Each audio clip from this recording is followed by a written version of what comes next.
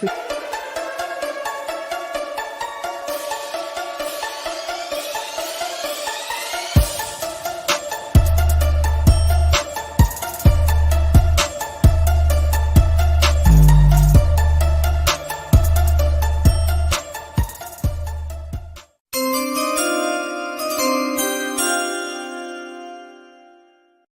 The Tape Never Lies network coverage of the NFL Draft starts now.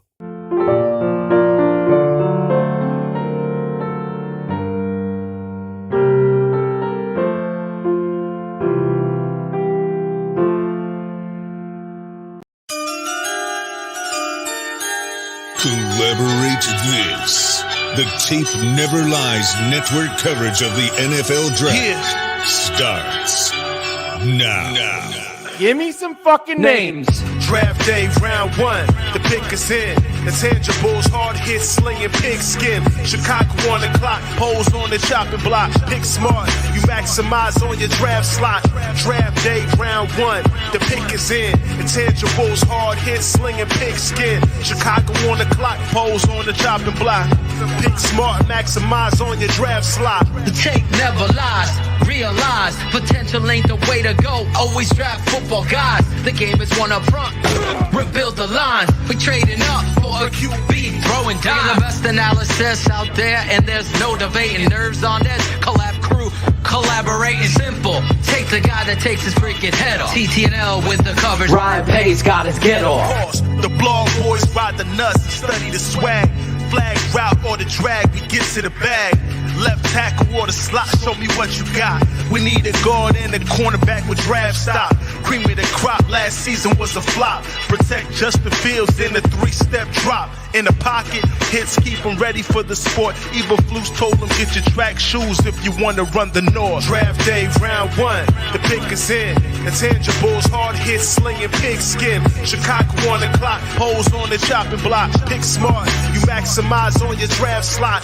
Draft day, round one, the pick is in. Intangibles, hard hits, slinging pigskin. Chicago on the clock, pose on the chopping block. Pick smart, maximize on your draft slot. Don't be bullshitting anybody. I'm telling you right now, you can't. Because it's going to show right up in that film, boy. They never lie. Made that catch with those big old hands.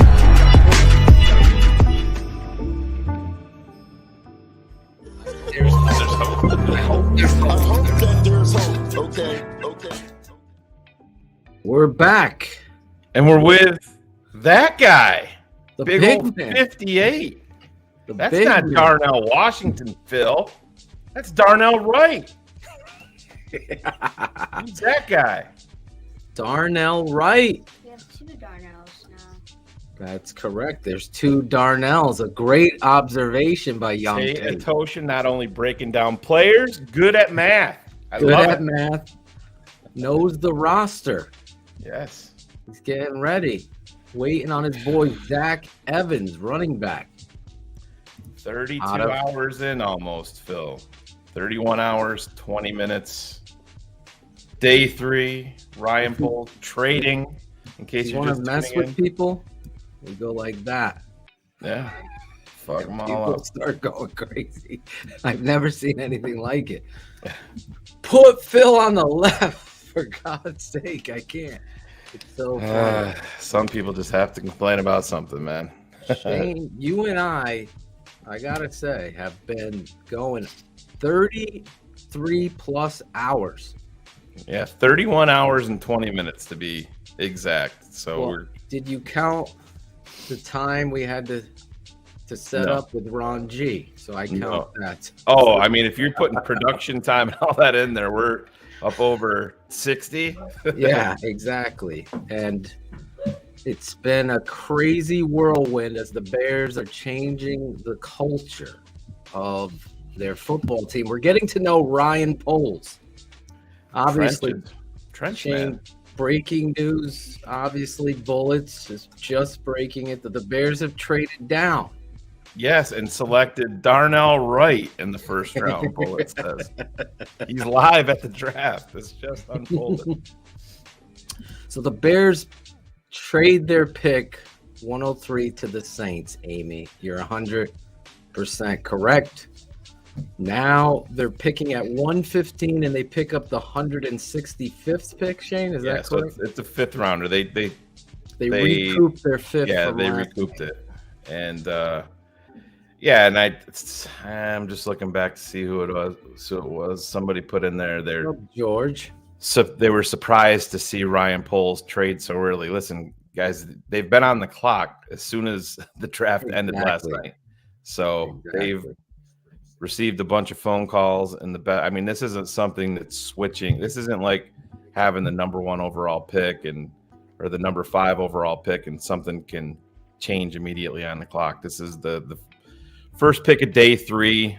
Teams are pounding the tables for guys that dropped, and I'm sure they got 10, 15, 20 phone calls, and Ryan Poles wants to be in a certain range, so he's taking what's best for them. It's not something at this point in the draft that's going to change much while you're on the clock. And Phil and I chatted early this morning, just talking about this situation exactly the way that we kind of broke it down. What we would do if we were in charge is we were not staying. We weren't sitting here. It just makes too much sense with who's still left on the board, the way that we have things broke down. And I know if the Saints come up and take a DeJuan Jones, everybody's going to melt down and call Ryan Poles a piece of shit and all that. These are where you take those swings, but we'll see what happens. I see all of you. My son was sorry, I kicked my son was all excited. He's watching the viewer number go up. So it started at 36, then it jumped to 86, then it went to 174, and it keeps going up, he said. So now we're at 383 of you live on day 3. You guys are the maniacs, the TTNL fanatics. I see it. Thank you, T. Will. Smash that like. Don't smash it. He's like, treat it like a doormat. Treat it like the Packers. Stomp it out. Shout out TTNL. Thank you for that. I see Steph Froylan in the chat. Where is Joe Dozier? Joe. You read some of these guys, give them a shout out. Zach Evans time. Dr. Horror Show. Don't suck up to the kid, Dr. Horror Show. Come on, man. That's his guy. What's up, Sweeney? How you doing? Cherie, it will be back. Cherie has taken a little break from the sunshine and sent her to Mexico for a little rest, beauty retreat. Yeah, she deserves it. So here, real quick, this is just a recap of what we got going on today. The picks still left on board, and I think that there's probably going to end up being even more. So the Bears have pick 115, 133, 148, 165. So quite a few of them in a 50 pick span. And then we go off to the 7th round and pick 218 and pick 258, which is the compensatory selection. And one other business update that I think is interesting is we're seeing the return now on the Carolina-Chicago trade coming back, and the way that it's standing right now is the Bears traded the number 1 overall pick to the Carolina Panthers. They received back wide receiver DJ Moore, offensive tackle Darnell Wright, cornerback Tyreek Stevenson, 2024 first round pick, 2024 fourth round pick, and 2025 second round pick. Now, anybody that wants to question that draft haul, I don't know what to tell you. You're just a miserable person that's not going to be happy with no matter what they got. So, bravo, Ryan Poles.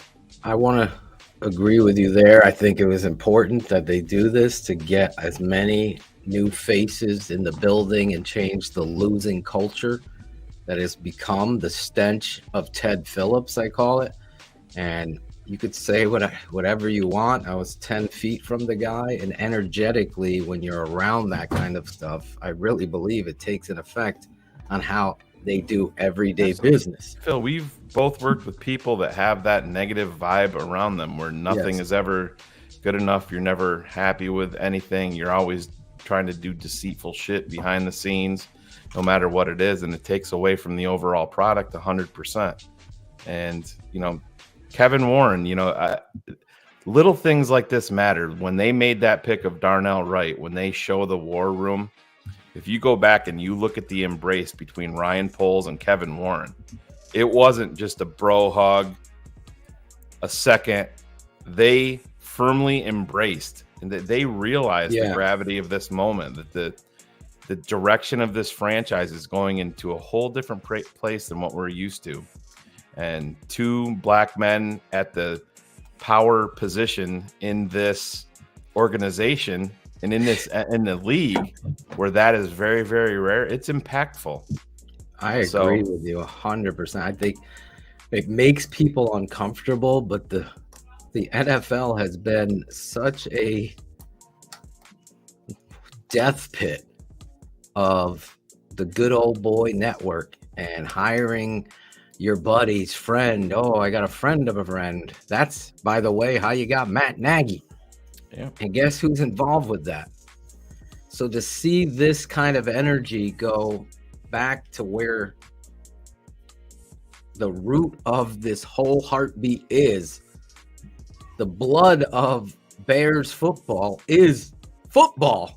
Like, when you have businessmen and a corporate philosophy on things, it tends to push aside the details and the bloodline of what it matters most. And Shane, you said it right. It's that person. You can have a job at ESPN, and we've seen these fucking guys that cover the Bears complaining about having to fly. Tomorrow I gotta fly out to sunny San Diego to cover the fucking Bears. Dan, you know what? Go fuck yourself. If you don't understand what I'm saying, don't watch us. If it bothers you that much, just go someplace else. I don't want you watching our network. Tells me a lot about you if that's your concern right now for what I said. Fuck out of here. Well, the explanation to Dan's ignorance is we all know that the Bears have, or the NFL has not had this. You have a black GM and a black president that Ted Phillips sat at that position, and prior to him, it was who? Michael McCaskey? Like, the reality of this is a huge thing, and I think it's really insulting that anybody would take offense to truth. That's what this network stands on. It's just the reality of it. And I think the Chicago Bears have done a 360 or a 180 in regards to what they're doing and what Kevin Warren is doing. So real quick, Phil, just some more big news coming in. The Philadelphia Eagles have just traded a 2024 third-round pick to Houston for pick number 105. They traded a what? A 2024 third rounder for pick number 105. Wow. Who did that? Philly. Philly is always making moves. So we got to trade. We're moving down. We're totally in a different vibe and a mindset of this football team. And now you pick up an extra 5th round pick. There's a lot of guys that I like on the board. Obviously, my number one player left would be DeJuan Jones. Everybody wave goodbye to Dan. See you, Dan. Go have fun in your trailer, you piece of shit. Later, Dano.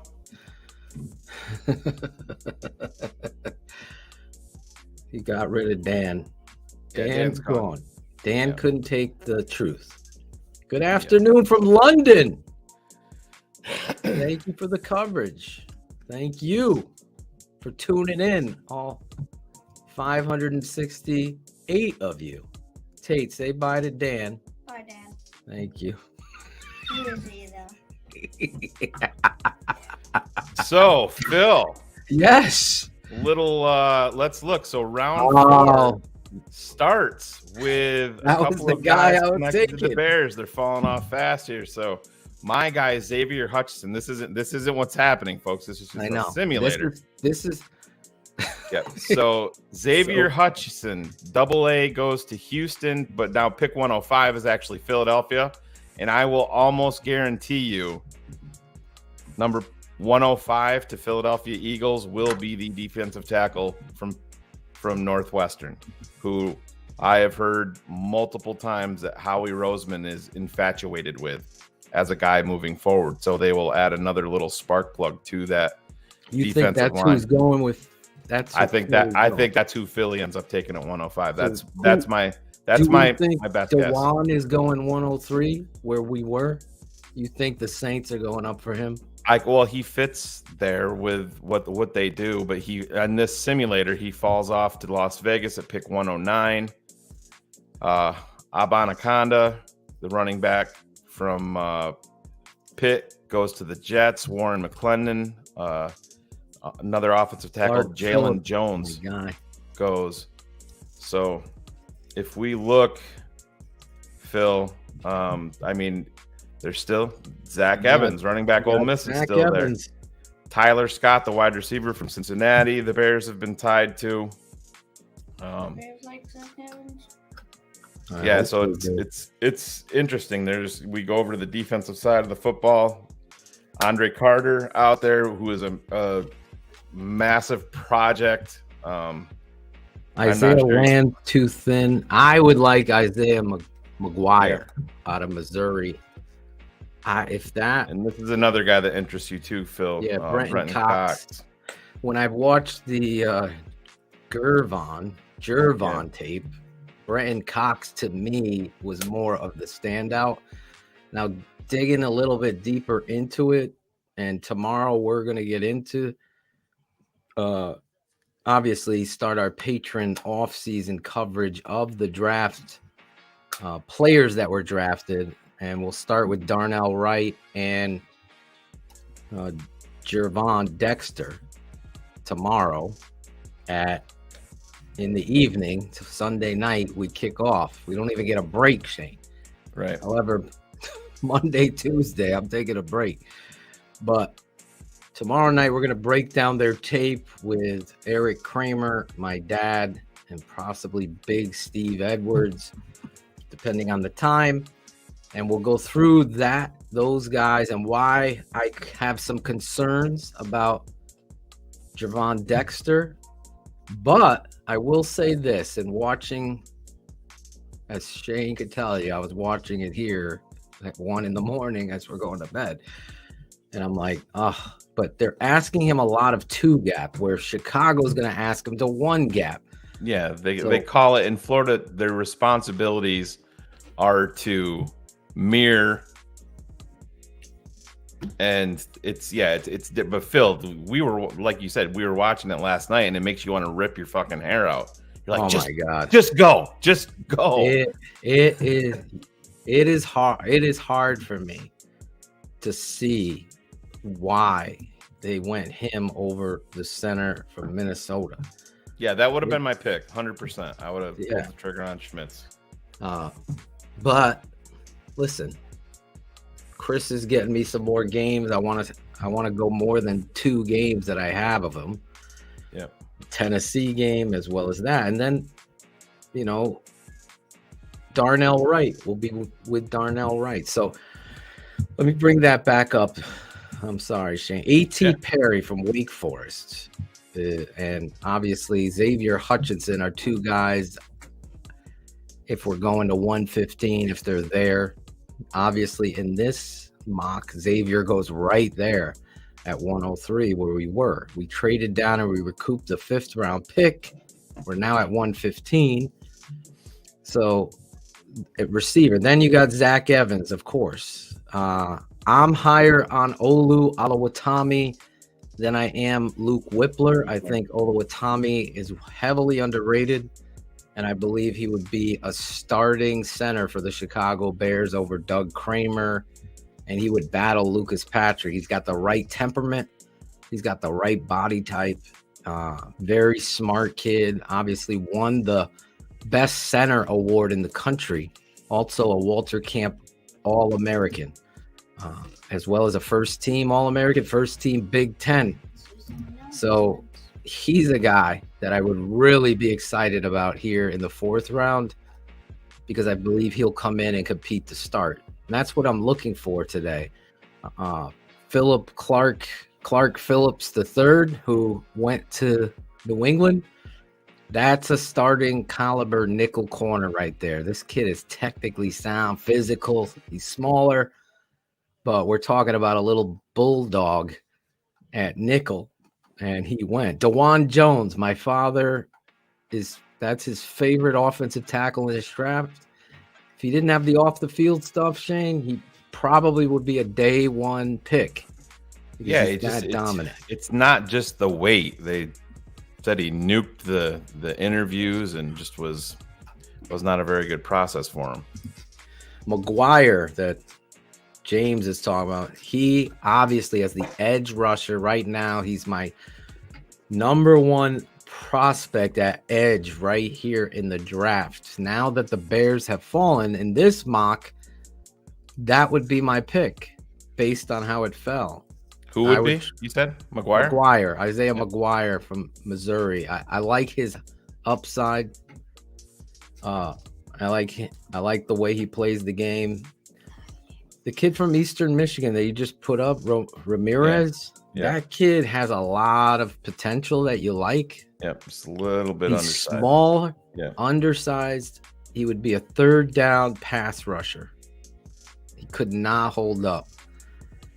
In my mind, the tight end market has gotten dry for me. If they go, Wiley, Waldman and I talked about him a bit last night. Phil, I can't remember if you were on at that point. It's a guy that a guy that you can bring in. I don't think he would play a ton of snaps for you, but moving forward with Kmet and with Tunyon being on 1-year deals, he's a guy, and I do think the Will Mallory is underrated a little bit. Yeah. I mean, I don't think he should be taken earlier than today, obviously, but it's going to be interesting, man. You know, there's running backs there, Roschon, Sean Tucker with the medicals, Zach Evans. You can probably push these guys down around would be my best guess. So they're probably not going to be so much in play here in round 4.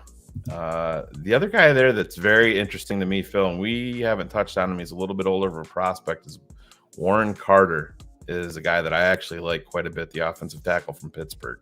I think he's another guy. Carter Warren, it's almost like my eyes are crossed from being on air for too long. But I think he's an underrated tackle. Yeah, I mean, here in the 4th, Charlie Jones, the wide receiver from Purdue. I've been talking about him forever. And you're looking at pimps here at TTNL. If you're just logging in, we have an acronym here for players in moments of prominence. How do they make the play? So the pick is in for New Orleans, and they have taken offensive lineman Nick Saldiveri. Really? Yes, from ODU. Old Dominion going off the board. I did not have him this high. I know there was a lot of love for him.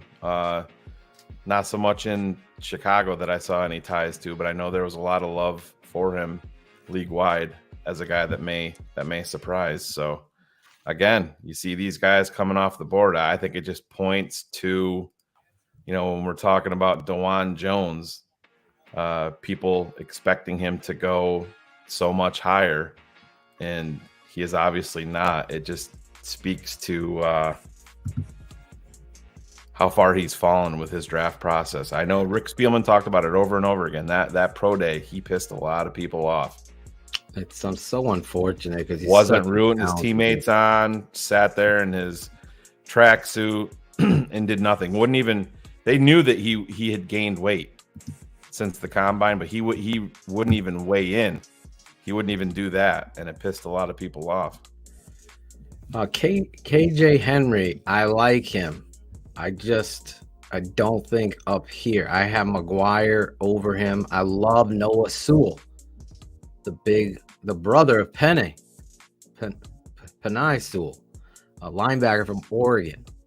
You know who I like that's underrated? Especially, I would have preferred him to Dexter. Now, I know Dexter has a 5-star, Shane. We haven't been able to talk much.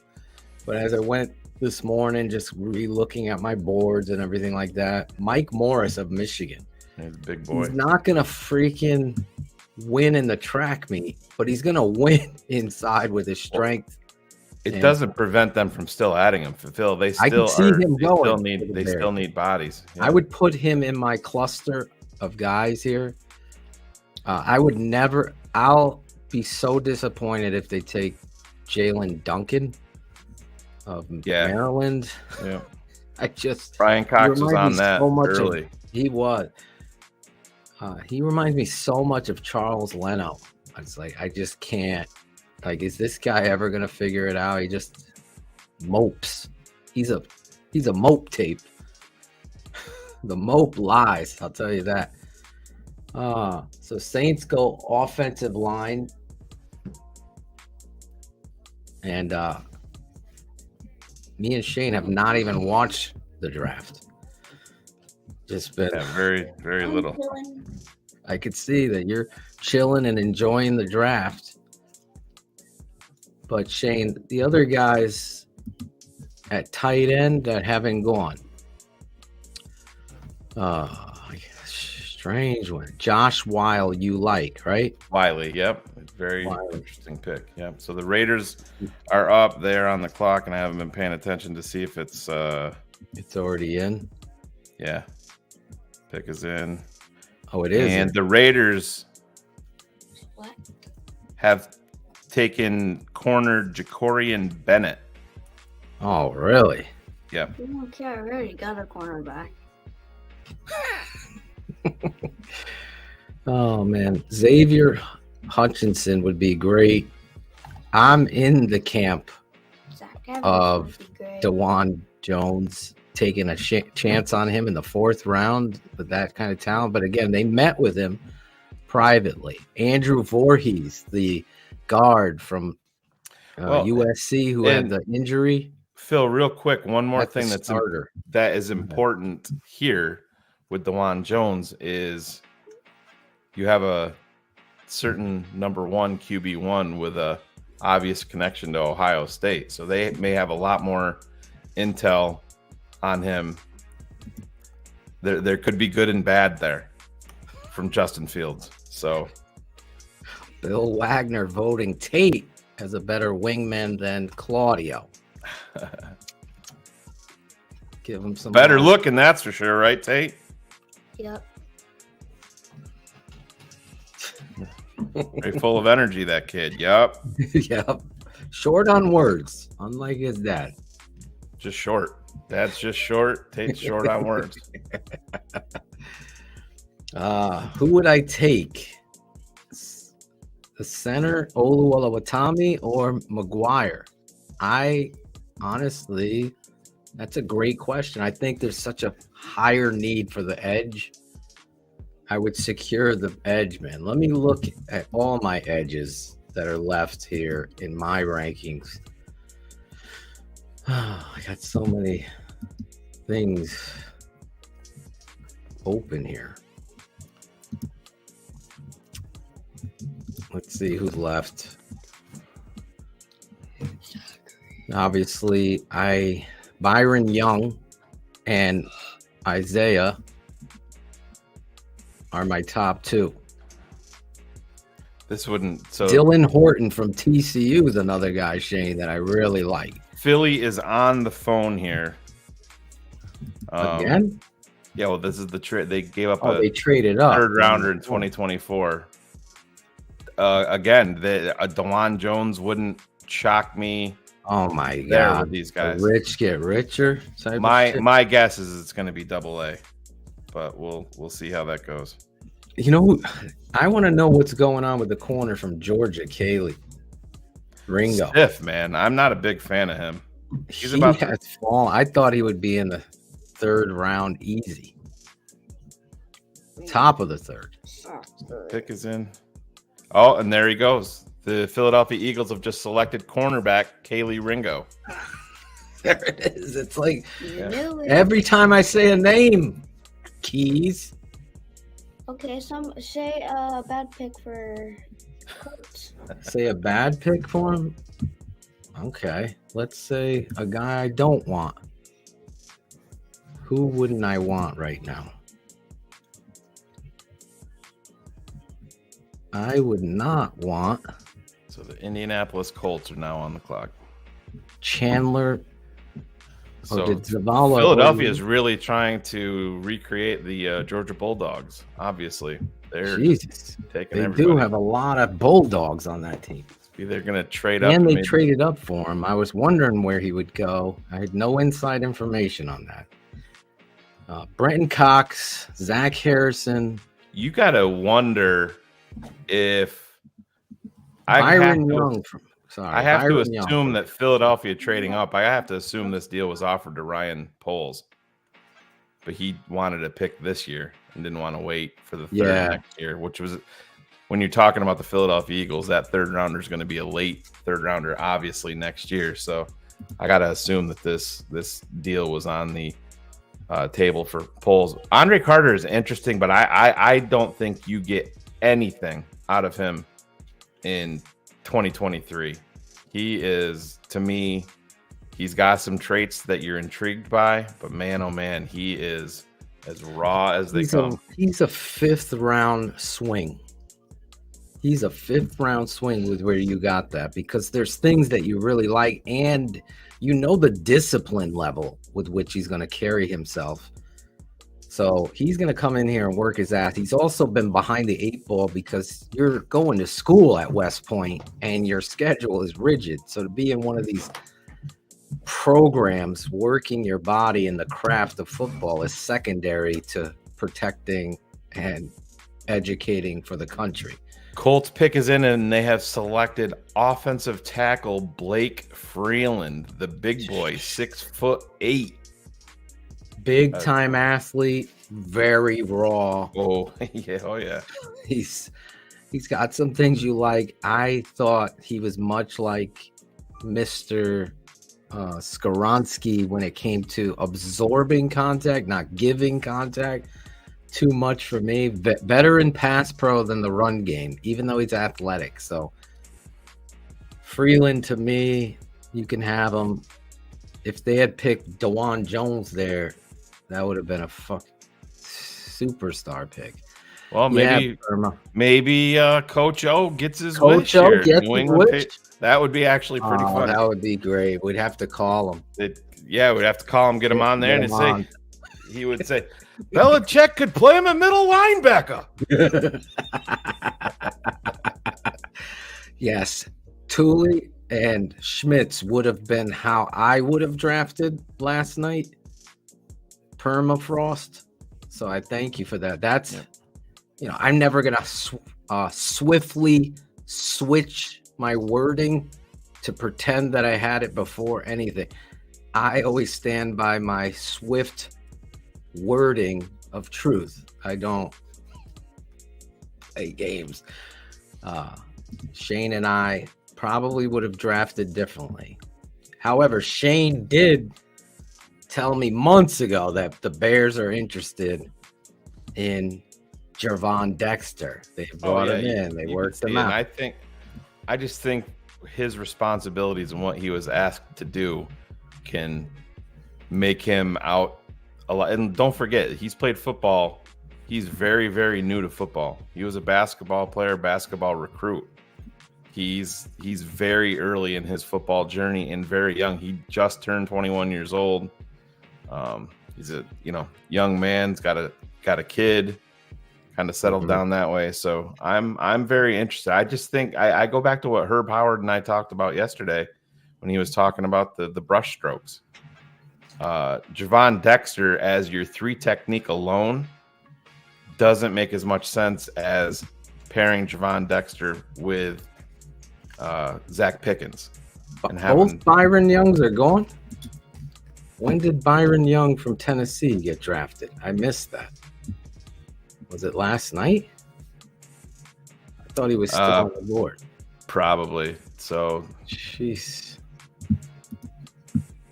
I swear I did not see Byron Young from Tennessee get drafted. Yeah, I didn't either, I don't think. Could someone check on that? Jesus.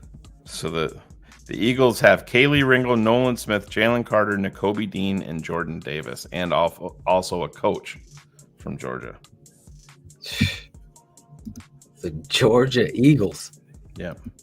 So the Patriots are on the clock with about a minute remaining.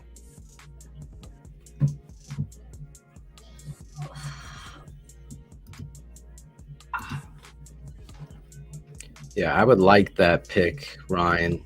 In a 5th round, take a shot at Andre Carter. Yeah, in the 5th round, he makes sense. Yeah. That's where you took Dominique Robinson. That's where you took Mark Anderson back in the day.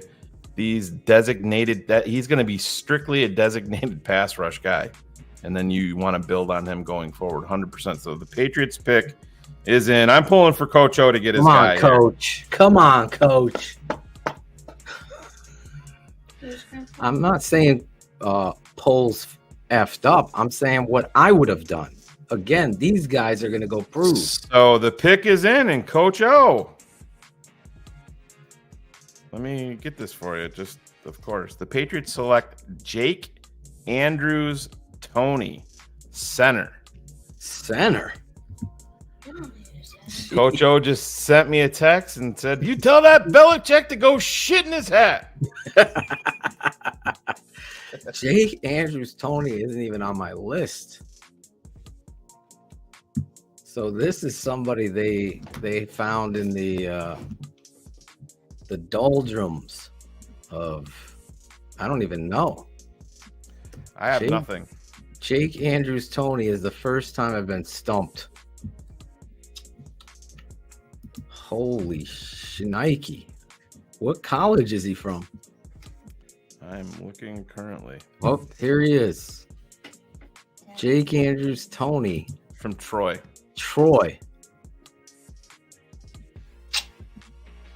Jake Andrews Toney. From Troy. Yeah, it's not Jake Andrews Toney. Jake Andrews from Troy.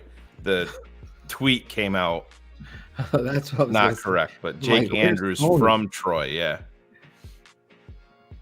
Well, I definitely had him in the undrafted and free agent. 6'3", 305. I didn't look at 1 second of him. I'll be 100% honest. I didn't look at 1 second of him either. Yeah, Darnell Washington is free agent. Washington is gone. He's a Pittsburgh Steeler last night, even though CHGO had him drafted number 10 overall by the Chicago Bears on night 1. Stop the cap, as Tate would say. So Seattle is on the clock.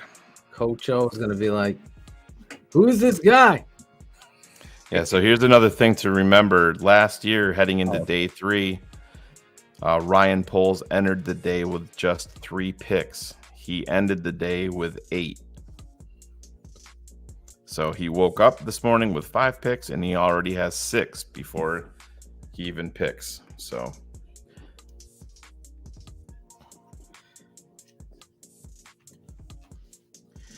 I like A.T. Perry. I'm going to start looking at you guys in the chat. Throw us some questions as we sit here and wait.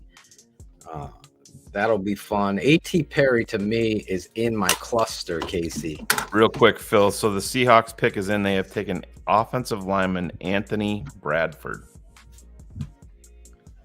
Another guy. And there's another pick in. The Houston Texans have just selected, Phil, a guy that we talked about this morning, edge rusher Dylan Horton. Oh, that was my workman-like, bring your lunch pail to work edge guy. So, guys, don't get frustrated. These picks are just going to start ripping off. And, I mean, on my TV feed on an NFL Network, they're still showing that the pick is in for New England, and that's what they got here. Houston, 2 picks away, has already made their selection. So now Indianapolis is up and on the clock. Why can we not see where Shane's at? This is where was that? My bad. Cal, I would not be against it. I'll tell you. The Bears need. I know Ivan said he didn't see the motor. I didn't see it at defensive end so much. I think he fits perfectly inside. I would not be against that pick at 115 at all. Throw more bodies in there. This is where you get him and define him that he's only playing 3 technique. And your job is to absolutely shoot and attack up the field. And no 2 gap, no edge. You are a 3 technique, and you are going to learn how to wrestle your ass penetrating into the backfield. If you're getting this kid who obviously has a hell of a lot of upside in the athletic ability, but his tape, I mean, it was not special. And we broke him down live on our Patreon channel because of the hype that happened after that. I mean, there were some people swiftly put him in the first round after the combine. That's not how you do it. All right, so the Colts pick is in, and they are selecting defensive tackle Adetomiwa Adebawore out of Northwestern. So there he goes. He fell to exactly where he should be, Ace. He fell because his tape told me he's not there. He's no polished football player. Again, Pat Fitzgerald didn't do him his best service by playing him at edge and moving him around. If he had put him at 3 technique and he started to understand the wave and the explosion necessary down inside, then we were talking about a different thing. So this guy's tape wasn't good at TTNL. You can go if you sign up. It's all in the DVR. We broke him, Van Ness, Elijah Cansey, offensive line everywhere, Whippler, all of them down on tape. Had a blast doing it. But that's where that football player, I believe, went.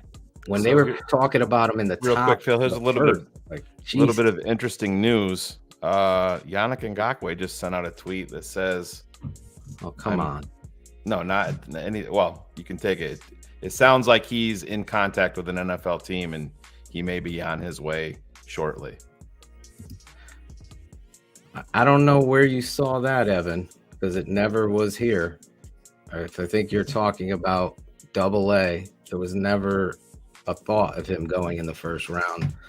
No, there was analysts saying that he would. Yeah, I mean, I remember saying that. I didn't say that I would take him in the first round, but there was definitely people talking about him that we relayed the info 100%. I mean, if that's what he means. Oh, is that what he means? I have no idea. A general. Yeah, he's talking about Schrager. Yeah. Oh, okay. I don't think he meant us. I think he meant there was analysts. It sounds like if I read it. Yeah. You had, Phil had, Shane had, because that's just not true. In fact, we did the opposite. That's why we went to the tape to do that. I'm sure CHGO probably. I'm kidding. He's the cleanest offensive lineman in the draft. I still Hall of Famer, future Hall of Famer. I woke up early this morning and I looked and I had a file on my phone, and I went and watched like 2 minutes of Skoronski and I listen, feet elite. I get it. Beyond that, if you want to, don't listen to Clay Harbor. That dude's all over. He was trashing the Bears pick at number 9, and now he's saying that the Bears are back because of their draft class. So he's pacifying the masses. Shane has Twitter, so someone is putting it on Twitter before the television. That's why Shane has it before. So just feel lucky that you. Yeah, Tate, deal with it. You and your slow picks over there. Then you could watch these guys do their work on the highlights. You want to help him with his headphones there? I don't think he's hearing much. You got to turn him the other way. I think he's just being a smart ass. So the Roschon Johnson to Cleveland. The Jets have traded with the Patriots. Pick 112. Here it is. Roschon Johnson, Shane, going to the Cleveland Browns. Okay. That's what they're reporting. Rainy days. And Jaskowyak. I think I got it the third time. Roschon Johnson. That's my highest rated player left in my top 50. He's gone to the Cleveland Browns, apparently. Yeah, I don't have that here on my end, but that doesn't mean that it's not true. So what are we, 113? 115. Oh, a few more away from where we go. Yep. Zaya T is saying it. Yeah. Listen, I would not have been afraid to take him and put him in the competition because watching his tape is amazing. But they met with him. They had an opportunity because if you stayed at that first pick there in the round, you could have just taken him right then and there. But they moved back. Cleveland gets a really good swing. If this kid gets humbled by his fall. Yeah, you got to hope. Yeah. I know Clay Harbor probably would have taken Adewale AA in the first round, according to sources. I gotta get Clay. We gotta get Clay back. Coach O, here's your pick with the Patriots. Just coming up with the number with the 112th pick overall. The Patriots select kicker Chad Ryland. Oh my goodness! I was shocked that Moody went last night. Yeah. But I mean, they obviously have a huge hole there with Robbie Gould being a free agent. And Bears fans, stop with the Robbie Gould talk. He's 41 years old. Good as gold, Shane. Yeah, well, you can go work for ESPN 1000. We got to get Clay on here again. And yeah. I got to confront him on some of these takes, man. I don't know what he's talking about with some of these takes. Was he critical of Darnell Wright? Yeah, he was talking about it didn't make any sense for them. If they have their guy at 9, just take him. You don't move. Oh, that was 10. That one. I thought he had like criticism thereafter. They were saying in the chat. I don't follow him anymore on Twitter. If that tells you anything. Oh my God. So Daniel Jeremiah, after the combine, there was talk that Adewale could sneak into the end of round 1. He was my 51st ranked player overall. Colts get him at 110. Plays hard, plays physical. Good motor. Yeah. I don't. Only at 3 to inside.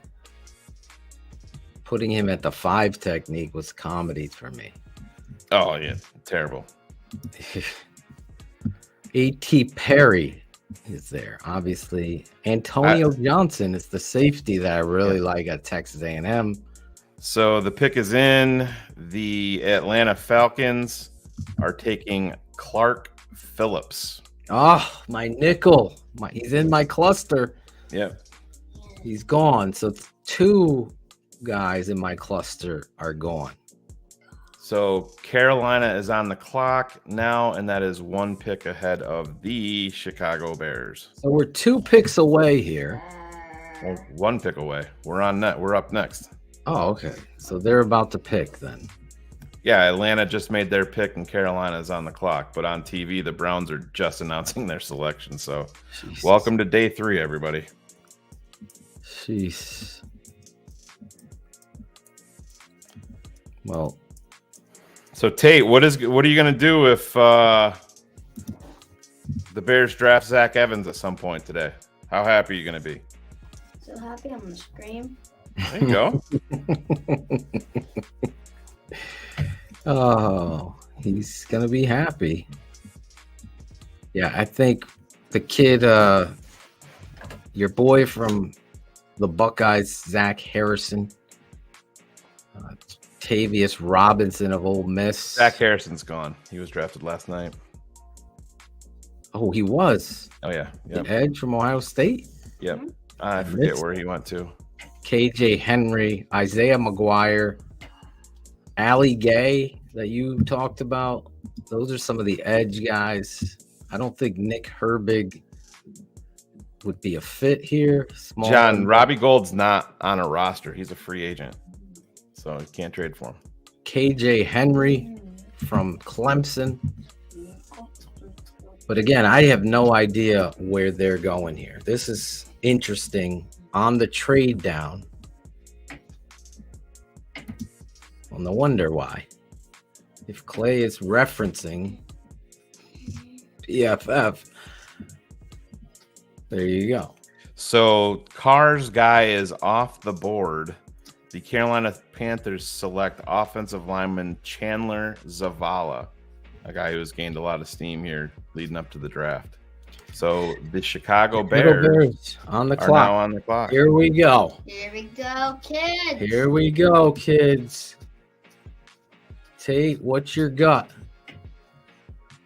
Darnell Washington. He's already been picked by the Steelers. Oh, yeah. Oh, wait, what? Last night. Shane, what are you thinking here? Xavier Hutchinson, Charlie Jones, maybe A.T. Perry at receiver, one of those three. Zach Evans at running back. McGuire. Or some of these edge players. Will they take a small school kid like Nick Hampton? It's a good time to pick a running back right now.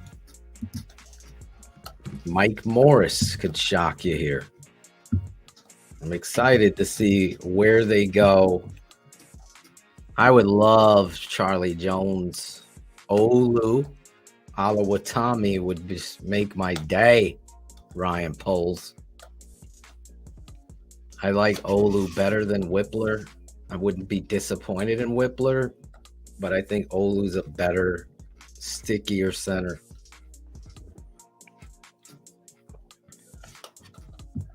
I'm starting to see. This is a pick I'm going to start to see what Ryan Poles' profile is. This is the pick right here. 4th round after a trade down. What he had a cluster of players that he liked, Shane. Oh, yeah, and it had to be quite a significant cluster because you went from 103 to 115. So there had to be quite a few of them.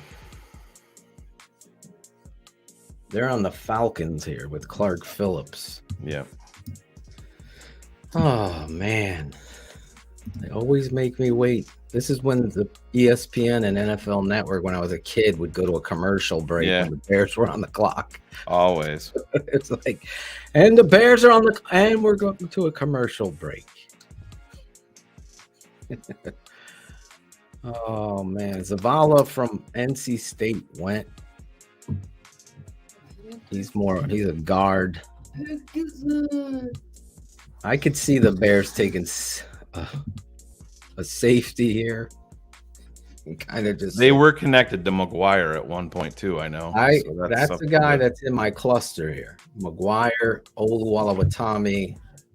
The 3 receivers I like here: A.T. Perry, Xavier Hutchinson, and Charlie Jones. Zach Evans would be Tate Atoshin's pick. Who are you guys picking? Grady has Olu.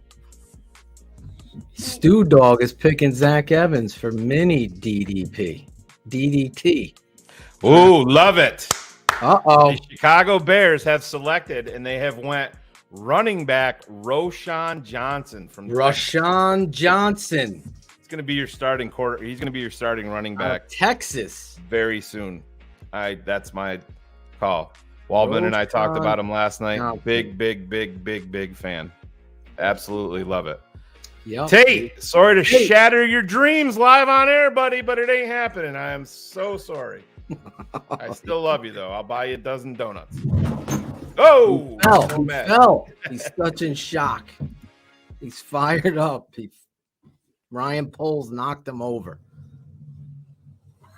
Roschon Johnson. That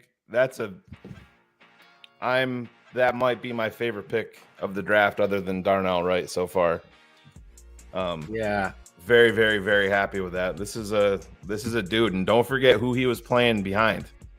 Bijan Robinson. So this is a guy that really hasn't had the spotlight. And you look at you go back, and I know we're not trying to be stat scouts here, but you in the Bears war room is jacked. We got a running back, buddy. You want to see his highlights? He's up. They're playing his highlights on NFL, or they just showed the Bears. So they're going to play. You guys want to hear the Bears pick here? Yeah. All right, here we go. Football League for girls aged 12 to 14. Majida is one of the players. She's captain of her school team. On the NFL Network, I'm on. With the 115th pick in the 2023 NFL Draft pick, the Chicago Bears select Roschon Johnson, running back, Texas. Hey, good job. 6 foot, 220 pounds. He ran a 4.58 with a 31.5-inch vert. The 10'2" broad just shows you how explosive he can be. He's definitely a fit in our.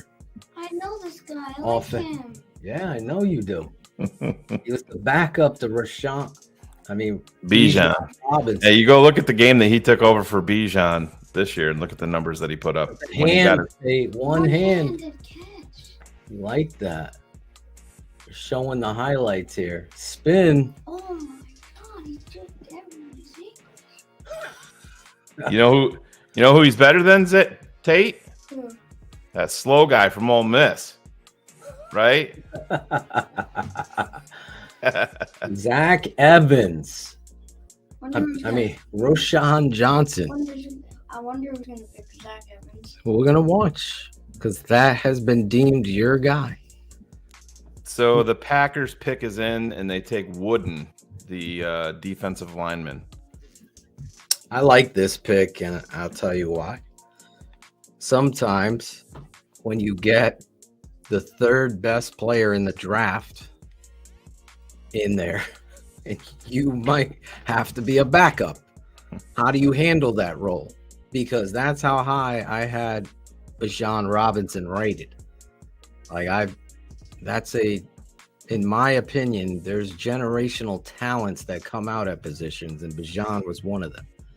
So when you're a backup to that, you could be just as good or a little bit behind. And he came to Texas as a quarterback. You see him run Wildcat a lot. Yep. And you know what? David Montgomery was a former quarterback himself. Why does that matter? To me, I love this pick in the 4th round because it says a lot about Ryan Poles, the reality of what this kid can do when you're a former quarterback. It allows you ball handling skills and understanding of what defenses are trying to do. If you really love the game, and I'm with Shane here, Darnell Wright was our pick. We didn't go back to try to swiftly switch that. And the 2nd round pick, I'm not in love with Jervon. He's going to have to prove a lot to me. But again, I think he was hindered by his scheme at Florida. But you'll see when we break down that tape tomorrow what I'm talking about. Then we'll get to, obviously, Pickens, look at his tape, and then Roschon Johnson, though, to me is a starting quality running back that you're getting in the 4th round. And that's why Cars, Shane, and myself were talking about, the argument and the debate of Bijan Robinson at 9 leading up to the draft. So the debate was there based on the generational talent of what you needed, but I felt like the priority needed to be on a pillar piece on the offensive line, and Ryan Poles pick agreed. Is in. They took underrated offensive lineman, City Sow. So I think Coach O is going to end up. This is going to be a guy that your dad ends up really liking. But no, Phil, I'm super excited about Roschon, and I just looked down and had a text from Cars, and I think it makes a lot of sense. It says a lot about him about not transferring. He knew who he had ahead of him. That says a lot about the character of the kid.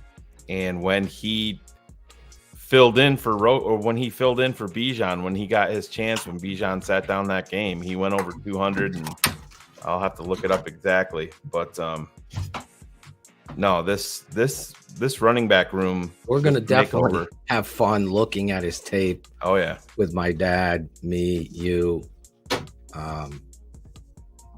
probably Ivan.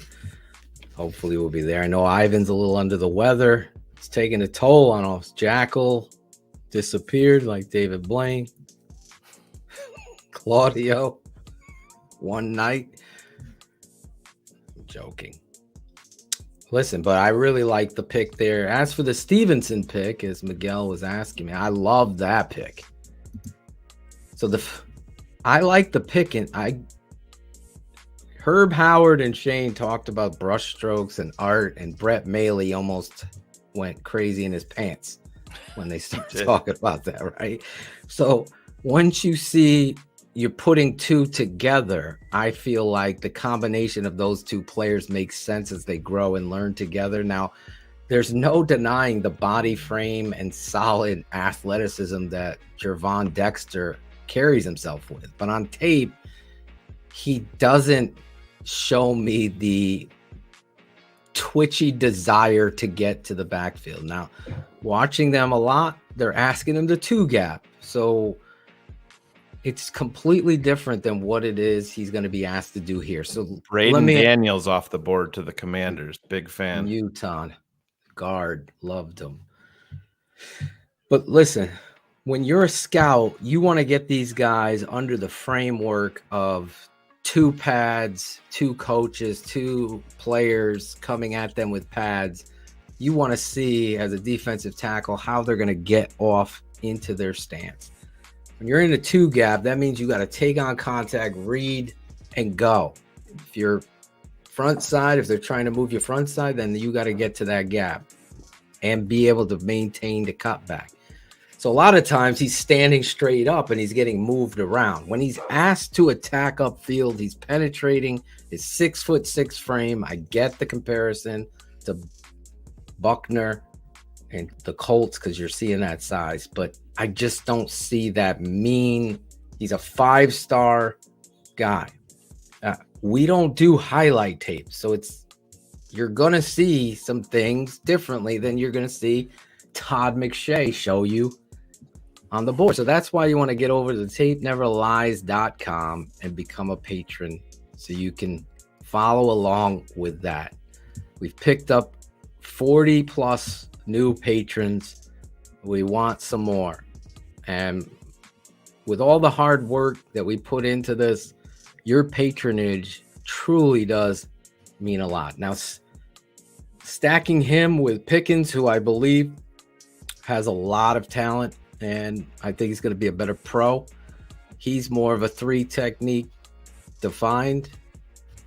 I like those 2 shots right there for them. But Stevenson, to me, the toughness, playing the star position at Georgia when you're asked to play a linebacker as a defensive back or set the edge on the backside of these RPO or zone run schemes, you're asked to be on the island and you have to be a good tackler. So when you watch Stevenson, he is an excellent open field tackler. He is a physical kid. He's a confident kid. So that's the kind of stuff you're getting from Stevenson. Now he goes to Miami and they play him more field corner. So now he's got the full framework and body of that, of what you're going to be asked to do. So Stevenson to me is a great pick for the Bears because he's going to put a fire under Jalen Johnson's ass, and he gives you flexibility of what you're going to do with Gordon. I felt like Gordon felt more confident outside at corner than playing the nickel. So this might make Gordon move all the time to nickel based on just listening to polls. With Stevenson, really, I believe Stevenson's going to come in here and tell everybody to go fuck themselves. Like, he's that kind of confident football player. He's that kind of football player. So we'll see. I like the Stevenson pick. And then obviously today, Shane and I both have to be excited that the Chicago Bears identified their running back. I had Zach Allen and the kid from Pitt. I'm not going to try to say his name. Anaconda.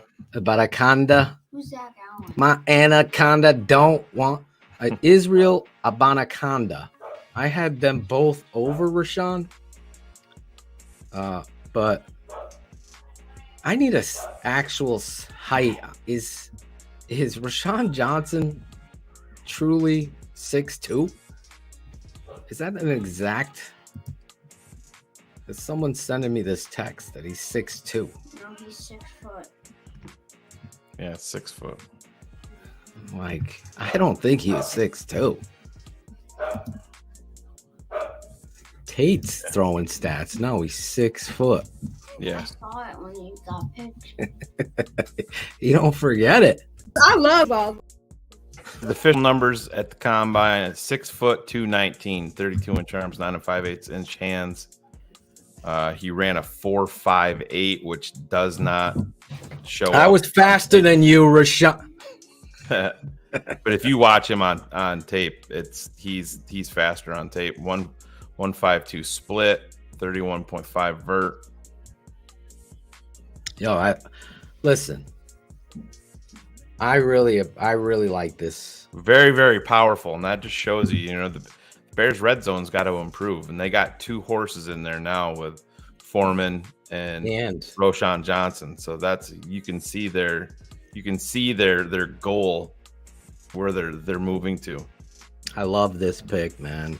Great job. Take your guy. You do the scouting. You do the stuff. It doesn't matter right now. I like the pick. I like the fact that this kid, stayed. I think that says a lot about him, like you said. But when you watch his tape, he shows you some great RAS score of 8.67. So we're still maintaining. I mean, this at an 8.6, this might be the lowest RAS that they've went with to this point. And I mean, it's still almost a 9. Oh my goodness. Yeah, and this is a great point too by and White led the Longhorns in special teams tackles, and again, that says a lot about him. That's a great point. That is an absolute great point. Oh, there goes Carter Warren to the Jets. Pitt offensive tackle off the board. The Kansas City Chiefs took Shamari Connor, safety from Va Tech, right before that. So Jacksonville Jaguars are on the clock. Oh, man. Yeah, so his 10-yard split puts him in the 89th percentile of all. I don't have it. What's his 10? What was his 10? I didn't have that. I believe it. Over to him. I believe it was 152. Really? Yeah. That's bonkers. Yeah, that's impressive. 152. That's getting quick in a hurry. 10-yard split 152. Wow. Yep. Roschon Johnson. carrying that 225-pound frame. It's got the high top fade. It's bringing it back to house party. Honorable mention all Big 10 by the league coaches. Big 12. Imagine you're not even starting. That says a lot to me. Like the coaches in the Big 12 named him honorable mention. That's like telling the kid, hey, we recognize that you played behind a great football player. That's a lot of respect there. I really appreciate that. He can jump over people. Yeah, he better. Hope so. Shane, he's also an honor roll. Look at this. He's on the honor roll, which also Tate Atoshin checking out highlights. He's jumping over people at the goal line. I think Roschon's got a new fan, Phil. I think we might be getting a Roschon jersey. What numbers are available, guys? Number 2? We have that? Yeah. 32. DJ Moore. Oh, yeah. Should we bring 32 back? 32 Yes, flavors we and can then just- some. All we have to do is take Montgomery's name off the back of the jersey and we put Johnson. So what does the Raz do? That's a great question. What the Raz does is it takes all of these scores, whether it be their height, weight, speed, jumping ability, bench press, and they put them into a grading level assigned to everybody, positional wise. Back to 1987. And every drafted player. Yep. We got to get Matt. I know he's a Detroit Lions fan. My father's texting me about Roschon, not even his guys. I'm telling you, Philip, you got a great back from Texas there, sitting behind the good one. And he's a great receiver, is what Coach O is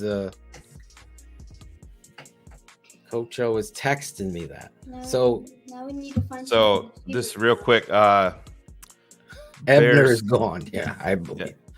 Bears scout just said to the media contingent after the pick of Roschon Johnson, they have never had a higher grade, never had a higher character grade on a drafted player than they have for Roschon Johnson.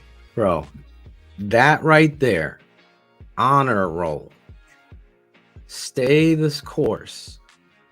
But the cherry on top, guys, when you're doing like research, is honorable mention by coaches, all Big 12. That right there is like to the kid. That's like a note to the kid from the coaches. So when you're a coach and you're like, holy shit, Barry Sanders is out there and the dude behind him could be tremendous. And every time he's gotten in there has been great. The coaches will get together and like, let's give this kid honorable mention. Look what he did. Look what he's done. And that's what you're getting in Roschon Johnson. I don't see Matt Forte. No. Matt Forte avoided contact. I definitely don't see that when I watch Roschon Johnson. And I already got a great text from Chris Harold. I got plenty of Roschon Johnson tape coming. I'll tell you who his comp is his teammate. Former Bijan Raja. No. The teammate in Chicago, Deontay Foreman. Oh, okay. The best one receiver is Tyler Scott. That's who you like? Yeah. I like Charlie Jones. He's second. We're coming up where, Shane? It's right at the bottom, 133. Okay. So about 10 picks away. I'm down on my knees, begging you, please. Give me Olu Alawatami. Wow, man, they are doubling down on this kid. Another quote from the scout talking to the media.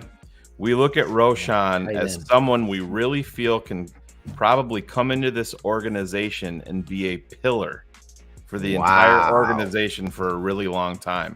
I feel that strongly about this kid. That's When you're talking, this is one of the Bears scouts talking with the media about Roschon Johnson. Wow. For them to put that out there, that's I wouldn't take that lightly. I don't think that's just fluff.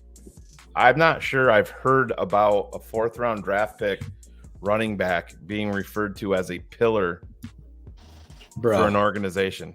And if you don't think that this kid is going to push for playing time very, very early, I think you're doing a disservice to this kid. That tells you exactly what they think of Roschon Johnson. Give her phone. Here, Steph. That's grandma. Oh, it's grandma. I thought mommy needed her phone. She does. Do you want my mother-in-law on the show? Yeah, bring her in. Wendy, what's up? She'll be breaking my chops for. Got a couple things I can talk to Wendy about. Heard a few things. I love this. I put the fucking bullseye right.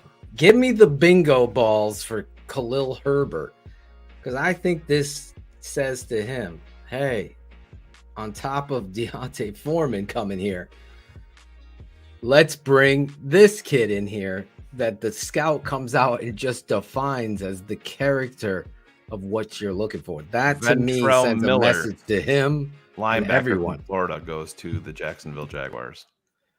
You guys show the whole tape? Yeah, that's what we do. I'll subscribe right now. The tapeneverlies.com, Alex. You love Bears Hour Live. Oh, yeah. I'm about to go on a rant right now. I'm going to tell you about this. Here's the quote, Shane. He's someone we really feel can become a pillar of this organization. I love when the fans you start becoming producers like this. John City on Roschon Johnson said there's an quote, it factor to Johnson. I'm all about it, man. If you go back and look at the reaction within the war room, Phil, I didn't get to see shit. For a 4th round draft pick, John Gaines, the guard from UCLA, goes off the board to the Arizona Cardinals. Herbert is him? I don't know that. I've never. No, Roschon can pass block. Herbert can't. You know who's him? Walter Payton. Now, I like Khalil, but I think you guys can't jump the gun. You know what Ryan Poles just said to Khalil? Get your track shoes on. Bring the competition in here. Ebner, same thing. You got to fucking work your ass off. You can't be looking like after Halloween, you went to that house that was giving out big Snickers 16 times. Can't look like that. You got to be ready. Herbert does have a difficult time catching the football. He's a clapper.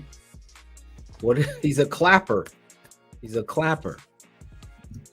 Roschon Johnson is a fucking smooth hands catcher. Smooth hands catcher. Who we taking at center? Steve Hoffman. We got 1,000 of you guys in here. Over 1,000. Smash the like button. I saw Alex Acevedo in here. Alex, you got some work to do. You got pimp shirt. Pimp shirt. You got the shit in the hat shirt. Shit in your hat or get the hell off the field shirt with Coach O on it. I think we should bring a fan on the show, Shane, today. Absolutely. If you want to come on the show and talk, sign up for Patreon, and we'll get you on the show. New patron, maybe that Alex is going over here to sign up. Hit me up at Wasram. Hit me up at Hit me at Dan's out pumping water in his well. Man, them motherfuckers at TTNL, I hate them. Dan called Domino's Pizza. Yeah, and pumped water in his shop. Head over to the tapeneverlies.com, sign up, hit me up at Wasram, right there on the screen on Twitter. Send me a DM, and we'll see if we can get you out. Well, get you on. Maybe we'll bring a couple of you guys on today. We'll have some fun. After that pick, I'm feeling good, man. That perked me up, man. It wasn't just the Neil's donut coffee. And by the way, Shane, we got some donuts in the other room. Yeah, thanks for nothing, Tate. Tate already ate too. You like BJ Thompson? Nice. There you go. That's your sleeper. So the Ravens just took edge Tavius Robinson. I'm on the Ravens pick here. Yeah, that's why I just gave it to you, Tavius Robinson. Oh, it's coming up. The pick is in. Yeah. Who are they showing highlights of here? Kid from, it looks like Ole Miss. Nope. Fuck is this? Troy? Young. I can't tell what helmet this is. Yeah, it's Ole Miss. It's Mississippi State. Who came out of Mississippi State? You must be on a different channel. Cameron Young, defensive tackle, goes to Seattle. Yeah, Cameron Young. Pick 123. Yeah, that's where I was. Why is Olu not as high? I don't know. I watched the tape. So why is Skoronski considered a generational offensive lineman? When I watch the tape, I see a guard that you can get in the second round. That the Titans wanted Darnell Wright. As Shane told you, they settled for Skoronski, which goes against what a lot of these Chicago people were trying to sell. Jalen Carter, why is he so highly regarded? Because he makes a flash play and has immense talent, but he doesn't have heart. So he wouldn't be on my team. So Olu probably isn't the most giftedly talented athlete. But when I watch him on tape, I see him picking up the blitzes, sliding, pulling, trapping. At center, he's able to pull, get outside. He's stout at the point of attack. I love that. Ojomos, also from Texas. I like this kid. So Chargers pick is in wide receiver Darius Davis. Really? They're going deep. Darius Davis. Yeah, wow. It's so odd how some of these guys' personalities, they could be so closely related, but their personality, it feels so much of it them apart. So much of it relies on sitting down with a kid. I mean, do you think that the Minnesota Vikings or Minnesota Vikings with Jordan Addison are happy with the phone call? You know, public that going out there, that's it tells you a space. And I know he's caught up in the excitement of the moment, but to sign off your phone call talking to your GM of the NFL team that you just got drafted by, and you sign off with "let's get paid," I would be fucking furious. What do you think about the return of the center Bears drafted last year? His name is Kramer, not Carter. Yeah, well, I think he's talking about just Tyree Carter was the other guy. Oh, he's a guard. He wasn't a center. Carter, to me, is in a 3-win season. He did not see the field very much whatsoever. He is a huge, giant question mark. How does he work? Is he putting in the work right now? I know I was excited about him coming out of Southern last year when they got him because, you know, he has a lot of athletic upside, but to him not to see the field in that shitty season says a lot about him. Now, I think he's going to be put on notice. So I really don't have an opinion on him in regards to that. Doug Kramer was the center that they picked that hurt himself, that they were really excited about, as Shane has pointed out. When Lucas Patrick got hurt, it was Kramer, not Mustafa, that was getting ready to get in there, and then he gets hurt. DHK, stop wasting money on BS. Sign up for TTNL. It's the best money spent. Tell him, DH. It cost my wife $18.75 for 2 coffees and a dozen donuts. There he goes. Cleveland Browns just select Isaiah McGuire. They take all my fucking guys. TTNL be breaking down the Browns draft class. Where's next Thursday? Matt Waldman? Dion Hall. I just have to remember that the tape never lies when it comes to these prospects. I don't know shit about these draftees except Darnell and Roschon. That's right. We're going to show you all of them. We're going to show you all of them. I can't wait to Saints cut have up traded up again to pick number 127 with Jacksonville. Yeah, so the Saints are wheeling and dealing today. Is Ja'Tyre Carter working with Olin Kreutz? I believe so. I believe so. Here we go. Braxton Jones is. Talawa Balogun. Talawa, I hope I said it right. I love Olu as a fellow Nigerian. I know he will give everything. It's just our way. Just curious. Listen, I love this guy. I have him second to John Jingleheimer Schmitz, who went the Minnesota center. I have loved Olu since last year. He trained Virginia Tech to Michigan. I hope that he's the pick here. I really do. Now, the edge, both my edges are gone. Carter's been working with Olin. Verified by Professor X, Ryan Cox. You think that is why the Bears are passing on centers because of Kramer and Patrick? I think we're in the 4th round.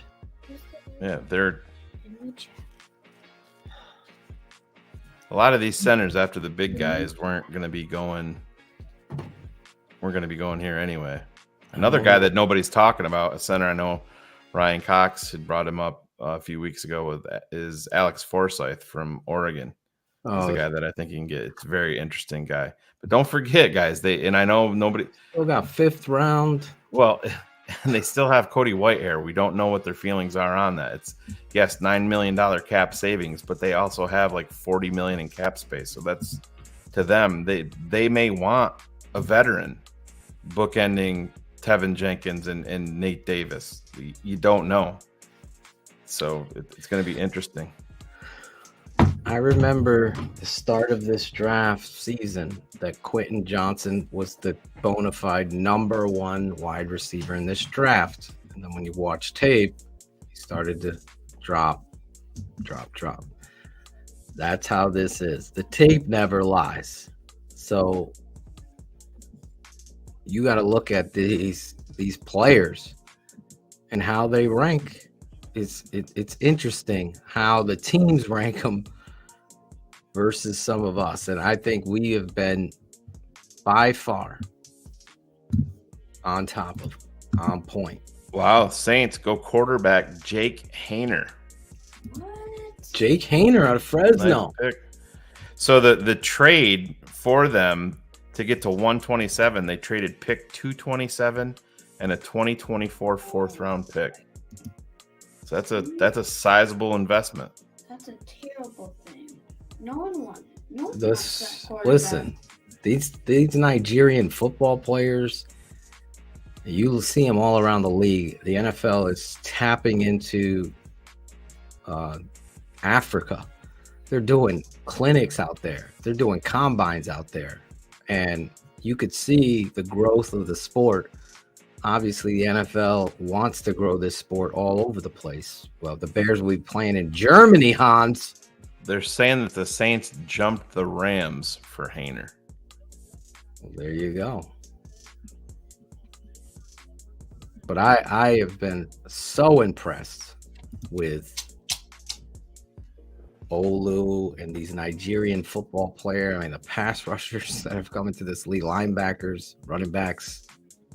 I still remember being a kid watching the Nigerian Nightmare, Christian Okoye, and being just blown away by a man that size running that fast. He was like ahead of his time. Whippler, to me, I have Olu over Whippler. I think Olu is... Wow, another Georgia Bulldog heading to the Philadelphia Eagles. They traded up again? Ian Rappaport reporting the Detroit Lions have traded running back DeAndre Swift to the Philadelphia Eagles in exchange for draft pick compensation.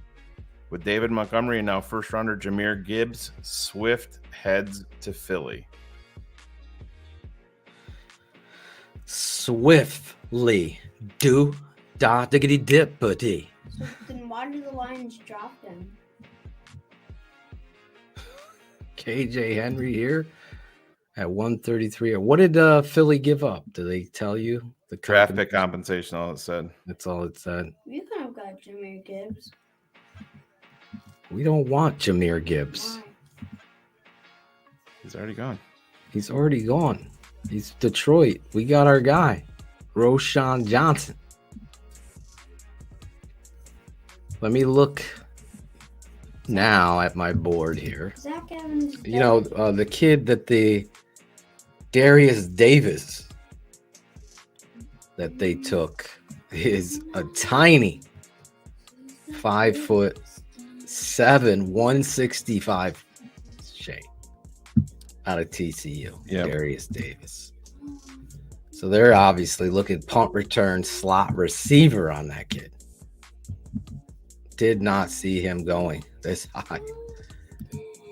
With Charlie Jones there, man. Oh my God. That would make me so happy. Or Xavier Hutchinson. Oh yeah, both of them. Either one of those two. Let me look at my edge. My edges.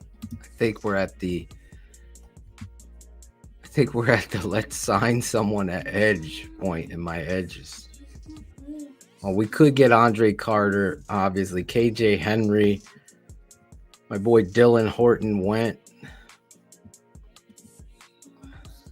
Oh, the kid that I like is a sleeper, Shane, is still there, I believe. Viliami Fehoko. Yeah. Out of San Jose State. Yeah, Mike, I don't think that's 263. I don't think that's in play at all. Word is that Washington wants at least a first-round draft pick, and it's a first-round draft pick plus for him. And, I mean, he's played in 49 career games, or he's had 49 career games in the NFL, and he's only played in 27 of them. People fall in love with the name, and I understand the talent there, and he's still young, but you're going to have to give him a massive contract, and he's a massive injury risk, along with giving up draft compensation. I would be out on that unless it's a ridiculously one-sided trade. Did Stetson Bennett just get drafted? Is this true? I don't know. Andre Losavas from Princeton, a huge, dynamic athlete. Yes, the LA Rams, Stetson Bennett. Wow. That was, I know Kramer's going to be pissed. Stetson Bennett. Wow. I want the punter on Oklahoma. I have always been a believer in Stetson Bennett. This is a great Bennett Chevrolet going to LA. Let me tell you. Like, I just don't know what these draft Knicks nerds are even looking at. This kid just has something special about him. Why the Rams? And he's able to do things that I believe a street football player, guy that has the pimp processing, this would have been perfect because he's like such a prick to push players. I think he would have been perfect behind Justin to push him. A playmaker in moments of prominence. I think Stetson Bennett fit that perfectly. Wow. So Philadelphia gave up a 2025 fourth round pick for DeAndre Swift. A 2025 fourth round pick. Yeah, so that's essentially, yeah. That's like a sixth round pick in terms of value this year. Swift won't even be on the team in 2025. Crazy Cujo. He paid $13 on a coffee and 2 cake bites. I'm always super happy to pay. Thank you, man. I appreciate your patronage. Detroit traded Swift. Baldonado, the edge rusher. Is that from Central Michigan or Michigan? I don't have Baldonado on my list. I like Fehoko, the kid Nick Hampton from Appalachian State, I think is a sleeper. The kid Ramirez, that some people want to put him up at linebacker. He has that pimp rush skills, but I put him more of the 5th round guy. You're taking a swing at greatness. I know the kid from Ole Miss has the length. But again, I have him as a 5th round grade, and that's Tavius Robinson. The other guy that I really liked when I'm watching Jervon Dexter was Brenton Cox Jr., who had some off the field troubles, but Brenton, he's got heavy hands and immense power at the point of attack. I believe I like Brenton Cox a lot out of Florida. That's a kid that I want everyone to keep an eye on. I wonder where he goes. I know he's got some off the field. I don't know how he interviews or anything like that. That's really where it is, but it's getting less and less. I know the kid from Central Michigan, what is it? Thomas Kuhn. Phil, the official trade is the Eagles get DeAndre Swift and a 7th rounder. The Lions get a 4th round pick in 2025 and a 7th round pick this year. Jeez. So the Cowboys pick is in at 129, and they take defensive end Viliami Fehoko. They took my guy here? Oh my fucking God. Oh, Maron. Where is it? Maron. Exactly. Maron. You fuck yourself. God. How do they take my guy? 2 of my hearts go off the board. Fehoko and Bennett. Oh, Stetson Bennett. God. Stetson Bennett is going to end up being that Purdy, the Brock Purdy of this draft. Brock Purdy is not good at all. Stop. He can't be good if he's literally a rookie. Some of you guys subscribe to Sleazy OnlyFans for more than $7 a month, but think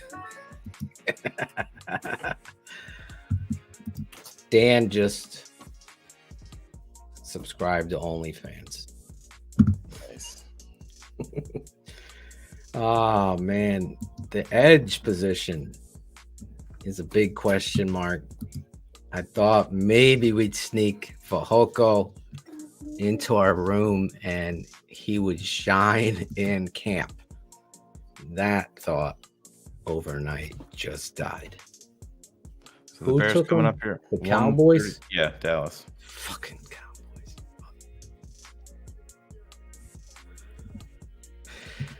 Let me look at free agent defensive ends.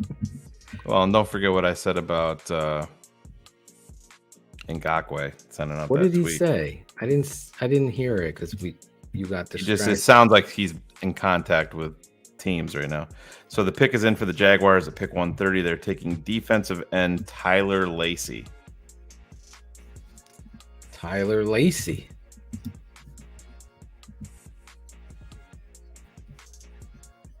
KJ Henry has fallen. Need a wide receiver. Now the Bears have to start looking at. I have no idea why this shit ain't working. Where's Sports Rack?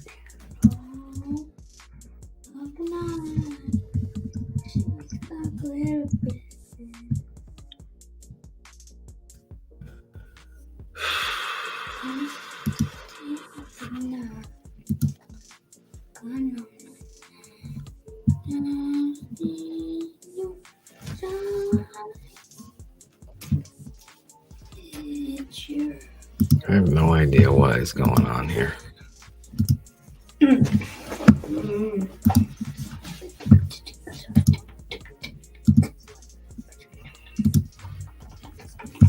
Thing won't fucking open for some reason. Jeepers creepers. Sorry. Think of make a trade for an edge? I think that, yeah. Because I think you're getting back to the end. You're on mute. There's a long-term play here. The Bears have, there's going to be guys cut.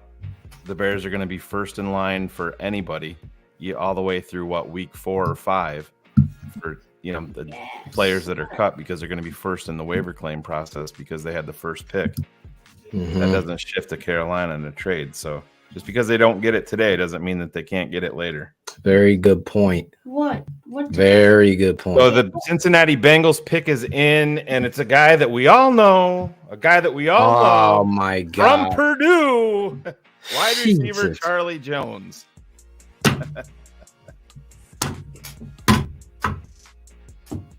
Oh my Lord. Oh my God.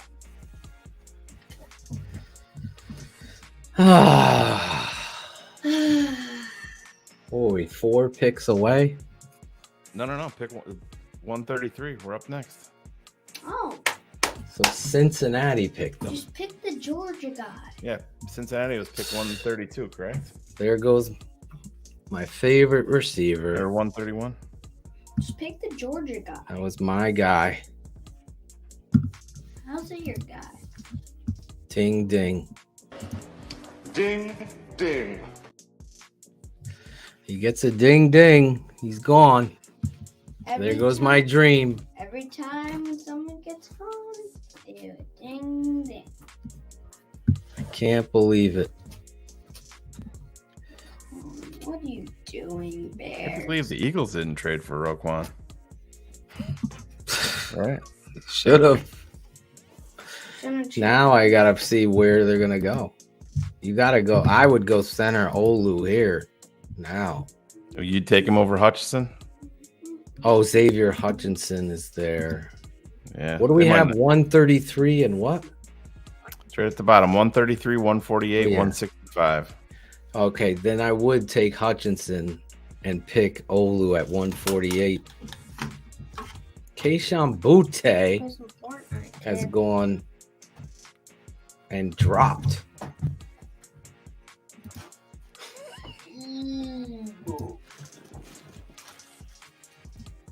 So Pittsburgh is on the clock.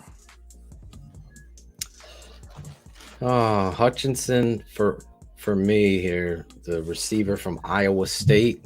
If I mention his name, Pittsburgh's going to take him. So I recant what I just said. For fuck's sake. Well, talk about running backs, and I can take running backs because we don't care about that. Well, take the Pitt running back and bring him to Pittsburgh. Another Ayabatuka. A Bonaconda. Bonaconda don't want a bun unless you got, because right now Xavier Hutchinson is my second highest ranked player. I have Olu and then Xavier. I have Olu and then Xavier on my buckets. A.T. Perry is in there. He could play that X receiver and give you some looks there. Big kid, 6'4". Played at Wake Forest with now Notre Dame quarterback.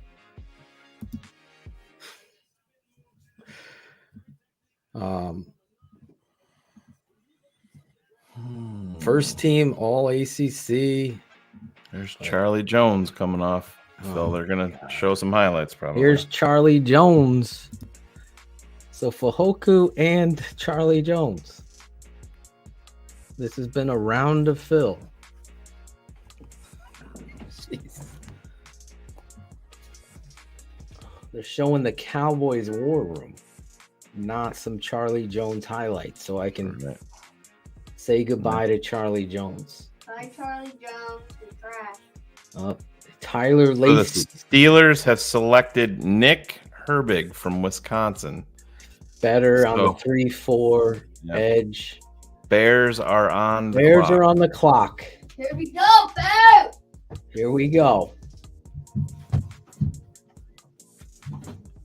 Charlie Jones is not shown highlights yet. How did you get someone to make Oklahoma State. The Bears on the clock here. Give me one guy. You gave me one in round one. It's the Georgia receiver. There is no Georgia receiver. Yes, there is. I have no idea. Number 1. Pick. There is no Georgia receiver. Yeah, let me go search him up. Here's Charlie Jones. Take a look at him out of Purdue. Now he's going to be playing with Joe Burrow. Joe Burrow.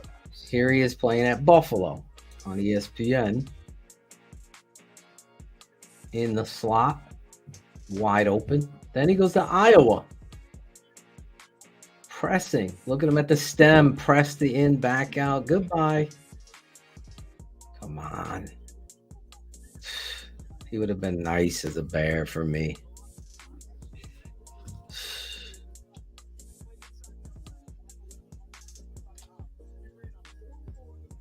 Oh, my God. Put it in the chat who you want. Charlie Jones goes to Cincy.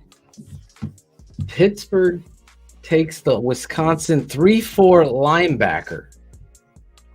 Nick Herbig, yep. Receiver in the draft. Carl Brooks, says the lunatic he wants. Ojomo or Carl Brooks? Hutchinson, 100% nerves HD, says. Parker or Perry? Hutch, Whippler. Hans just wants any center. He doesn't care. Just give me a center or give me the offensive center. Oh, Lou. Oh, maybe a lot higher on the centers that they currently have on the team. I mean, Whippler is still out there too. I know he was connected to the Bears at one point. Big Mike Hall. It's your boy Mike Hall. I want some KJ Henry. A.T. Perry. Anybody want the wide receiver from Georgia? Tyler Scott. Tyler Scott.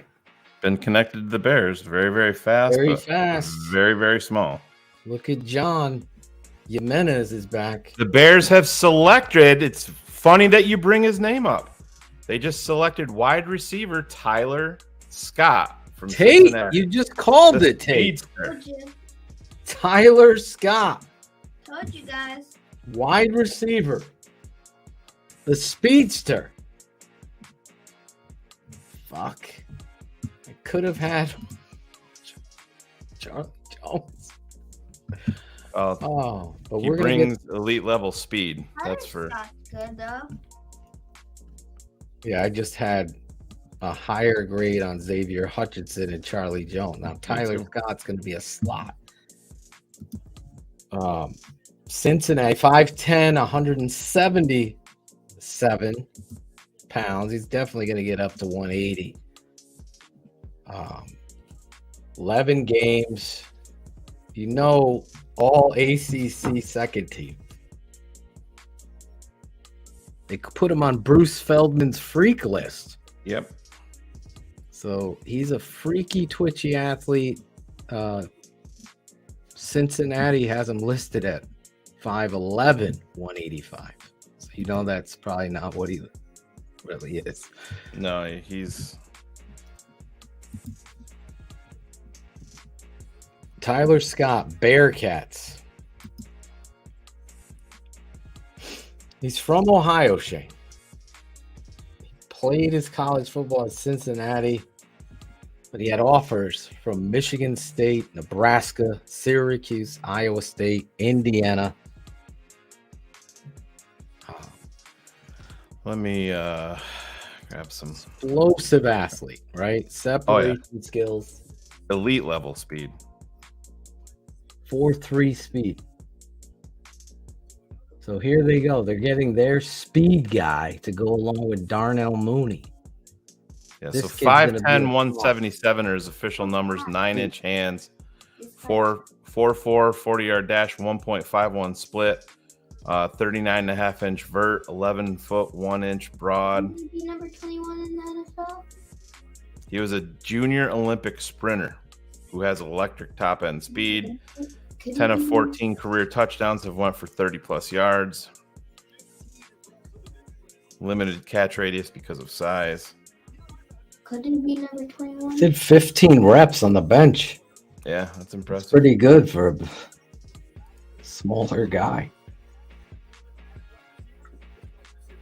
87 catches in his career for 1,400. I don't. The Bears have a number 21, so it's going to be interesting to see how they ranked him. I know my buddy from the Draft Network had a high ranking on Tyler Scott. He still had Xavier Hutchinson over him with me. I don't hate the pick, Shane. I get the pick. This kid's going to offer you suddenness in the slot. They had to really believe in Tyler Scott's ability. Oh, man. Minnesota was on the clock right after Chicago, and they take my guy, the safety from LSU. Oh, Jay really? Ward. Yeah, he was my one of my top-ranked safeties to go along with Brian Branch. I know I was a lot higher on him than most. Zach Pickens good. Zach Pickens good. Put these on so you can hear when someone's talking. Lance Zierlein just sent out a tweet. Pickens is good, yes. Lance Zierlein just sends out a tweet. Wow, Chicago just absolutely stole Tyler Scott. I don't know that they stole him, sir. This is where he should be going.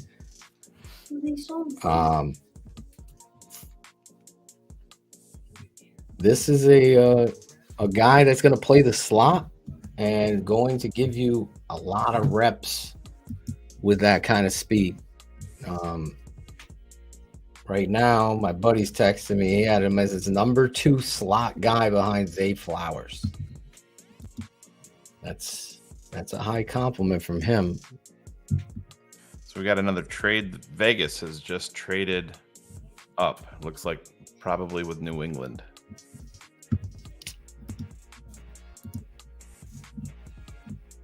Did we finally get this page to open? I can't get the sports rack to open. It just keeps going. It opened. Is yours? Can you get it to open? It just spot rack just freezes. I'm sure everybody's on it. That's why. All right, now I got into it when I picked defensive line. Jesus. Let's see, defensive end. Just want to see who's out there in regards to. I haven't looked because you clearly aren't getting the edge. So what you got? Could Robert Quinn come back to Chicago? Why would he come back? Frank Clark is still out there, Shane. Well, yeah, and obviously there's a connection there with Ryan Poles. You got to look about, I believe he's 1 strike away. So that's something to take into consideration for conduct off the field. But I think they're clearly going to be bringing in a free agent edge. They have to. Let me read off some. Mario Edwards. No.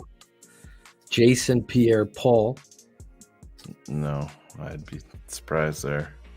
Carlos Dunlap, who gave some good reps with KC. So real quick, Raz for Tyler Scott, 8.61. So again, we're up there, right, hovering around, high 9s and high 8s. Well, he's going to get marked down because he's only 5'8". Yeah. And he's only 177 pounds. So and his 40 was 4.44. So you're expecting a guy officially to be in the 4.3s there, so they probably dinged him on that portion of it too. But yeah, so like Ryan said, the size is definitely what's knocking him on the Raz. So this is from Matt Waldman. Bears, Tyler Scott is a big play artist with return skills who has legitimate receiver potential if he can curtail his attack of targets or prove he's the next Terry McLaurin. Listen, I'm all for it, man. Give me a guy with speed in the slot, and I'll show you a safety concerned and being afraid. Because if you have that safety staying up top because he's concerned with that speed, then you're going to get less in the box. That's just going to help Justin. Ooh. Raiders traded up and took my guy at quarterback, Aiden O'Connell, the Jim Miller clone. Yeah, I always laughed at all these mocks where they had Stetson Bennett 500th ranked. Well, you remember the kid from Notre Dame, Ian Book? Yeah. You know, I was never a fan. I wouldn't have drafted him. I know you were higher on him, but didn't he end up going 3rd or 4th round to the Saints? And then they tried to sneak him through. Philly claimed him. Ian Book, I had no high rank on at all. I didn't think he was a quarterback. I think there were some things there. I thought he was more of an athlete. Is he still in the league?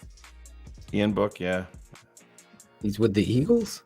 He might be on their practice squad. What channel do you watch the draft? I have them both on. I have the split screen. I have ESPN because despite having the NFL Plus app, they won't let you put it on. I'm turning it currently now because Howie Roseman's on ESPN and I can't stand any part of that. I like Howie Roseman. I feel like me and Howie Roseman could be friends. Same size. When's the Bears picking again? They will pick at number 140. Oh, yeah, 148 and 165. But they have 2 in the 7th too. Yeah. Raging Oracle. How many times are you going to post this? Bruce Feldman's freak. They're drafting straight off the freak list. Well, it's Raz. I mean, that's what it. We've known that they love Raz guys. Like the lowest Raz guy they drafted last year was Velus Jones, who this pick right here may be I mean, you just bring in a guy with return skills. And Velus, it's time to either shape up or ship out. One. Yeah. Can't be dropping balls. No, he did. I'll give him his credit. He did step up at the end of the year so hopefully he takes that. Well, this dude needs to step up in a major way. Yeah. Come on, man.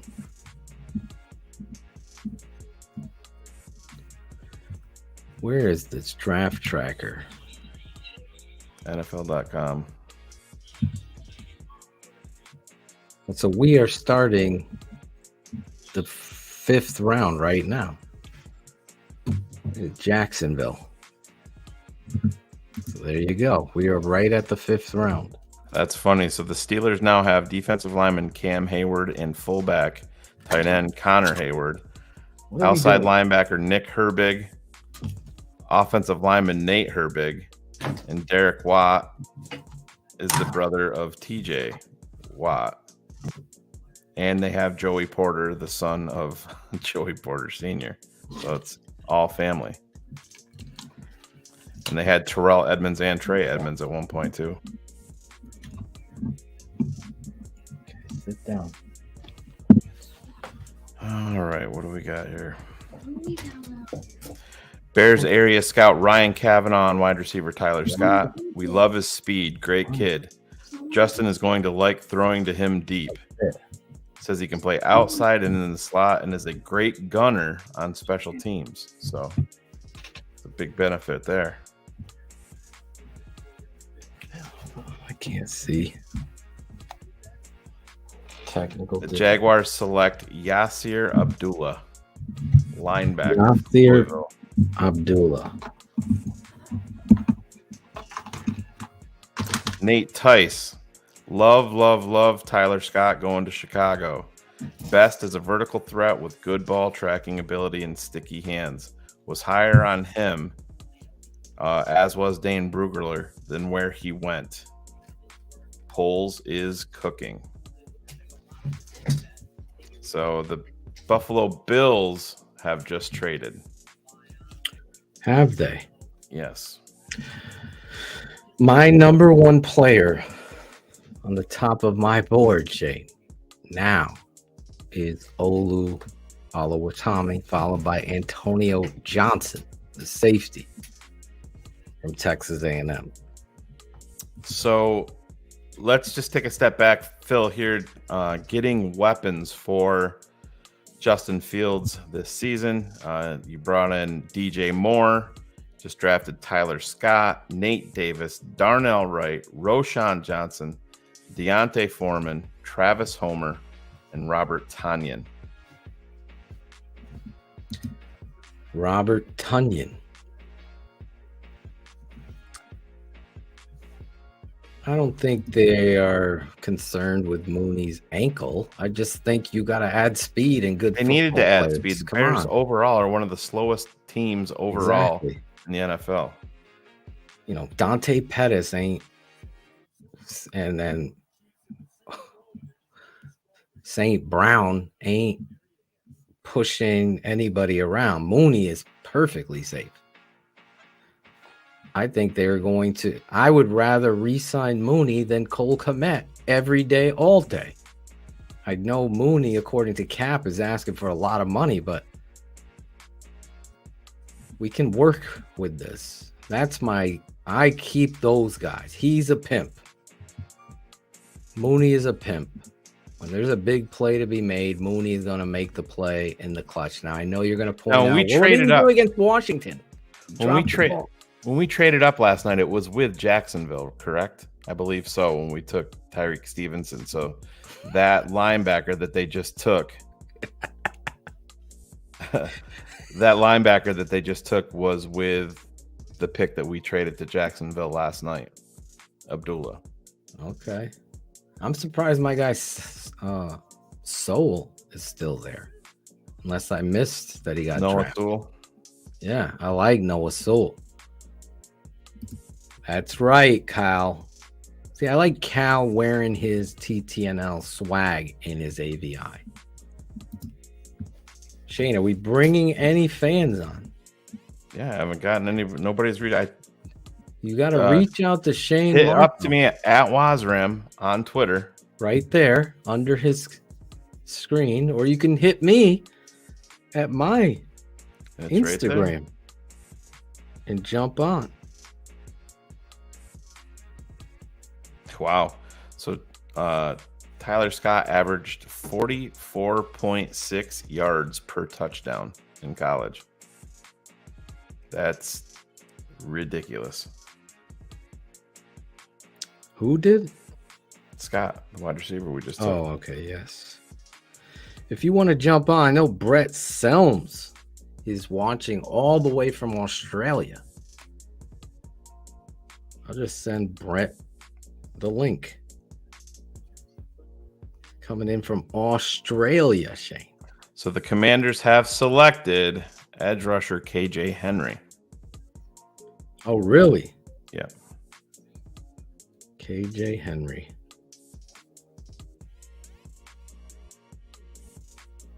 Brett, are you watching, Brett?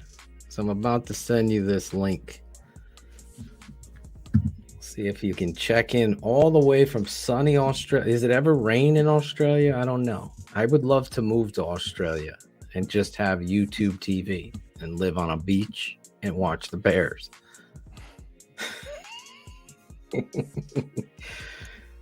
I'll see if Brett, but if you want to jump on the show and give your thoughts so far, Mike Haw, Rob McGraw, it rhymes. Can tell we're in day 3. Yes. Give me a shout on my Instagram. Shoot me a DM that you want to come on the show. I'll shoot you the link. Just make sure you have your headset. So the Colts select corner Darius Rush. Darius Rush is gone. I'm wondering who they love in regards to the edge position in the draft. Last year, I felt this way with the receiver. Yeah, I don't think that. I think at this point they're just looking. They're going to look for cut downs, a veteran, and then see what happens. They may be looking at it as the guys that they have on their board. They don't like any better than Dominique Robinson or Travis Gibson, and then they can add a couple of vets on top of those guys.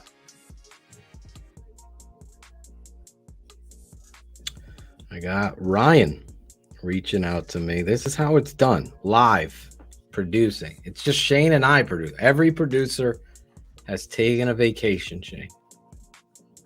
Well, Ivan's at I think he's at a sick, Ivan's sick, under the weather, but I thought he had a softball thing. No, I'm not saying Ivan has been with us. Yeah. All the other guys. Where's Ron G? Where? Ron G is. You got to get Ron G on here. He's at the coffee shop, I'm sure. I know Cool Kennedy's going to be coming on. Eric Kramer's going to be coming on for round 6. Yes, I just sent Ryan. I just sent you the link. You reached out the right way. I sent you the link. Click on the link. Put your name in. Smash that like button. Like Mike V. Mike V, what up to you and your beautiful wife? Shout you out. Lucas Vandermeide. What's up, bro? How you guys feeling so far about this draft and the Ryan polls? Throw in your quick reaction grades so far for the Kyle Gordon. Bears. Tyler Scott was another 30 visit. Yep.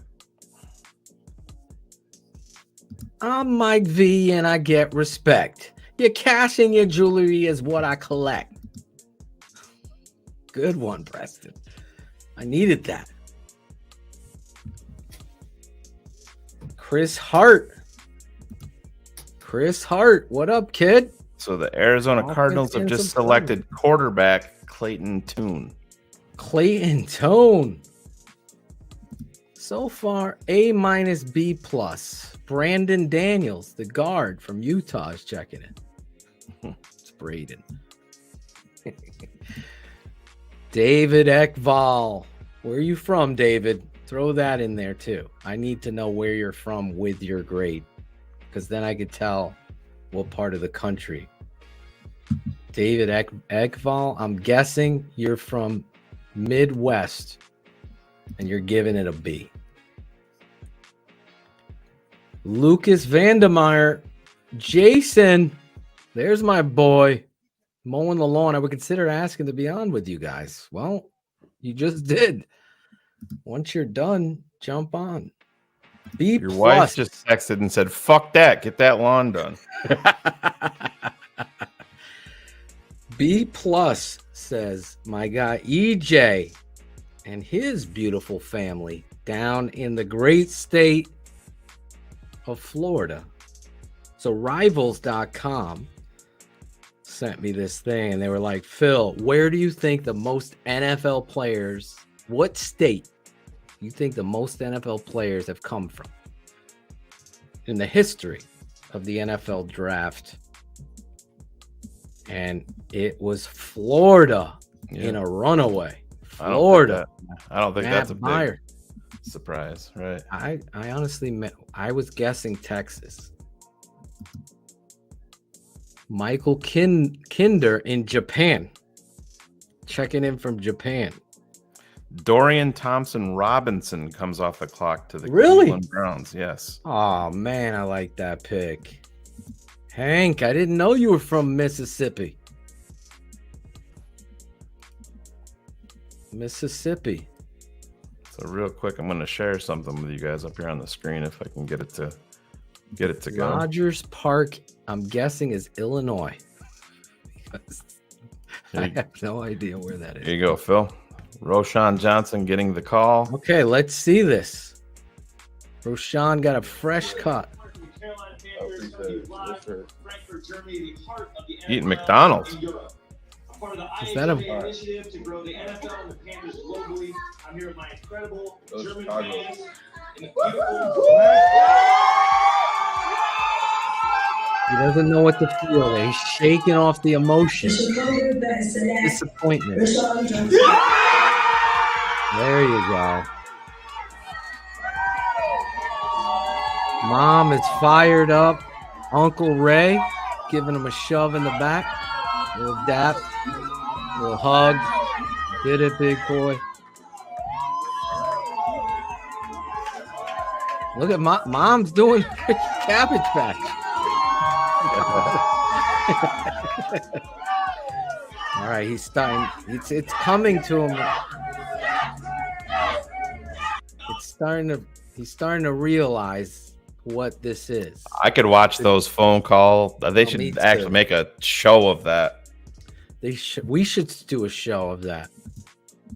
We should get a show just of that. Look at Coach. Probably shouldn't be talking about it publicly.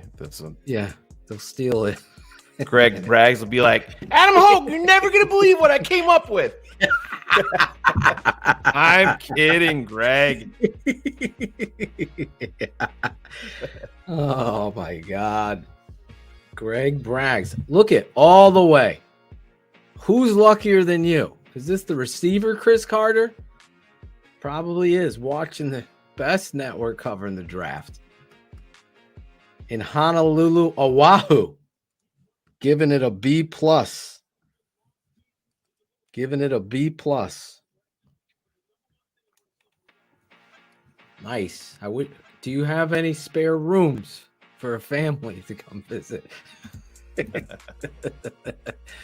B+, Lyle. Where are you coming from, Lyle? The region. Joey Dozier.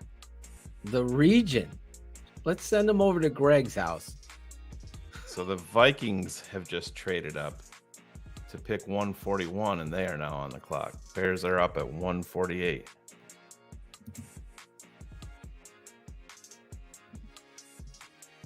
This is so much better than every other draft coverage, right? We're having fun. I'm waiting for... I sent you the link. Where is he? Ryan? He must be getting ready. I sent Ryan the link. He's typing back. I'll be home in about an hour. Oh, Jesus. Failure, Ryan. Ryan, we wanted you now. But you could come on in an hour. Get over to Fajardo's place and start mowing the lawn with him. Let's get Wags. Wags is reaching out to me. We got a guy coming on.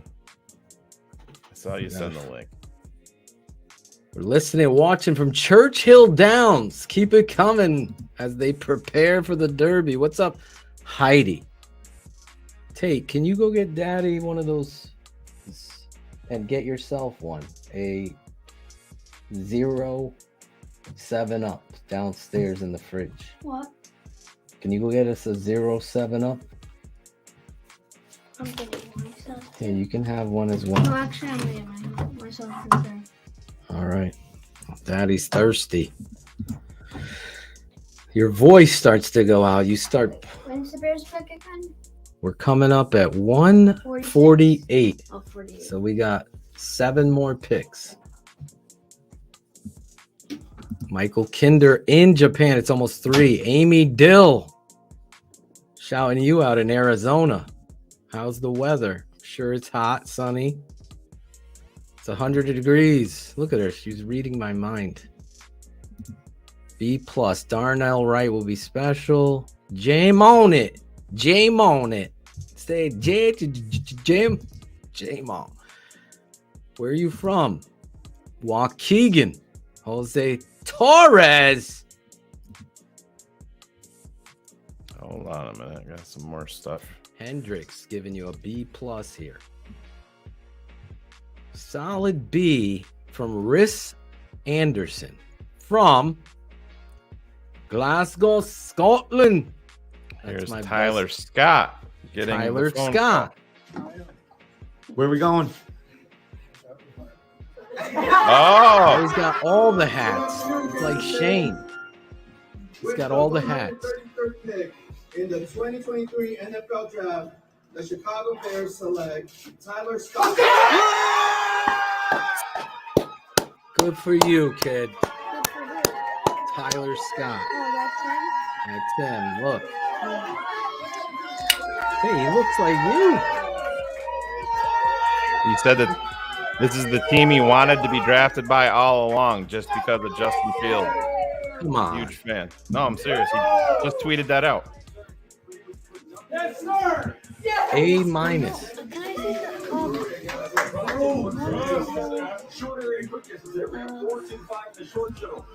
see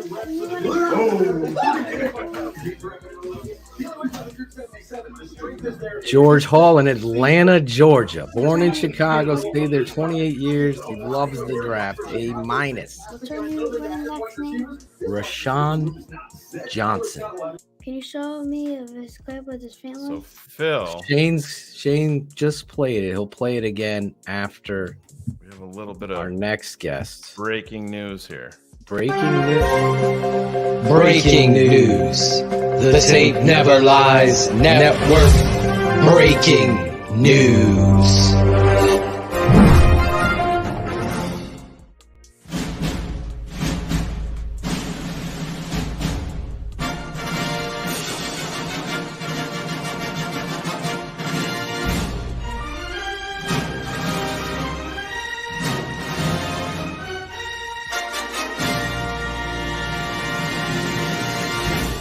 I'm not smart. Oh, so Greg Darnell Washington, tight end out of Georgia, first round draft pick, Chicago Bears. CHGO broke the news. Talk about Yes. Hey, a big dude. Could probably play him at defensive end too. Greg, you sound hoarse, man. Like you've been screaming. Shoot, I mean, you know, 2 straight. You guys know, 2 straight shows the last 2 days. I think we're all running on fumes. 2 straight. And then I You've been drank live every day. Yeah, I know that. Gotta be at least 5 hours worth for you guys, right? You guys know. And then I drank till like 1 a.m. So yeah. Greg Braggs, what are your thoughts so far on this draft? I'm trying to get my mic. Yeah, I said from the beginning they have so many holes. I am, you know, everybody like tries to, you know, and you guys do your homework as good as anybody, but people trying to have instant reactions and like you hear the air come out of the room when it's a guy you don't recognize. Dub, you got to keep up, man. It was an inside joke. CHGO put out a graphic out that we drafted Darnell Washington. Yeah, I know that. I thought we moved on from that part. We're telling Dub. Dub was telling me that. I'm sorry. I don't even know. I'm sorry. I'm not on my breaking. game. I'm not on my game right now. Greg's balls. That's what we were doing. Yes. Obviously. Yes. A little snafu on a graphic, but they fixed it. I went back and looked. It's fixed. You know. Lot going on. But no, I mean, for me, you know, I'm not going to pretend to be an expert on things. If I know a guy and I watched him play, I'll speak on it. But, you know, the 2 D tackles they picked up last night, all right, great. You know, another brick in the wall. You get a cornerback, add to that secondary that I thought impressed by the end of the year. Great. Get an offensive lineman, get a right tackle. My biggest thing, you know, when it comes to Darnell Wright, that's great. But if you're going to take a right tackle in the top 10, I just need him to be a top 5 right tackle at some point in this league. You know, I don't think that's unfair to ask for. If he's solid, great. But if you're taking him in the top 10 and he's not a left tackle, he's a right tackle, okay. But I want him to be a top 5 badass right tackle for years to come. Yeah, if you get out to year 4 and he's okay. Right. Then, yeah, no, I understand what you're saying. It's a huge investment. top 10 pick, but I'm a believer in the kid. I have him as the number 2 tackle in the entire draft. I have the cleanest tackle offensive lineman, the 50th best player in the draft. Izzy Abanaconda just went to the New York Jets. Skoronski, which I know your boy Adam Hogue has a man crush on. I didn't see it at all on the tape. And I don't believe you take guards. And we all found out through Cap that the Titans wanted Darnell Wright and settled for Skoronski. So that's a good showcase. I love Darnell Wright. I plug and play right tackle. He can play left tackle in a pinch. He's a better player now than what Braxton Jones was. Now, where Braxton is, I know he's working with Olin and stuff. He's got a lot to work on. Darnell Wright, his tape doesn't lie. That's why we stand here. Greg, talk about Corey Wooten's reaction to the pick. Darnell Wright, he was big on that. I mean, he had said it, 30 minutes before we took the pick. Pro Bowl year 1. Yeah. So, I mean, he was very big on it. And that's, when I hear somebody like that, I'm going to respect where he's coming from. You respect me. That's it. I respect Phil too. And you were. We had talked on the phone while I was out, tearing down scaffold the day before. You were, obviously very against the idea of Peter Skoronski, and Ryan Poles was step for step with you on that. So, it's great. I guess the biggest question would be if Paris Johnson had been there, who would they have taken between the two? Because they'll never tell you the truth. Oh, they got their guy that they always wanted, right? You hear that every draft by every team. So that'd be the question. If they did take Paris, because that's a great point, Greg. If they did, then Braxton becomes the move. So with this, I think it's more aligned because Paris is a left tackle that could play right tackle, where Darnell is a right tackle that could play left, if you follow what I'm saying. 100%. I think the Paris thing would push Braxton to the other side, no doubt, and he would be a starter. I had Paris my 3rd best tackle. It was actually Broderick Jones was my number 1 tackle in the draft. Yeah, and I think you're also seeing a little bit of a transition from, that they're going to take best player available, but this is a need too. Oh yeah, so they always see that shit. Right. So taking the best player available at the need that we need. I mean, right. And what they need is to give Justin Fields as much help and weapons as he possibly can get, because they're trying to find out who he is coming, at the end of his 4th year, when then they could potentially sign him to a contract. So you're seeing, I mean, it started with Chase Claypool, then you get DJ Moore, now you get Darnell Wright, you get Nate Davis, a right guard. You draft a running back here and a wide receiver, back-to-back picks. You sign Tunyon, the tight end. They're filling this room up for Justin Fields. Everything that they didn't get him last year, they're trying to get him this year, and rightfully so. He deserves it. Yeah, that was the key ingredient in all of this, was the appropriate way to analyze Justin Fields. I said it all season long. Patriots select Antonio Maffei. What number are you at, UCLA? 144. Yeah, so 145 is up. Icy from Bangladesh is giving it a B. You guys don't have producer today? I heard you say. What in the hell is going on here? We're flying solo. Me and Shane doing it all. It's old school now. Flying solo here. Come on. Hey. Come on now, guys. Well, let's do this real quick. We got some guys let's add everybody as we lead up to the Bears pick. Everybody knows this guy. There he is. What's up, fellas? What's going on? You hear me? We can hear you. Good. Check. The man behind the music man. Wags. And Wags is in the house as Wags well. One of our fans. Wags meets Bragg. You're right, guys. Wags meets Bragg. So we got Cool Kennedy checking in. Cool. Let's start with you.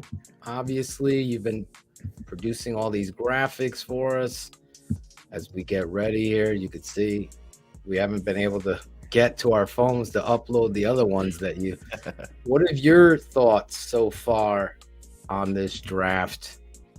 Starting with Darnell Wright, as Greg was talking about, helping Justin Fields the best way possible.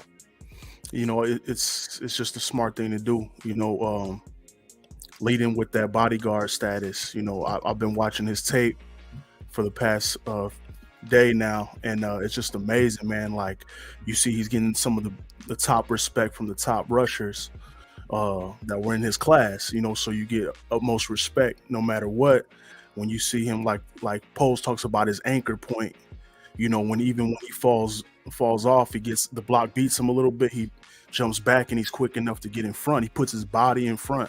So even if he doesn't have his hands up, his shoulder is getting in front, cutting in front of people. So, like, man, he's just like, that's the type of guy you want when Jay Fields is on the move, and if once they get in mesh, once they have some time together and he understands what Justin is thinking, man, that's a part of the line that's going to be here for a long time. Then you come back and you get two defensive tackles, one from Florida and Jervon Dexter, and then the corner Stevenson, and you got my guy from South Carolina, Zach Pickens. So what were your thoughts there? Javonte, or is Jervon. Yeah. Jervon's, he wasn't really on my radar, but I had noticed him for a little bit, and I think a lot of things people are saying about him are reigning true. Is like the motor isn't 100% on all the time. So, once he gets in motion, he's definitely going to be a good rotational piece. Definitely, they're looking at the size of these guys. They need some guys in the middle to give somebody a break. To Shane's point earlier, they are definitely going to find, I think, somebody in free agency still. They have some money to spend. Yeah. So, I think they're looking at it like that. They're not going to fill those every position. They got the main piece on the line through the tackle. And on defense, I feel like they're going to get these pieces that they can lean on a little bit and rotate in, and I'm fine with that, because you live to fight another day. You want them to be able to get everything they need, but I like Stevenson though. I've been watching that tape as well, and he's a hard hitter. You don't want to see him in the open field, so he almost like he hits like a Witherspoon a little bit. Like I got that vibe from him. Once he gets a receiver in the open field, they don't want to see him out there. So he definitely fights for the ball position. Well, he's sneaky. When he's in zone, he'll just pop out of nowhere and deflect. So I like that Stevenson pick a lot. As far as Zach Pickens, again, big body guy in rotation, I think he's going to block up he's going to make you choose a different hole. Let's put it like that. Pause. So other than that, man, this other pick that we did today, Roschon Johnson, I had him a few times in my mock. Definitely, he's going to be that sleeper because, you don't have the tape on him. He didn't get that much play, but you see when he's on the tape, he definitely shines. So everybody understands what type of talent and potential that is. We don't win with potential, but when you're at the running back position and you're playing your role, you're playing your part, and you shine when you have the opportunity, everybody understands that. All the coaches know that. So I really like that pick. As far as the receiver, like you said, Shane, what do you say, 44-yard average? Or was it above? 44.6 on his touchdowns. On his touchdowns. Yeah, 44.6. That's ridiculous. Yeah, you see that separation. Like when he gets in the field, when they're open, I think he's deadly. And, special teams, where you said Roschon, pointed to Roschon and Scott, special teams is wide open. You saw how the struggles were with Valus last year. They need somebody to come in there and compete and take that spot. So I think I would give this a B+ to A-, and depending on what they do with these final picks. I was a little surprised that they didn't go tight end, but they would have been forced early based on how everybody was picking. So yeah, that's just not what they have left, and based on their 2 starting tight ends, I don't think they're going to be worried about that till to the end if they even do. So I liked it. I'll give it a B+ all around. He broke it all down there. Love it. He's prepared. He came on here building the graphics. We're gonna get a bunch of his graphics. Wags, what are your thoughts here? One of our patrons here jumping on. Yeah, I love it. I mean, polls with the high RAS score, high football character with most of these picks. He's stocking things back up. I feel real good. This, as much as we hated the tank last year, this is why you do it. And we got more coming next year, which is great. Oh, yeah. You're definitely getting more. You have how many first-round picks next year? Yeah, 2 first-rounders, man. 2 first-rounders. Day one's going to be a party next year. Day one's going to be a party, and you have some serious guys in next year's drafts that get you excited as you look to that. So you see teams taking those next year picks even today. Got Cool Kennedy, the super producer of the music. Look who else we bring in here. The great There he is. Hammer. Oh, man. Stone Cold Killer. Ron G. Ron G. Creating all the backgrounds for us as we get closer. Maybe that's where Jackal went. You got him down in your basement applying the lotion. Ron G, you must apply the lotion. Shivved him. Ron G's still got a Stone Cold Killer face. Man. Oh, I thought he froze there for a second. He's giving you that death stare. He's like, yeah, you're next. I was DJing while you guys were on.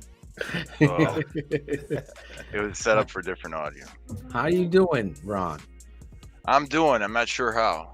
How about you guys? Are you feeling this draft? Ryan Pohl's first round pick. So real quick, the Tennessee Titans are on the clock and Chicago Bears are up next. And we're all going to react to this one live. Let's go around here and see where we're at.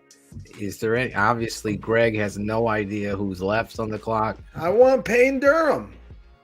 Payne Durham, the tight end from Purdue. I love Payne. All right, bring the pain. Well, I wanted Charlie Jones. We didn't get a chance to talk about that. He goes Don't tell me. 2 picks before Tyler Scott, and that's cool. I want, it's great to add another weapon for Justin, but Ron I know G, you were big on Charlie Jones, so that broke my heart a little. It crushed me. All my guys were going off right as I'm talking about them. I had to stop talking about guys for a while there because they were just going. Is there anybody you want here, Ron G, or you're just here for the ride? I'm here for the ride. Okay. With so many needs, we need everything still, so let's go. I'll start. I'm hoping Olu Oluwatimi is a Chicago Bear right here. Here at 148, I believe, right? That you get a football player, number 1 center voted on by the coaches in the country and by the media, and a guy that I believe set the tone for Michigan's rise and what they do in the run game.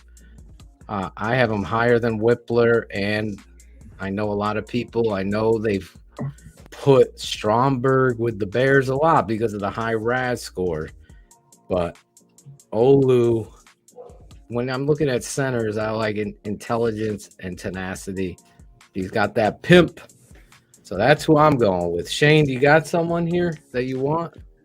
Well, I don't see him doubling up at wide receiver, even though I would have no problem doing it because, Pettis can go. Right. EQ St. Brown, he's just a dude. I like the upside of Hutchinson. I would have no problem. The way that I had it analyzed, Phil, with Xavier Hutchinson, I'm starting to wonder if there's not medical concerns. Everything that I've heard is that he's clean, but I would have no problem adding another guy to the arsenal and at wide receiver with the talent of Xavier Hutchinson. I just don't think that they're going to go there. Cool Kennedy, you got anybody? Yeah, I like the center idea. I think you need somebody in back of whoever's starting this year. I don't want to have to wait till next year for them to learn the ropes. You know what I mean? I want to have somebody behind whoever they're going to figure out as the starter this year. So at the very least, but hopefully he competes. I like that center from Michigan as well. So Josh Wiley, the tight end from Cincinnati, just went to the Titans. You know who Woot was really big on too? That I think is still Antonio available. Johnson, still Carl Brooks. Yeah, every mock draft we did, Carl Brooks was for a while. He doesn't have the greatest RAS score, but Carl Brooks offers some things you want to like. The Bears are officially on the clock. Yep. The pick is in. The pick is in, Shane. Yes, it is, and I don't have it yet. So I would not be offended at all if they got Xavier Hutchinson here. That would be great. Antonio Johnson has slipped and is still available in this draft. Joey Fisher, the offensive tackle from Shepherd, is on my. A.T. Perry has slipped in this draft. Andrew Voorhees, who I love, is coming off an ACL tear, is still there. So hold on. Oh, Phil's going to be happy. The Bears have selected linebacker Noah Sewell. There he is. Noah Sewell. I have a good grade on this. He's your Sam backer, Phil. Oh my gosh, 6'3", 258-pound mover. Great instincts. Noah Sewell, off the top of my head, just understands how to stack shed and has a great. In the same division as his brother. Gonna play against his brother. Listen, the Chicago Bears. This kid's gonna obviously be special teams. Can he rush the passer? That's really where you're going to be looking at. Oh, can he rush the passer? Sewell has a lot of traits that I think he'll be off the ball, but he's a guy that I had ranked. I couldn't believe he was slipping down talking to Shane about him. So I like this pick for the Chicago Bears. He could play the inside backer at 6'3", 258. Yeah, I was going to ask, and he's the brother of Penei Sewell. Yeah, he is. Coaches voted him all conference first team. And the only thing I did not like about Sewell was that he decided not to play in the Holiday Bowl. Mm-hmm. Me and Zorich were talking about that because you're the leader, man. But he's a tackling machine. He had 7.5 sacks last year, 19.5 tackles for loss, 2 interceptions. He's forced 3 fumbles. He's a good football player, man. I can't wait to break down his tape. Oh, it's triple those stats his first year, right, guys? Oh, yeah. I'm sure he's going to be. I'm sure he's going to be a special teams type of football player. Oh, yeah. The last 3 guys they've drafted are all good to be special teams dynamos. Yes. So but this guy, I mean, he's an instinctive football. 4.6 4-yard 40. Phil, you talked about the almost 90th percentile 10-yard split with Roschon Johnson at 152. This linebacker, who is over about 25 pounds heavier, his 10-yard split is 1.57. Jeez. Broad jump of almost 10 feet, vertical jump 33 inches. So explosive with great size. So that part of it's going to be key, especially on special teams. But, he does get gobbled up. That was the biggest thing that pushed him down for me. And that, to me, when you're getting gobbled up like that at linebacker, I question the overall instincts of your game. But down here in the 5th round, I mean, see ball, get ball, especially on special teams. And the Bears linebacker depth, you look back to it last year, was awful. So I have no problem with them adding there. Very, very interesting pick for round 5. And he's a young kid. I think he's a redshirt sophomore coming in. Sewell, though, man. He's a beast. Are they playing his highlights here? They just I missed it. Yeah, he just turned 21 this month. Just turned 21, so there you go. Yeah.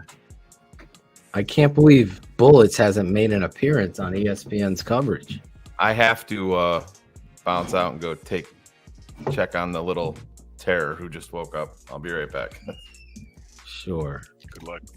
So what are your thoughts there, guys? Bears taking a middle linebacker. Yeah, I mean, I just put it on Twitter, and I guess the one thing that strikes to me, and I'd like to hear what you think on this, Phil, is do you think, like, for me, this kind of reeks of a best player available on their board, when we're talking about BPA versus need. Of course, you always need depth and developing players, but linebacker is a strength of theirs right now. They put a lot of money into it this offseason, so to draft one here, someone you're high on, that's great. But it seems to me that might mean that he was really high on their board or even at the top of it. Tate Otoshin would like to say something to you. I got to hear the breakdown. What's up? See you guys tomorrow. Wait, he's got to go. He's leaving now. He wants to say goodbye. Oh, okay. See you later. I was like, what? I don't have anything to add. I didn't know you were flying out, but you're welcome anytime. I got a pool. Get your dad to bring you out here in the summer. You come swimming in the pool anytime. He wants to go to training camp, Greg. You got to come to training camp. I've been telling you that for years. I go, do you want to go to the game or the camp? He's like, I would rather go to camp if I could meet the player. Oh, you're going to do both. Tell Larison to open up the checkbook. Come on now. Don't be a cheapskate, Jim.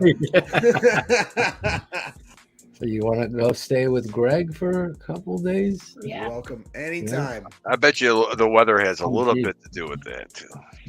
There you go. All right, buddy. We'll see you when you get back. Have fun. Go Bears. We got some good players. I can't believe your boy hasn't gotten picked yet. He's been a big fan of Zach Evans, who's still out there. Listen, I get the Sewell pick. I would have picked Olu Oluwatimi, the Nigerian nightmare at center. But again, that's me. But Sewell has been a guy I've been talking about. I think there's a chance that they move him to Sam linebacker and have him compete there. Yeah, let him rush.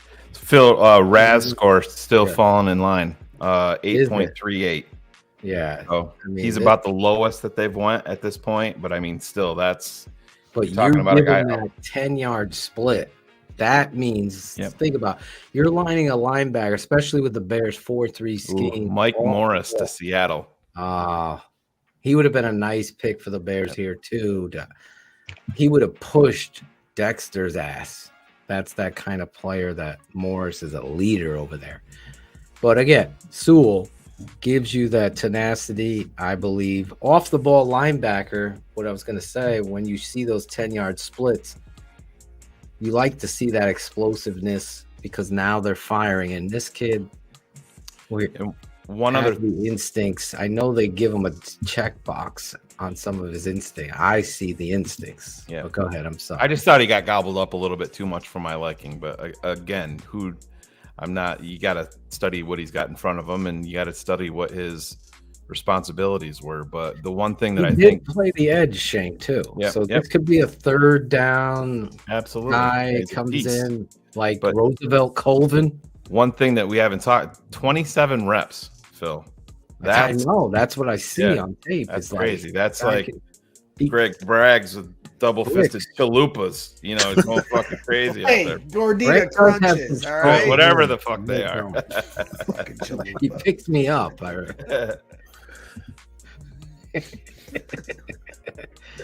Oh, my God. It's Phil, laugh my ass off. He was not the best player. La Lunatic said he was not the best player available.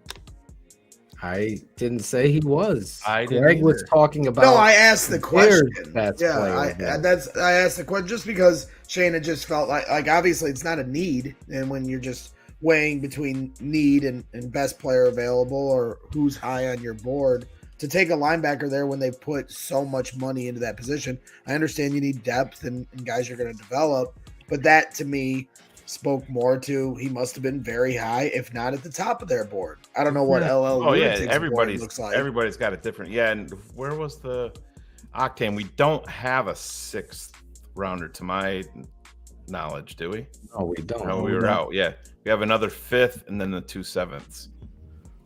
Oh, I see. Lunatic was replying to someone in the chat. Okay. Oh, okay. Okay. Yeah, he was replying to Diabetic Coochie. Oh. Best name ever. That even got Ron G giggling a little bit up there in the corner. He's like, that's a basement candidate if I've ever heard one. Time to move off Jackal. Bringing in the Diabetic Coochie. What? Antonio Johnson is still available as Zach Evans. There's one of those safeties every single year that early on gets I love that guy a little bit, and then they're talking about 2nd round, 3rd round, and then you're in day 3, the 7th round, and you're like, this dude is still there. But this goes to what we talked about, Phil. It's interviews, it's character, it's background checks. All of that shit matters to these teams. And it doesn't matter. Price is still out there, Shane. Now that's a very interesting. You talk about a dude that's got athletic traits. I mean, his RAS has got to be almost maxed out. I have so many numbers in my head at this point, but his RAS must be just about max. He's got to be like a 9.8, 9.9 guy or something. But yeah, very interesting name. I'm trying to see who else is still on my board of guys that I like. I know a lot of people like Carl Brooks, Andre Carter. We talked about him in this round, the 5th round. Where you pull the trigger at him in round 5? Absolutely. Yeah. Designated pass rush guy only. You're not getting anything else out of him this year at all. He needs a complete body transformation. When you talk about thin pins, those legs, that dude, like, yeah, he needs a total body transformation. But you look at a guy like Roy Robertson Harris that came in as a UDFA. He was a 240-pound linebacker / safety back in the day, and now he's playing at 300 and sometimes 310 pounds. So 5th round is where you take a chance on a traits guy like that. Dominique Robinson, same thing last year, still young in football.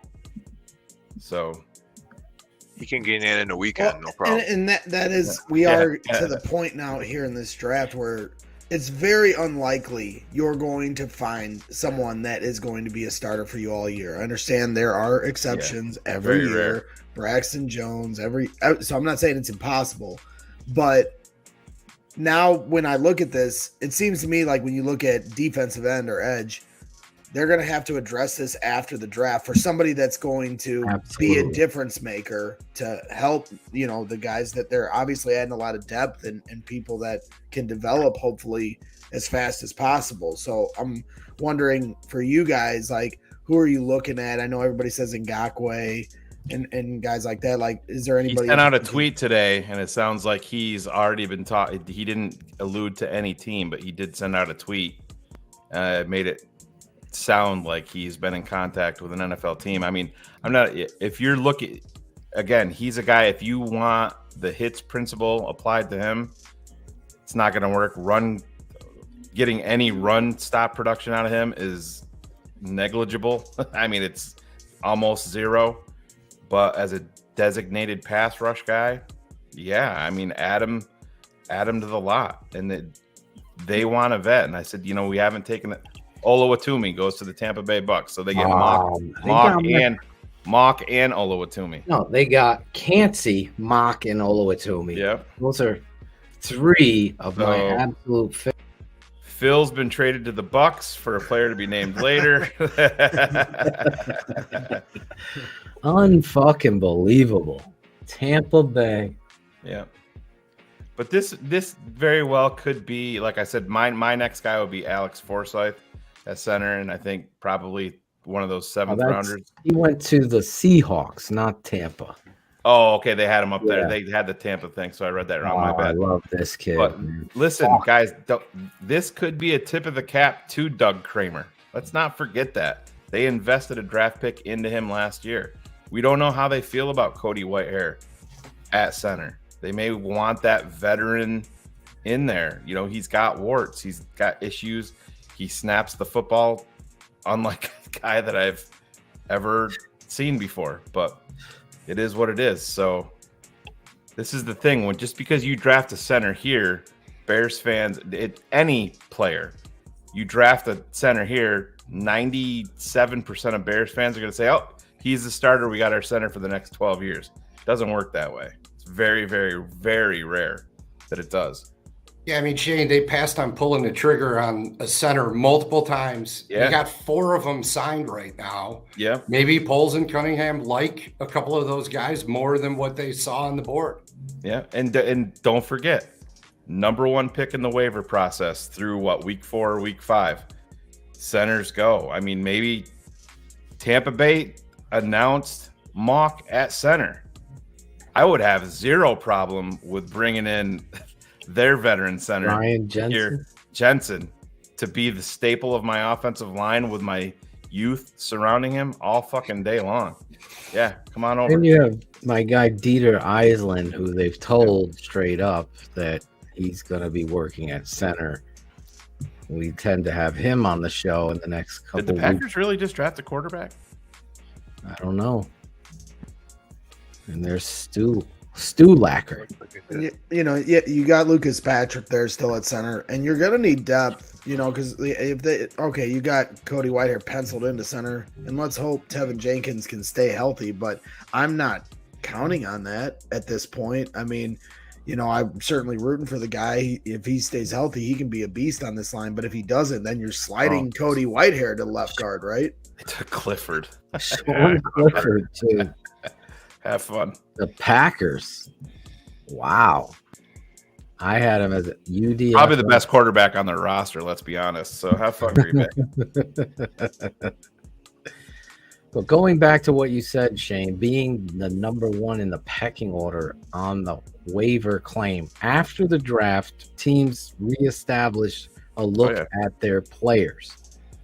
And they have to get themselves cap ready. So they can then say, well, we took 2 running backs. Let's put this guy in a trade. Fuck no, Vila. No. Chase Young is way widely a wild card because 49 games in the NFL. He's played in 27 of them. He's going to need a contract, and he hasn't produced. Not a great combo. We're going to trade one of those firsts in training camp for T. Higgins now that they got Charlie Jones. No. They don't need T. Higgins anymore.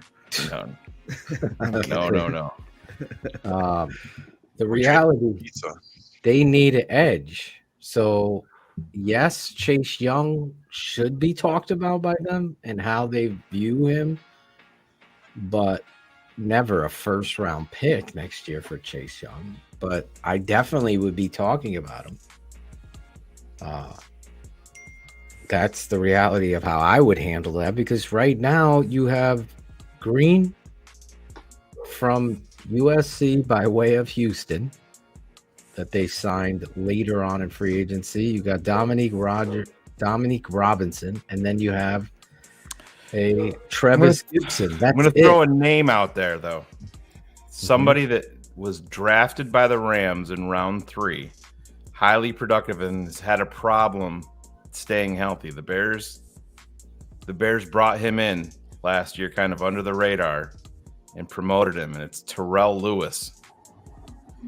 Oh, the kid from Alabama. He is all yoked up, athletic, and can get after the quarterback. His problem has been staying healthy. The Bears kept him around for a reason. They've said nothing, but when they brought him back, I'm like, that tells me. In third round draft pick just 2 years ago for the Rams. So I would keep my eye on him as an under the radar guy. I'm not saying that he's going to come out and pop, and maybe after this draft is over, maybe they waive him, but they thought enough of him to bring him in last year, keep him, and then bring him back again this offseason. So that's just an interesting name. He fits athletically in the profile that they want. He just can't make the club in the tub. Oh man, the Charlie Jones and Olu picks crush me, but that's where we are in this world. It seems, I don't know what, I guess it's just for your entertainment as fans, because every year this happens to me. I fall in love with these guys and I see them fitting. It's just going to have to be, I'm going to have to take over for Ryan Poles in order to build this. But so far, Ryan Poles has done a good job, as Cool Kennedy has said, of addressing some of the big issues here with the Chicago Bears. He has my number 2 offensive tackle in the entire draft. Then they've stayed away from the offensive line, which is surprising to me. Has it been surprising to you, Shane? Say again, Phil. I was trying to update. The fact that the Bears have taken just the right tackle. I thought that we still have some more picks. And Phil, the thing about it is that this is going to be their first full off season with Alex Leatherwood. So they have young guys. This is another thing that people tend to forget. Just because there's an edge available that we like, the Bears are going to look at it from a different perspective, and we don't feel like this guy is better than Dominique Robinson. We don't feel like this kid is better than Trevis Gibson. So if they go out and get a couple of vets, and then that pushes everybody, same thing when you go DJ Moore, pushes everybody down. That makes your overall roster depth better. So on the offensive line, they brought back Dieter for a reason. Mm-hmm. You go out and draft a kid, you make that investment.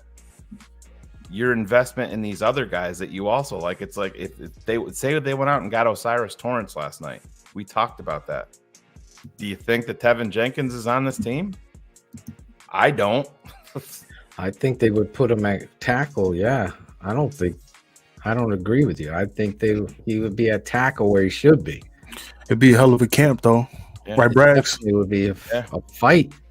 Yeah. Oh yeah, but I mean I put him on attack, but clearly I don't think they look at him as an offensive tackle at this point. I mean, they had the opportunity to move him. They moved him from right guard to left guard. Right. So they told him no more tackle for you. You're going to right guard. Then they sign a guy and all that work we put in, I mean, we're going to put you over on the left side now. Figure it out. Yeah, I have no idea the Tevin Jenkins story. But I'm just my point is, if they went out and invested a second round draft pick in Osiris Torrance, who ended up going to Buffalo, that to me is, I think he would have been flipped for a conditional 5th round pick. Well, they didn't do that. No. That's what I'm saying. So they have some faith. You were saying they have faith in him. You were asking me, am I surprised that they haven't doubled up on the offensive line? Well, they may like the development that they're at with Jatiri Carter, the development that they're at with Alex Leatherwood, with Dieter Iceland. They have youth there. They have numbers there. I want to stay on Tevin because here's the thing. When we step back, Tevin Jenkins was far and away your best offensive lineman last year. So one move of Darnell Wright should not alleviate what you saw when challenged. He stepped up to the challenge and played guard and played it pretty damn well. Now, the question of him being weird has to be answered. He stepped into the limelight of saying, I'm actually liking being around my player. Whatever he said that you quoted in some he said he was right? enjoying the camaraderie of getting to know his new teammates. And he got married this offseason. Maybe, like I said, married. Maybe mental health is a big part of everything nowadays. Braxton Jones. You know what? Like Eric Kramer did the Cars. He has to come in there and say that. And I want to be the left tackle. Same with Leatherwood. He should come in here motivated. That's why Larry Borum's deleted tweet was such a black eye to him as a character. That's another guy. So I think the names that we're all naming is the reason that they haven't doubled up there. So they see something in Leatherwood. They see something in Iceland. They see something in Tyree Carter. They see something in Doug Kramer. Yeah, that is a lot of guys. Think about all the names that we're talking about. And this is the Chicago Bears offensive line. We've never had that before. We also have Deesh. Douche. Yeah, they re-signed him. Yeah, it's Deesh or Deesh. Okay. He's got the Skoronski. Thanks, Mom. Thanks, Dad. He has the short Skoronskis, Adam Hogue. It's a disease. And what it is short arms, but he's a talented. He's got great feet. But he never picks up the tab because he can't reach the wallet. You know, they did play he Leatherwood. He never did play Leatherwood last year, and he was fucking horrible. He got snaps. He was awful. I don't get the faith in Chris Morgan. They're hyping Chris Morgan. I think it's just what you do. I don't think they'll ever come out and say, fucking Packers. What'd they do? Here we go again. Xavier Hutchinson? No, they took Wicks. The other dude, Dontavian Wicks. I'd rather have Hutchinson. Yeah. But to your point about even Dominique Robinson, he still has a lot of room to grow. We didn't see much of him for the rest of the season, but that the athletic piece, why they drafted him in the first place, there was a point to that in Ryan Poles, and this is year 2. He wants to see his guys develop. You don't always want to push guys out, so I can see from that frame of mind, Well, the blueprint is you got to look towards Philadelphia. As much as I talk about them, you want to be rotating guys, keep guys fresh. That's why I would have had no issue if the Bears. I'm not the biggest fan of him, but if we had talked about, I wouldn't have been against the Bears bringing in Adetomwe in round 4 just to throw another fastball on the interior to go with the group. But don't forget, DeMarcus Walker is a guy that's got versatility. They're gonna play inside. They're gonna play outside. Not the best guy. I think he's much better interior. But to Cool Kennedy's point, they want to draft and develop, and you can't stunt the growth by just saying, all right, we're going to bring in this guy and ruin what we got with the guy that we have been developing for the past 12 months. So even with the frame of mind from the defense and offensive line standpoint, the fact that Bourne, obviously that's not how you should think. Larry Bourne would be gone if I had anything to do with it. I would send a fucking message to everybody, and I'd say, you fucking are off my team. Go play somebody else, or I'll probably see you in Saskatchewan playing in the CFL. Yeah, I mean, it tells you your mindset of doing shit like he did. And it may sound minor, but that's a fucking problem. He did the same shit last year with little things, and then his mother's always chirping on Twitter. It's a mindset. I'm better than everybody. Well, you're not showing that. You got wildly out of shape. Those are the facts. And then the Bears make their top 10 pick, and the first thing that you think of is to send out an asshole tweet like that, and then you're so fucking spineless, you delete it 3 minutes later. Yeah. It tells you the mindset of where he's at. There's nothing given, Larry. You were a fucking 5th round draft pick for a reason. I don't want shit like that on my team. See ya. He needs to listen to Big Steve, man. He needs a mentor like Big Steve, because he made a good point. Steve made a good point that last time, like the fact that from his perspective, being undrafted, like you're lucky, man. You're fucking lucky. You were 5th round pick. you got to take care of your opportunity, man. And that just shows a lot. But for the defensive line standpoint, what I was getting at, when they see guys come in, the D line has less to be mad about because you understand you need more breaks. Like with the O line, your tackle is going to be your tackle for most of the game if they're healthy, right? Like you don't switch out O line like that, But D line is like kind of they're in the mode that they're going to get that break, So I could see where Bourne would internally like fuck, you know what I mean? But he should have never put that out for the public, Yeah, absolutely. No, I totally get it. But we're gonna wrap up with you guys here. I'm glad you guys stopped by. You got any Cool Kennedy? We wrapped with you. Wags, you got any parting shots? Any parting thoughts? I just think, we're at the point in the draft where the positions that Poles picks will tell you a lot about what he thinks about what he already has.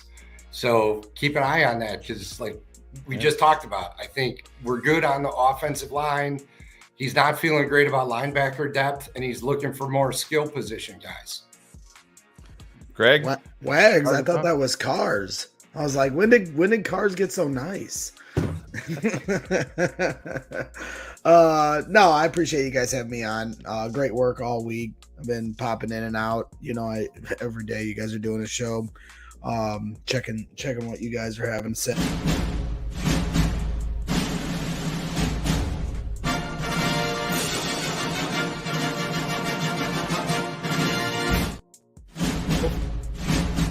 The whole fucking thing. You had to play the whole damn clip. That wasn't me. All right. Antonio Johnson, Phil, just went off the board. All right. So, did he? What are you eating, Phil? A wrap. All right. Well, no, I appreciate you guys having me on. Like I said, great work all week. Now we finally get a vision of what this team is. I get over I know you guys love the hypothetical draft game, but I just want to see what the roster is, and then we can start actually looking at who we have and start gearing towards training camp and seeing them in pads, and then that's where I can really get to know these guys. So I'm excited for it. Love it. I appreciate you jumping on, Greg. Anytime. Ron G, thank you so much for all of the beautiful backgrounds and graphics that you put together for this network and the show and the coverage.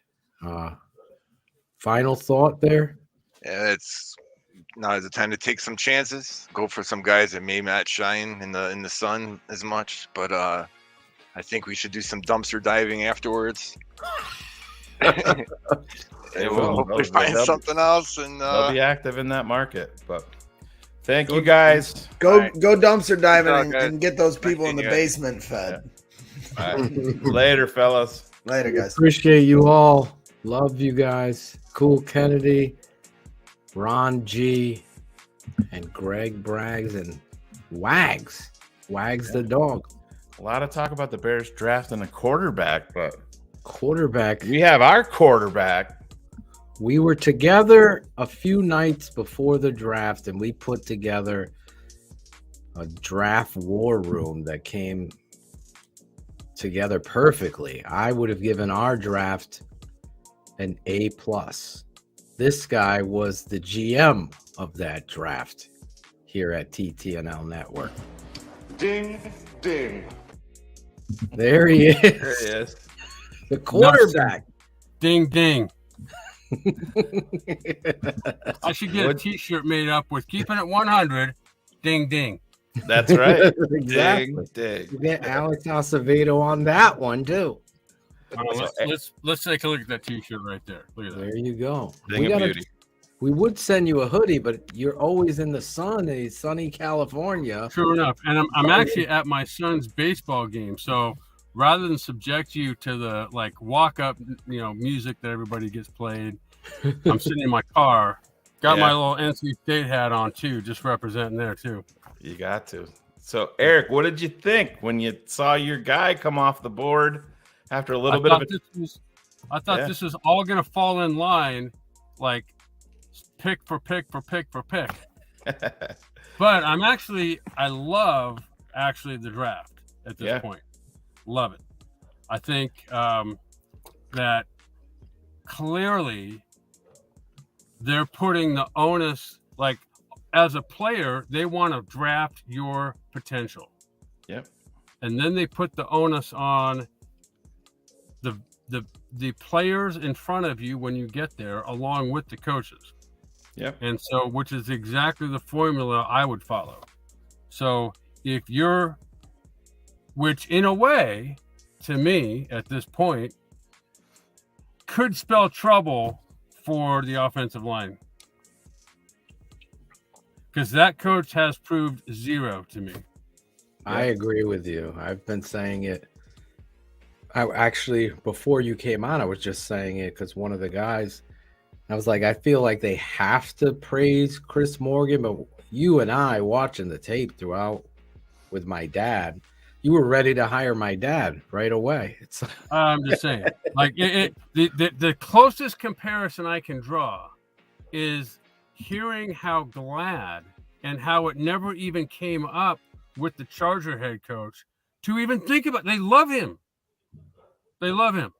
Right. Like, knowing the ownership like I do, what they love is not having to pay salary to a guy that's no longer working for them. That's what they love. Real quick, quarterback Jaron Hall from BYU just went off the board to the Minnesota Vikings, and the Bears are now on the clock, Kramer. Okay. I like it. So we took a tight linebacker that I really like from Oregon, Mike linebacker. Right? Yep. So yeah, Penei Sewell's younger brother. Right. So you have the NFL bloodlines. Now here, will they take their center? Will they go on a tight end, Shane? I don't know where they're going, Phil. Quite honestly, I would be interested in, at this point, I know he's super, super raw, but at this point, it's where you do that. The Andre Carter, the edge rusher from Army, he needs a total body transformation, but there's definitely traits there to work with. And at this point, that's really what you're looking for. And they've done nothing on the edge. And like we said, they've not done. We talked about that. That would be an interesting name to keep an eye on. Once Antonio Johnson went on, the other guy we mentioned, it was Corey Trice, the big corner. Oh, he's all yoked up athletically. Yeah, that would be a nice pick. 6'3". He's a big boy too. The Clemson tight end. Have you guys already discussed the Tyreek Stevenson draft pick though? Yes, but we will with you once we get the name of the pick. Okay. Because I know you're going to have something to say. Go ahead and you guys talk, and I'm trying to get the. Well, I like the fact that he starts out in Georgia, right? Yep. And then isn't playing the position he thinks he's best suited for. Transfers to Miami, plays back on the outside. He's got, to me, the physical attributes you want, and he's the exact guy that I was talking about before. Here's a guy that's shown flashes of brilliance, brilliant play. He's got the attitude, the makeup, everything you want. So I love I don't know if it was him, but Charles Davis is talking about, okay, put a pair of boxing gloves on that guy in practice. Make him play with his feet. So the Bears pick is in. Took a guy that's fallen down a little bit. I know some teams were high on cornerback Terrell Smith from Minnesota. Yep. That was the number highest guy on my board. So look at that. Yep. Terrell Smith falls to the Bears. This kid's a good corner. Very instinctive. Somebody I feel like you're getting here this late. This kid could play for you. You know, this isn't like a throwaway or a shot at greatness. I had him right behind Shane's kid from Syracuse. Went. Where did he go? He went in the third round. Arizona. So here he is.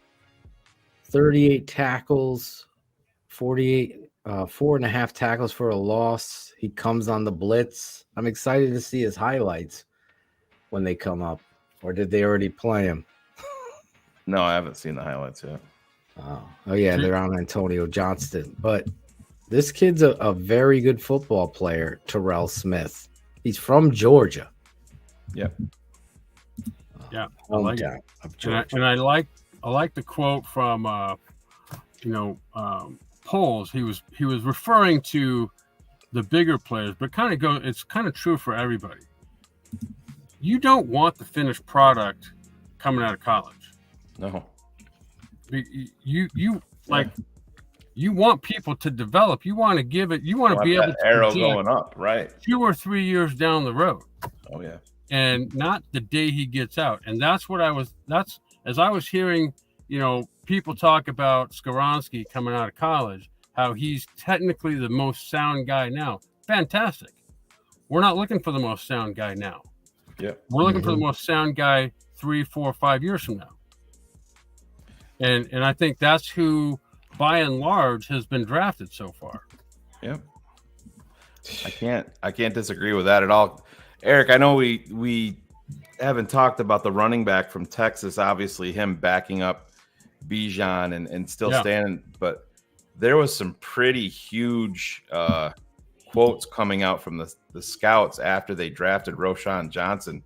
The one scout came out and called him a pillar piece of the entire organization, highest character grade they've ever handed out. Right. So the first thing I thought of, and I was sitting here watching the game, looking down on my phone, seeing that they drafted him. The first guy that came to mind was Josh Jacobs. How many starts did Josh Jacobs have in his career? Oh, yeah. Yeah, he had a lot of... 0, in fact. Yeah, right. And he had a lot of... Yeah, because Alabama is the same type of... They're like Philadelphia. They're rotating guys in constantly. That's what I'm saying. So would you rather have a guy that started and played 50 games or a guy that started and played the equivalent of 5 or 10 games? Yep. Great point. Give me that guy. So that, it also made me think of guys like Jamal Charles and heck, Priest Holmes, for that matter, who was an undrafted free agent. Priest Holmes went undrafted. That's the reason my son Dylan fell in love with the Chiefs, right? And then that was the year Dylan was about 6 or 7 years old. He breaks the touchdown record. They weren't good for a decade. And then he hung in with them all that time to get to where they're at now. So that's great. But I think that's what you do. I don't think you take the guy that just ran himself into the ground, or like it made me think of Herschel Walker. Yeah. How he basically was their offense for 4 straight years. Yep. Yeah. I mean, the talent of Johnson alone, and Bijan Robinson, who I had as a third best player in this whole draft behind Will Anderson and Bryce Young. Then you have his backup there, and he has rested legs. And when he's able to get his opportunity, I think he's going to shine. And Eric, I also pointed out to the fans, when you look at Roschon Johnson being awarded honorable mention all Big 12 by the coaches, that says a lot more to me. When you're a backup running back. When you're a backup running back. That's what I'm saying. Like, some of these programs at many positions, especially skills positions, Texas, Alabama, Georgia, it's just a stable. It's like, when you say stable, I mean like 8 or 9 of them. Yeah, exactly. And so, I love the pick, and I've never seen him play, but I think that the idea that, when I was in Detroit, that team was good because of 2 people. First, Ron Hughes, and then Kevin Colbert, personnel department. So talent-wise, we were either in or winning every game. But if you combine great drafts, which I think these last 2 have been, free agency, and then you let good coaches coach, that's how Super Bowls are formed. Yeah. You can't be upset with them building these trenches out. Eric, I looked back at your mock, and going with Darnell Wright, and then we came back and you traded up for AA, who ended up falling into the 4th round today. No, we traded up for Kalijah. Or yeah, my bad. Yeah, Kalijah Cansey, my bad. But the thought process that we went through with your mock draft was exactly what Chicago did. They just did it a little bit backwards when they went Gervon Dexter. They got the bigger interior guy, and then they went with a guy that's a little bit smaller with a little bit more explosion to kind of help him out on the interior. Right. And then obviously the first round draft picks matched up. So this offensive line group. Yeah, go ahead. The guy from Florida, Dexter, kind of reminds me of the idea of Akeem Hicks. So just a guy who wrecks your game plan before it ever gets off the ground. And I mean, the guy is potentially devastating. Yeah. And given what we now know about Matt Eberflus as a defensive coach and the coaches that coach for him that are all defensive coaches, it is a game-wrecking defense they want to play. They draft speed, they draft dominant players, and they will coach them up. So you're going to you might win the game, but you're going to know who you played. Yeah, well, that's what you want. They talked about when they drafted Darnell Wright, one of the things that they loved about it, they said, when you get done playing us, you're going to know that you just faced Darnell Wright. Everybody's going to know it. And I said, you love that mentality is what's been lacking here for so long. You know, they interviewed Darnell Wright. I think it was on The Score, and they said, what's going to happen when somebody hits your quarterback late? And he goes, oh, we'll take that all the way to the parking lot. And I said, I heard that. I'm like, I love you. That's exactly what the Bears. Eric, you've watched enough Chicago Bears. We watch it. Justin Fields got hit late so many times last year, and offensive linemen didn't even go over to put their hand out. Some of them, they just walked the other way. And I'm like, that's right, a mentality because they were embarrassed about what just took place before that. Yeah. And you want to have the mentality as an offense where, as a lineman, you want to say, we're running right here and it's on one. Yep. Yeah, absolutely. Give it your best shot. Yeah.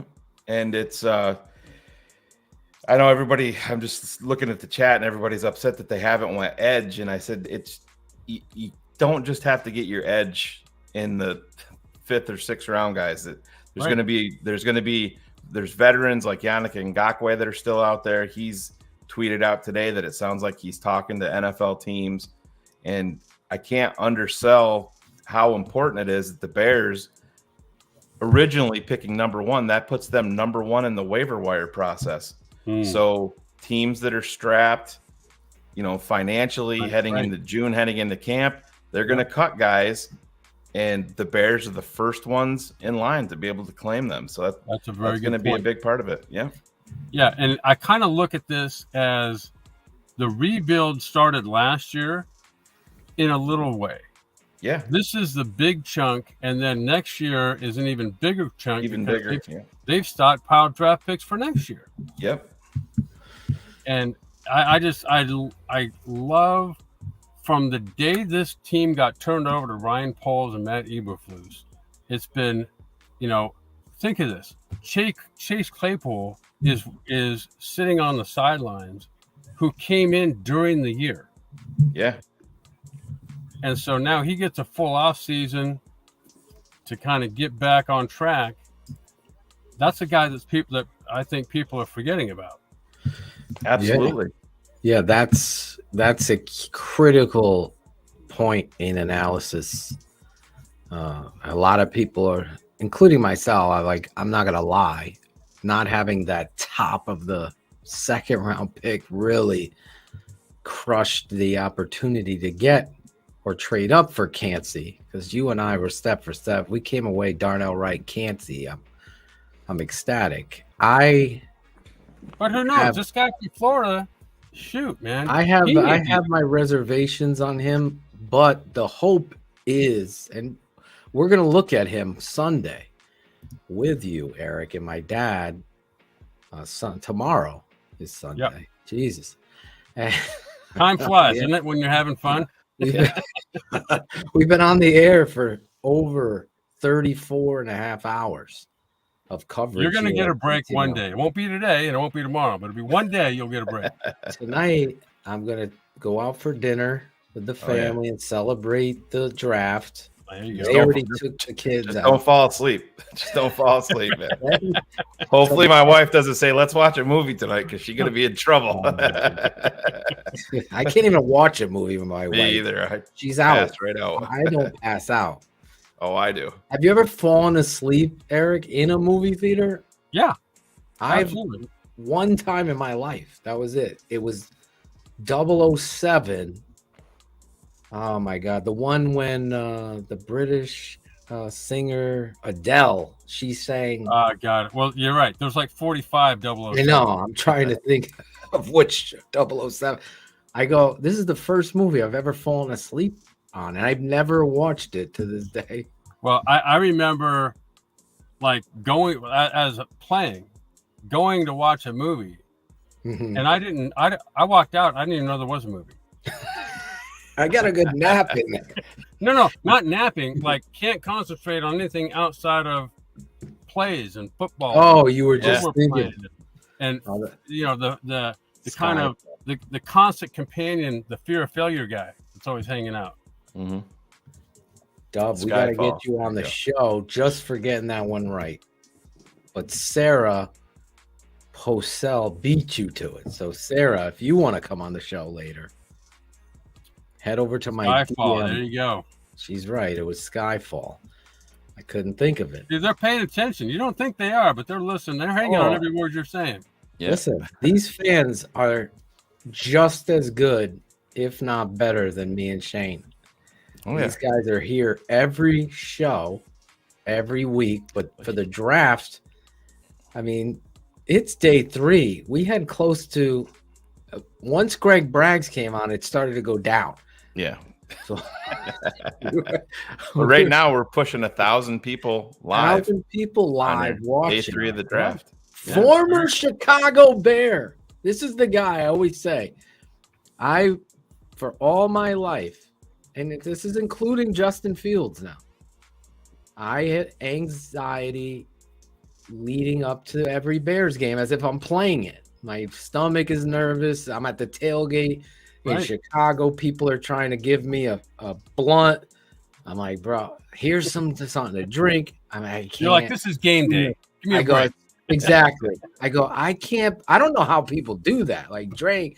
Like Braggs, he's like 11 fucking rum and cokes, Jack and Cokes in. I go, how do you even do this? I gotta watch the game. I'm the same way. I have buddies that, hey, I'll come over and watch the Bears game. I'm like, you ain't coming to my place. No, I don't want you. I don't want people. They're like, oh, well, let's go to the bar. We'll watch the Bears game. I'm like, nope. I'll be right down in the studio I might even lock my door. I remember in 1987, I played the 3 games for the Falcons in the strike game, and they kept me afterward. I didn't play anymore the rest of the season, but they came afterward. And I remember at halftime, some of these guys would go in the bathroom and have a cigarette or two at halftime. Like, I'm talking receivers. I mean, it was just crazy. It's crazy. Like, what the hell is this? Yeah. I had this one teammate of mine. He literally would smoke marijuana and be high as fuck out there at practice and just killing it. I'm like, what is going on? I remember our wide receiver coach at Hofstra be like, you reek like if you were you were sprayed by a skunk, is what he said. That became his nickname, Skunk Man. And I don't know how they did it.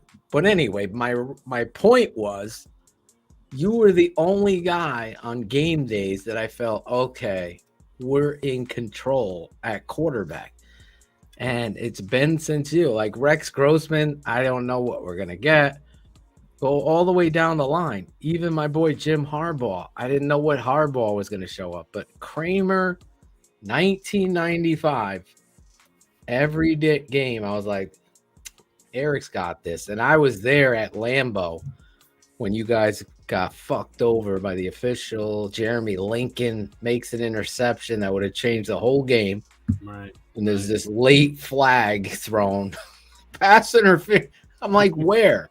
And the Packer fans are like, oh, stop your I'm like, remember Brett Favre was ruled out.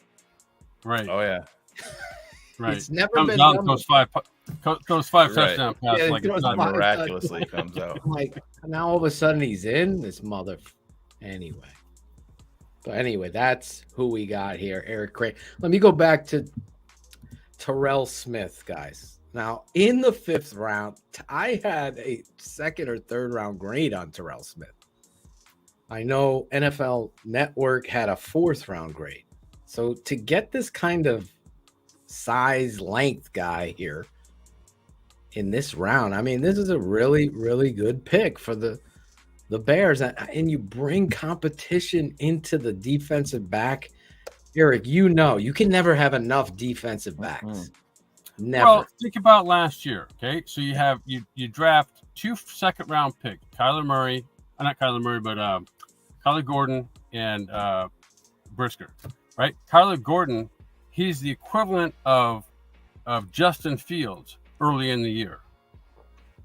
Yet there's nobody to learn from, so he's got to learn on the job, which he then gets toward the end of the year. But now, like you just said, you've got 2 guys that now they've drafted and created some competition. And I don't know if you remember, early in the year, Kyler Gordon made a play or two, couldn't contain himself from celebrating himself. Yeah. And then he spent like the next 10 weeks being the butt of everyone else's jokes. And so I think he probably learned some humility along the way in a good way. And I think now you've got not only those 2 from last year, you've got all the guys that stepped in and backed up, like Vildor and some of these guys who had, good Josh Blackwell, special teams for sure. Yeah. But I mean, some of these guys stepped up and got valuable experience. And so now now the Bears went from having next to nobody to having it's like they're all piranhas and someone just threw a bone in the water. Exactly. That's what we need. And you're right. You look at the linebackers, they did a complete total makeover at the linebacker position. And I think just stepping back from this, I really, really am going to be excited to see Gervon Dexter's tape tomorrow. I have game 1 against Utah, and it ain't pretty. And so but you have to put out there too, Phil, and Poles talked about it, and it is important, the responsibilities that Florida put on him in that defense. It's not huge difference. It's not hacking, right? They want him to. Yeah, Ryan Poles said last night he was required to read, mirror, then react, and that's when you watch him on tape. I said what was it? Yeah, yesterday with Herb Howard, because he was a guy that I thought that would fit. So we talked about it before the draft started, and I said the only thing that drives me crazy is at the snap of the ball. I'm like, will you just go, it's go? Infuriating And it makes you want to rip your hair out. But then I didn't know what his responsibilities were, and it was the read, mirror, then react. Mm-hmm. In this defense, it's not going to be that. It's going to be go. It's use what you got to get upfield, and you're controlling your gap by getting upfield. Yep, exactly. And that's really, I mean, when you looked at Ego Ferguson and he was a bust, I was hoping because LSU played a similar 2-gap scheme that he would come in here, be a 3-tech, and just explode based on some of the athletic traits. ego never did. We know the story here. I didn't have a very good grade on Dexter. I did like Riddick. Excuse me. What's his name? It's in my freaking. Who are you talking about? The defensive tackle from South Carolina. Oh, Zach Pickens. Pickens. Yeah. I don't know where. Pickens. I did like Pickens at the 3 technique. Again, when you didn't have that 30-second pick, which ended up being because of the Miami Dolphins got their pick taken, you lost out on the guys or the opportunity to trade up for that 3 tech. Now, as you get further along in the draft, you're seeing special teams guys with high ceilings. They got the receiver, Eric, from Cincinnati. That is a burner from the slot. Yep, So exactly. now, well, somebody we had talked to, we didn't talk about him by name, but that position of, now the way I envision it going in, okay, there's nobody but Darnell Mooney in there right now. Well, now there is. And so, again, you've got guys like he's not Zay Flowers, but he's Zay Flower-esque. And so you create, you can never have enough good at any position. You know what I mean? And so the fact that you've got guys who by nature aren't quiet, no one's getting into that huddle saying, I'm not open. So now go prove it. Yep. And his average yards per touchdown catch, 44.6 in his career. Yep. And as you guys might recall, toward the back end of the season, that's when Justin Fields started figuring out how to be accurate. Yeah. And down the field. And I think this is the right combination that we've all kind of been waiting for coming together. You've got good experience. You got some people exposed, but you also got some people that got quality reps. In other words, quality experience that you can now say, okay, we can build around that guy and this guy at that position, and so on. And it's like there's no such thing as a one draft and now you go from worst to first. Nope. Right. Got to stack them. Eric, talk about the experience of being a veteran and then the Bears go into a draft and you're home watching the draft or whatever you're doing. Are you curious as the quarterback to see what they're doing? Are they getting you any weapons? Are they going to help you out at a certain position you felt like you feel like you can get improvement through or get younger at? Are you doing that as a quarterback in the NFL? Heck yeah. I mean, you do it, you sit back and hopefully as a organization, they have figured out and taken their best shots at figuring out how this team needs to be built, like from the foundation, not necessarily around you, but as a foundational organization, player-wise and player development-wise, are they doing the right things and making the right moves? And I've said this before, case in point, where going back to 95, Jeff Graham he had a 2-year deal, 94, 95. And so it wasn't just me calling Dave Wannstedt, who had no control over the matter, but,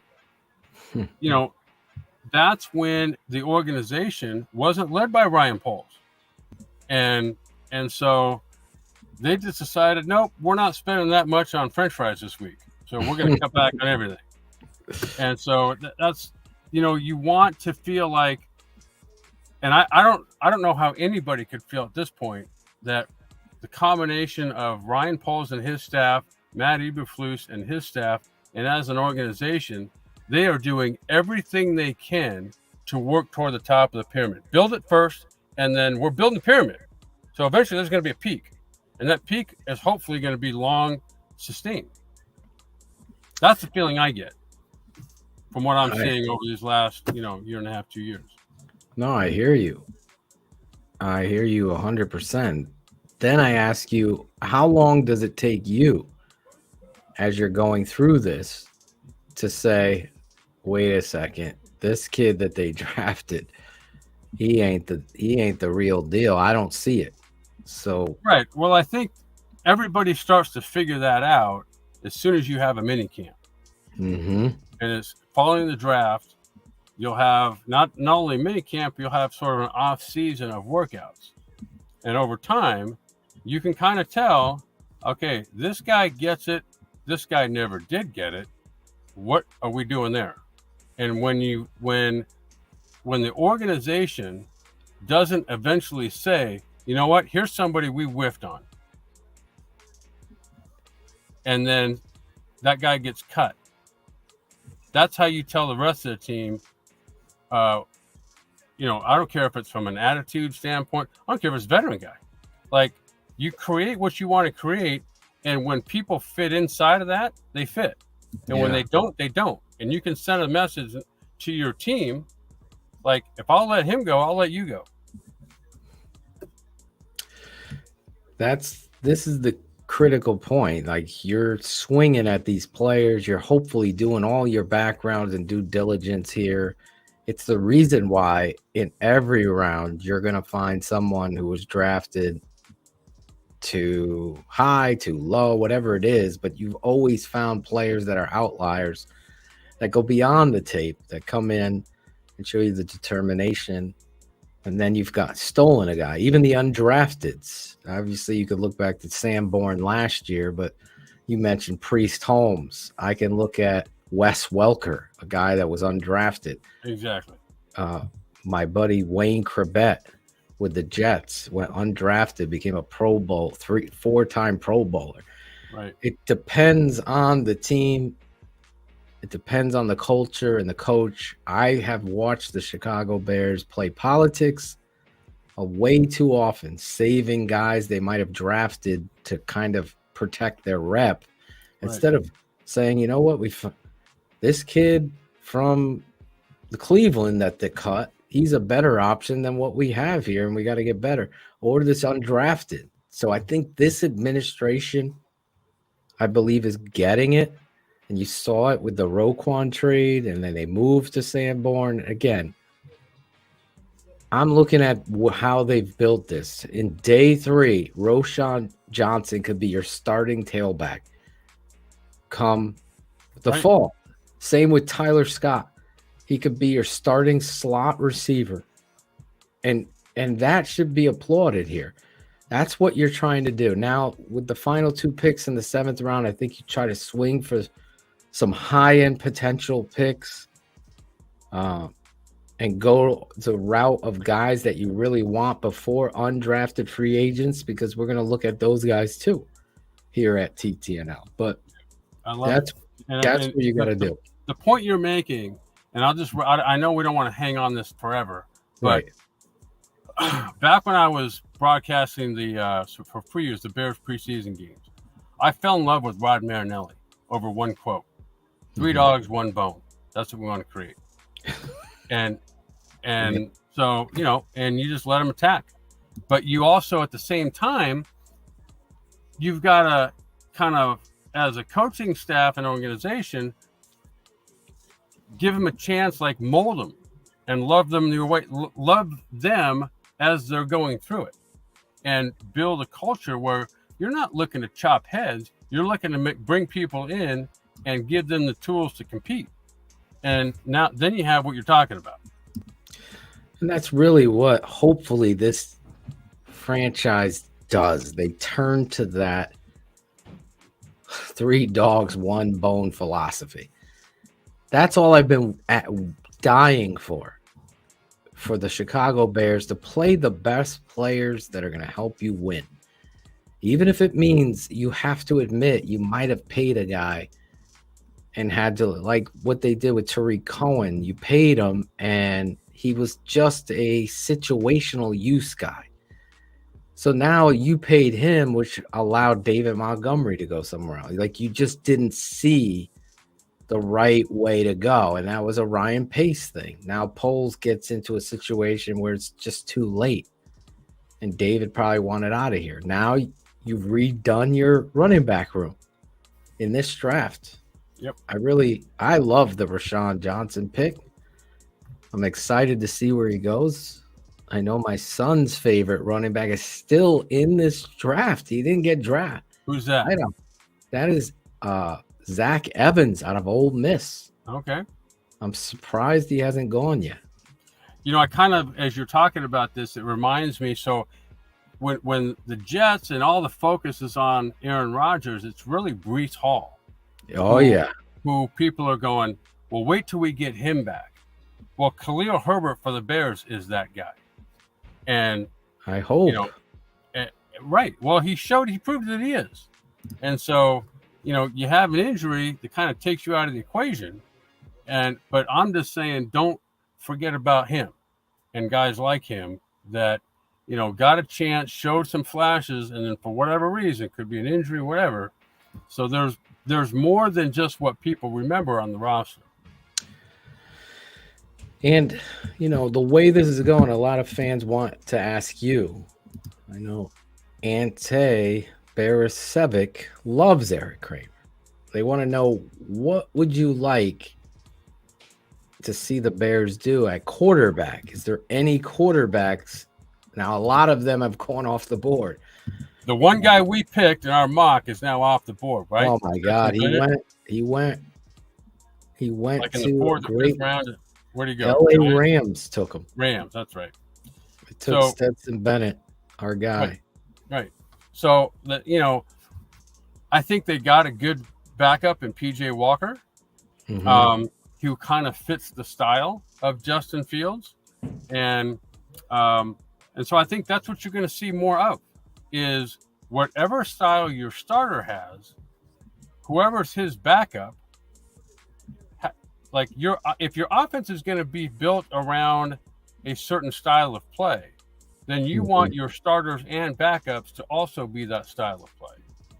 And so that way you don't have to change a whole lot of things when guy number one goes down, guy number two comes in for a week, 2, 3, or even a few series. You don't want to have to change everything all of a sudden. So I think they got a pretty good guy there in PJ Walker. And so, you know, at some point, there's going to be a time to draft a guy. I just don't think that's this year. Yeah. I'm trying to find some site that would give me positions that have been drafted, but I haven't been able to find that. We're here covering the NFL draft live with former Bears quarterback Eric Kramer. Eric Gray, the running back from Oklahoma, has gone to the Giants.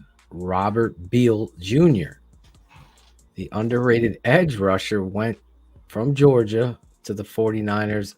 Warren McClendon, back-to-back Bulldogs, goes to the Los Angeles Rams, the right tackle from Georgia. And Los Angeles Rams took a guy that I had my eye on, Davis Allen, the tight end, the athletic tight end from Clemson, has now gone to the Los Angeles Rams. The Colts are on the clock.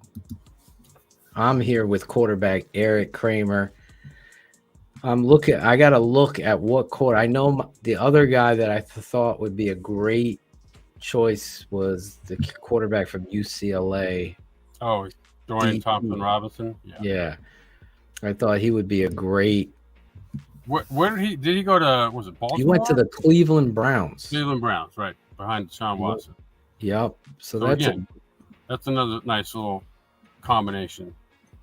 Exactly. Aiden O'Connell has gone. Jaron Hall has gone. What are your thoughts? I couldn't believe the Green Bay Packers took the Penn State quarterback early. Oh, right. Yeah, he's a good player. I forget his name, but he's pretty good. Oh, God. I just had it, and now I can't find his name in my head. Somebody put it in Clifford. Yeah, exactly. He went. Aiden O'Connell went. What are your thoughts on Max Duggan, the TCU. Oh, there you go. TCU. Yeah, I don't know. I didn't see enough of him that showed me like, okay, this is even at TCU, he was somewhat inconsistent to me. And obviously it showed up as a team in that national championship game. But I mean, he could be a serviceable guy, I think. The one who I don't get and I don't think I ever will, is the Will Levis thing. Like, where did that guy come? Who thought he's a first round guy? Whoever even thought that? Nobody on this panel. Nobody on this Piper panel. Jr. and Todd McShay thought that. And that's where then obviously Tennessee trades up to get him. Yeah. Like, where did Hendon Hooker go? Because that, to me, that's the guy. Detroit. Okay, there. That's somebody obviously had their eye on the prize, because here's a guy, had he not gotten hurt, would have been in the top 10. And now he gets hurt, and all of a sudden he's now not in the top 10. Think about what they did last year with Jameson, Williams, the receiver? Yeah.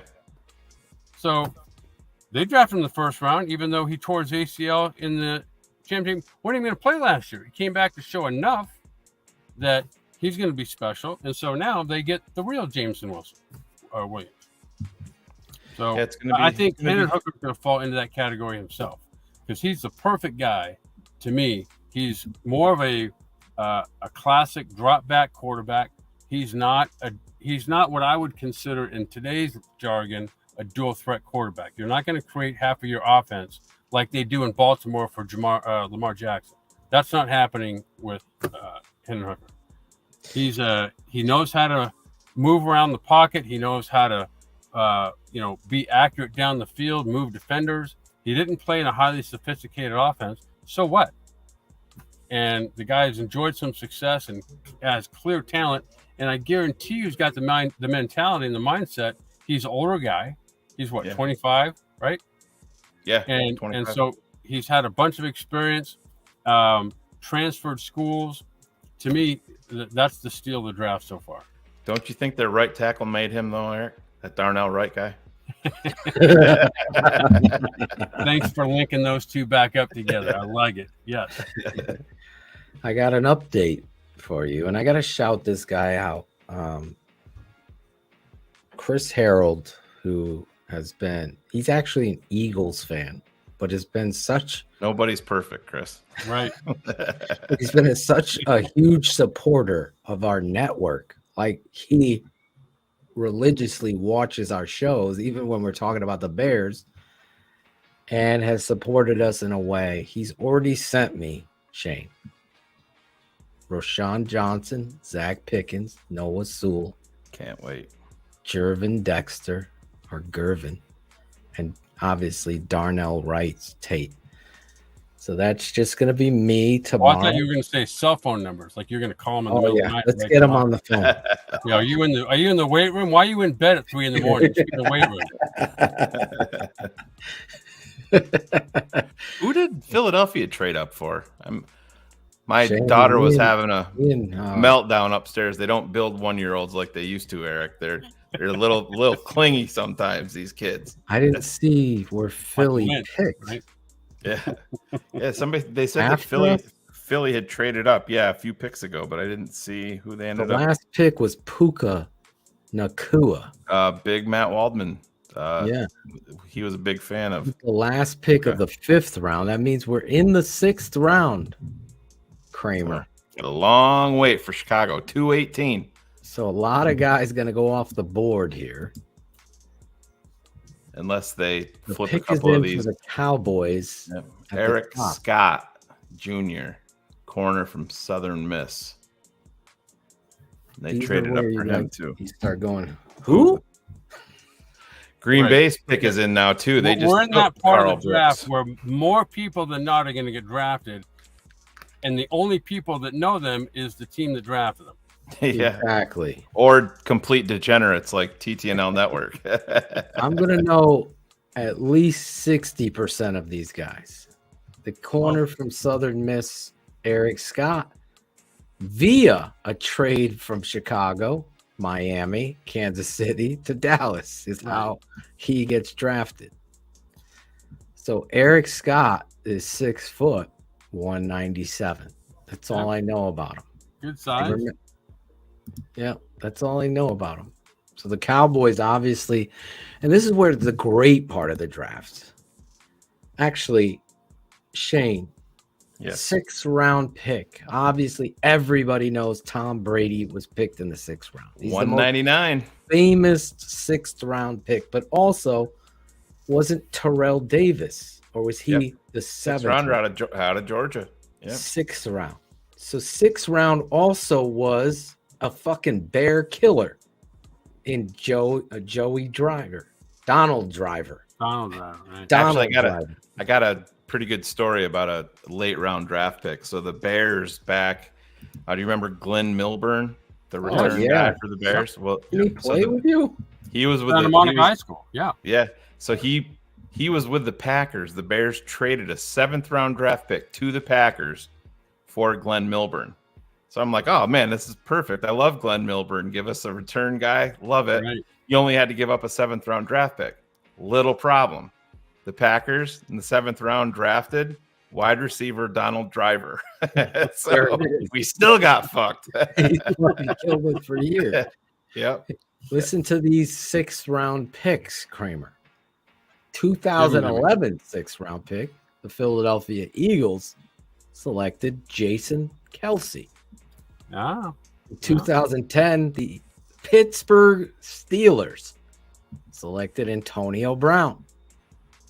In 2006, I don't know how you felt about this player, but I loved him. Anton Bethea went to the Colts. Obviously, in 2000, the Patriots took Tom Brady, while the New Orleans Saints took Mark Bulger.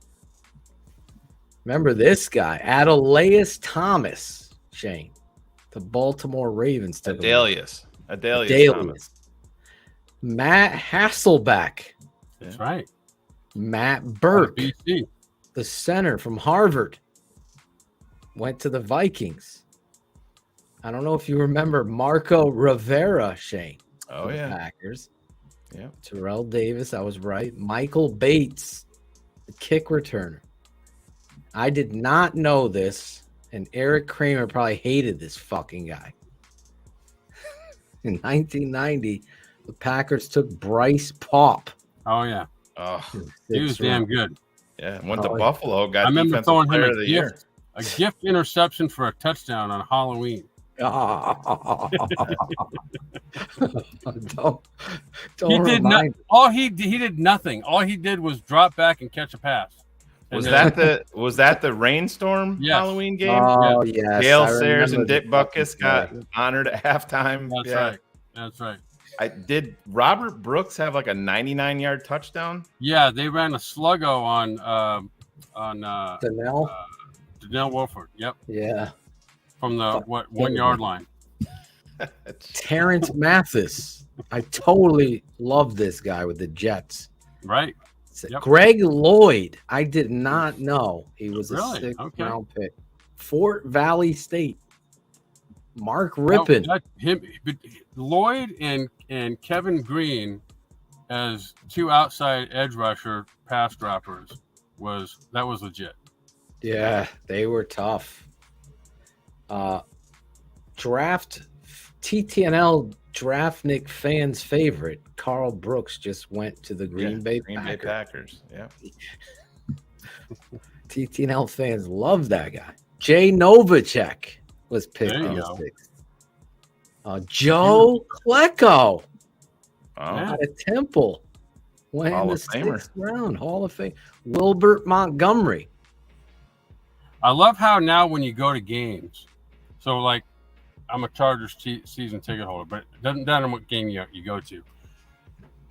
Everybody's got a jersey on, so it's and most of them are not the guys playing now. It's the Joe Kleckos of the world. Yeah, and I love it. I that's the only way to do it now. I was telling my son because he came in and whispered to me, maybe I will get Roschon Johnson. My son did the same thing to me. He's like, he came in says, Daddy, if the Bears draft Sean Tucker, I'm like, well, buddy, he's got medical.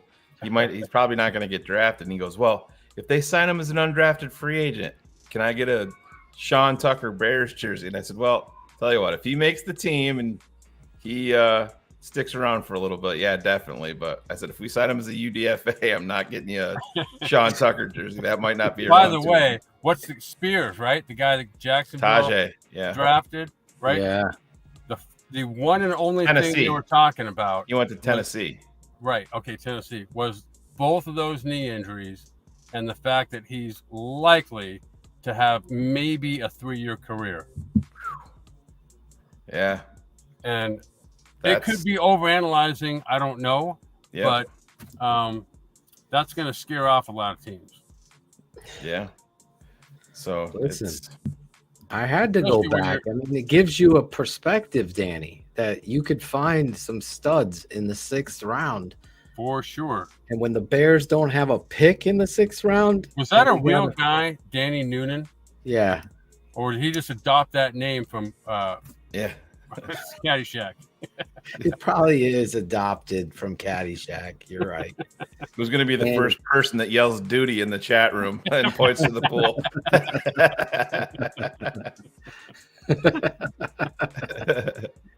I wish I had a Mike Brown jersey. That's a good jersey. I did have a Kramer jersey. Yeah. And a Zorich jersey. We can get you one of those. I told you the story. I'll tell the fans. Being at Hofstra in the spring, we'd play flag, rec league flag. But we couldn't be on the football team together. We had to be in different houses or fraternities. Yeah. I was with the law school. They're like, here. Hey, by the way, that is a good think ahead down the road. Where'd they all go? Surround yourself with talent that's going to be there in the future. Exactly. I could have used some of these attorneys during my divorce, for God's sake. They used me because I ended up bringing them to the championship, but I was always wearing my Kramer jersey with my flags. So every time I'd throw the perfect ball, I would just yell, Kramer! When I was in the air, just Kramer.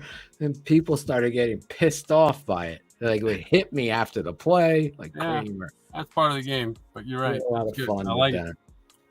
I love this game of football. It's every year. It's like Christmas, but covering it has been it's different for me because you're looking at this computer the whole time. For years, I'd just be sitting there watching, praying that the Bears get your guys, but now you have to talk through this. So thankfully, my mom and dad gave me the gift to talk. Boy. Good to thank your parents from time to time, right? Yeah. So one thing they gave me no height, Eric.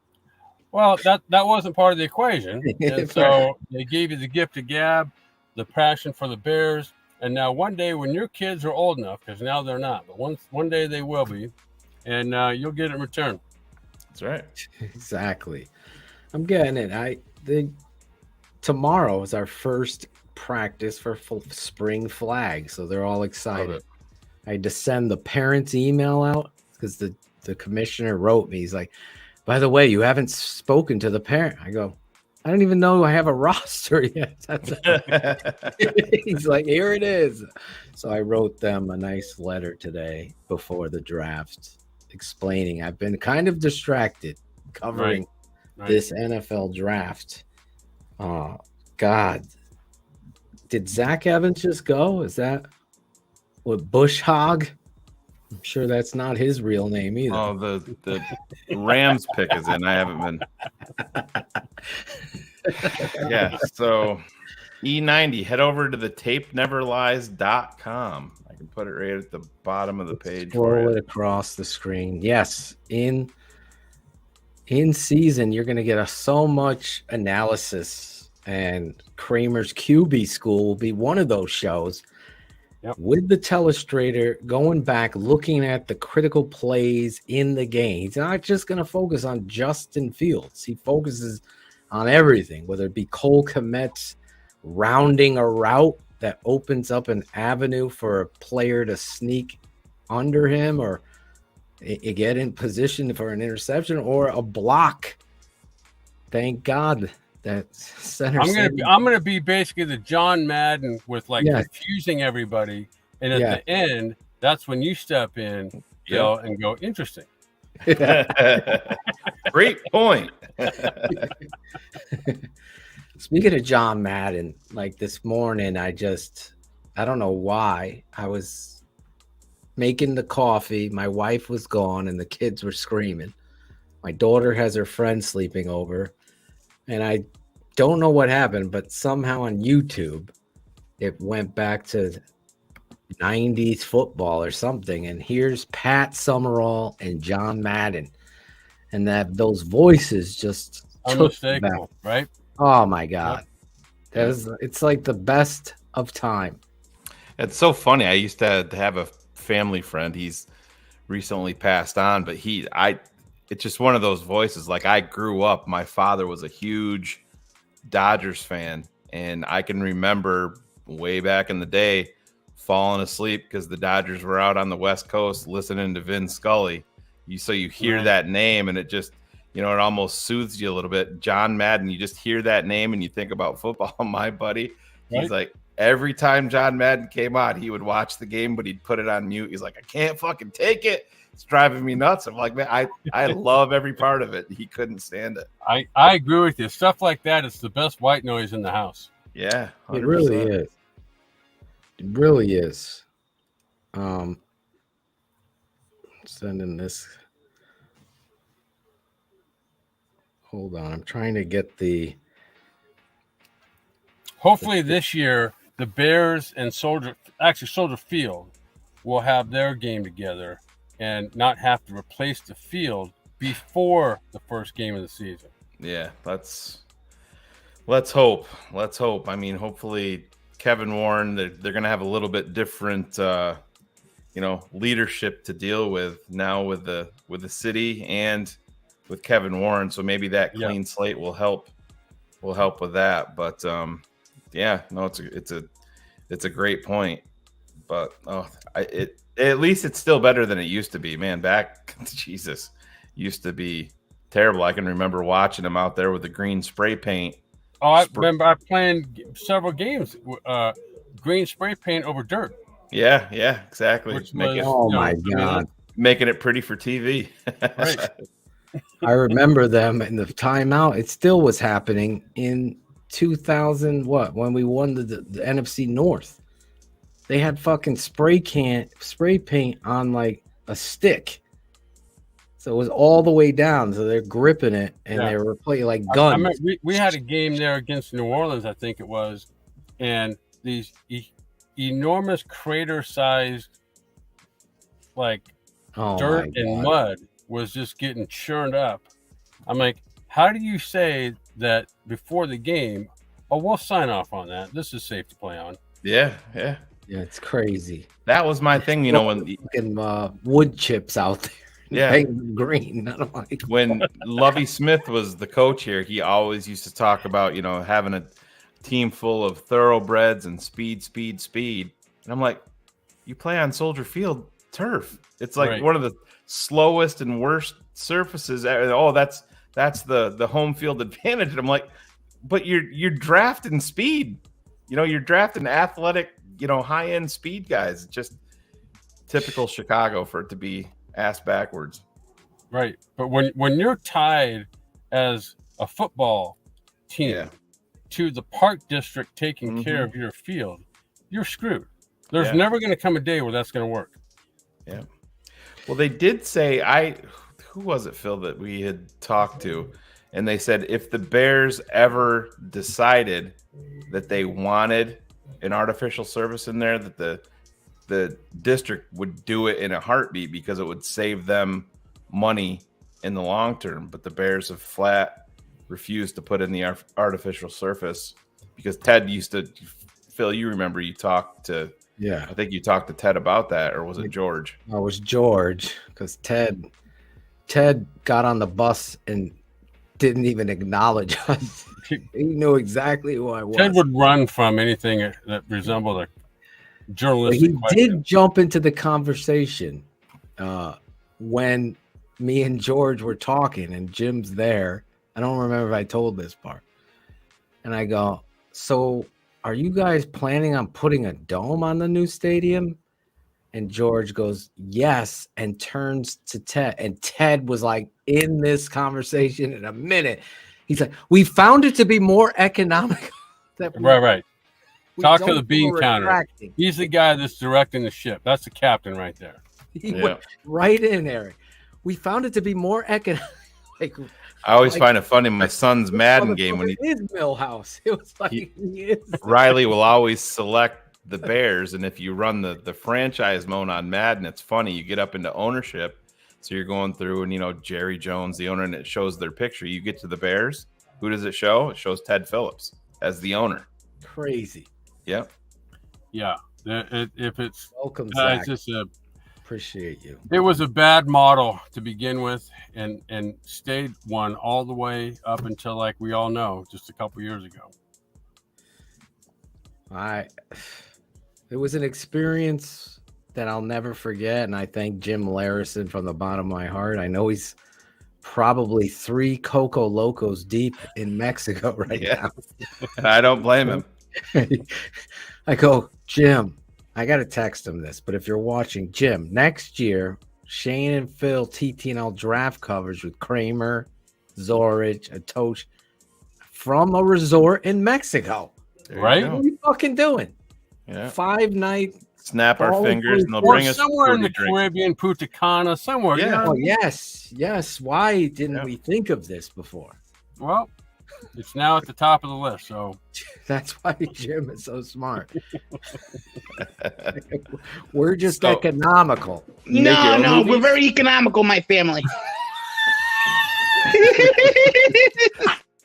So this isn't Bears related, but still very interesting. You talk about the wheeling and dealing in the NFL draft and setting up your future. I mean, Arizona has a lot of issues, but currently, after all of the trades that they've pulled off this weekend, Arizona Cardinals heading into the 2024 draft have 2 first-rounders, a second-rounder, 3 thirds, 2 fourths, 2 fifths, and a 7th-round draft pick after all those trades. That's what I'm talking about.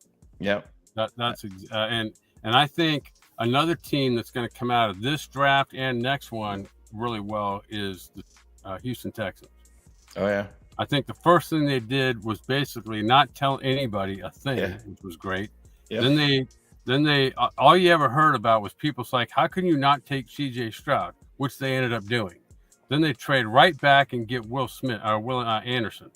Yeah. And so now you've basically just told the rest of the league, we're in this for the long haul. We've got picks. We know how to use them. And I love it. They got a new coach. They did a great job. Just getting Will Anderson on the back door move. I mean, that kid is I can't wait till all these fucking nerd boys who attacked me. I'm like, there is no better. I know my dad felt the same way and wore his passion about Will Anderson. That kid is a superstar. And good for him and good for the Texans. And DeMarco Ryan's got it right. D'Amico. Right. We're getting a special guest coming up, Shane. I just sent him the link coming in here. But I look at this, Shane, and Xavier Hutchinson is just sitting there. Yeah, you got to wonder if medicals. I had not heard anything, red flags that way, but it doesn't mean that that's what the NFL is. They have these rechecks, and a lot of times that stuff doesn't get out. But based on talent, somebody could have taken him the 3rd, 4th round all day long. Great kid, no character flaws. So that to me points medical red flag, and that's what happens. Sean Tucker, the same type of thing. The running back from Syracuse, very, very draftable, but medical red flags are what do it. Push him down, and I don't think Tucker's going to get even drafted. And Tucker is he's a pimp. Eric, I forgot to tell you, we have a new acronym. Kind of happened out of the I'm now just learning for the first time. Yeah. Playmaker in moments of prominence. Pimp. A PIM.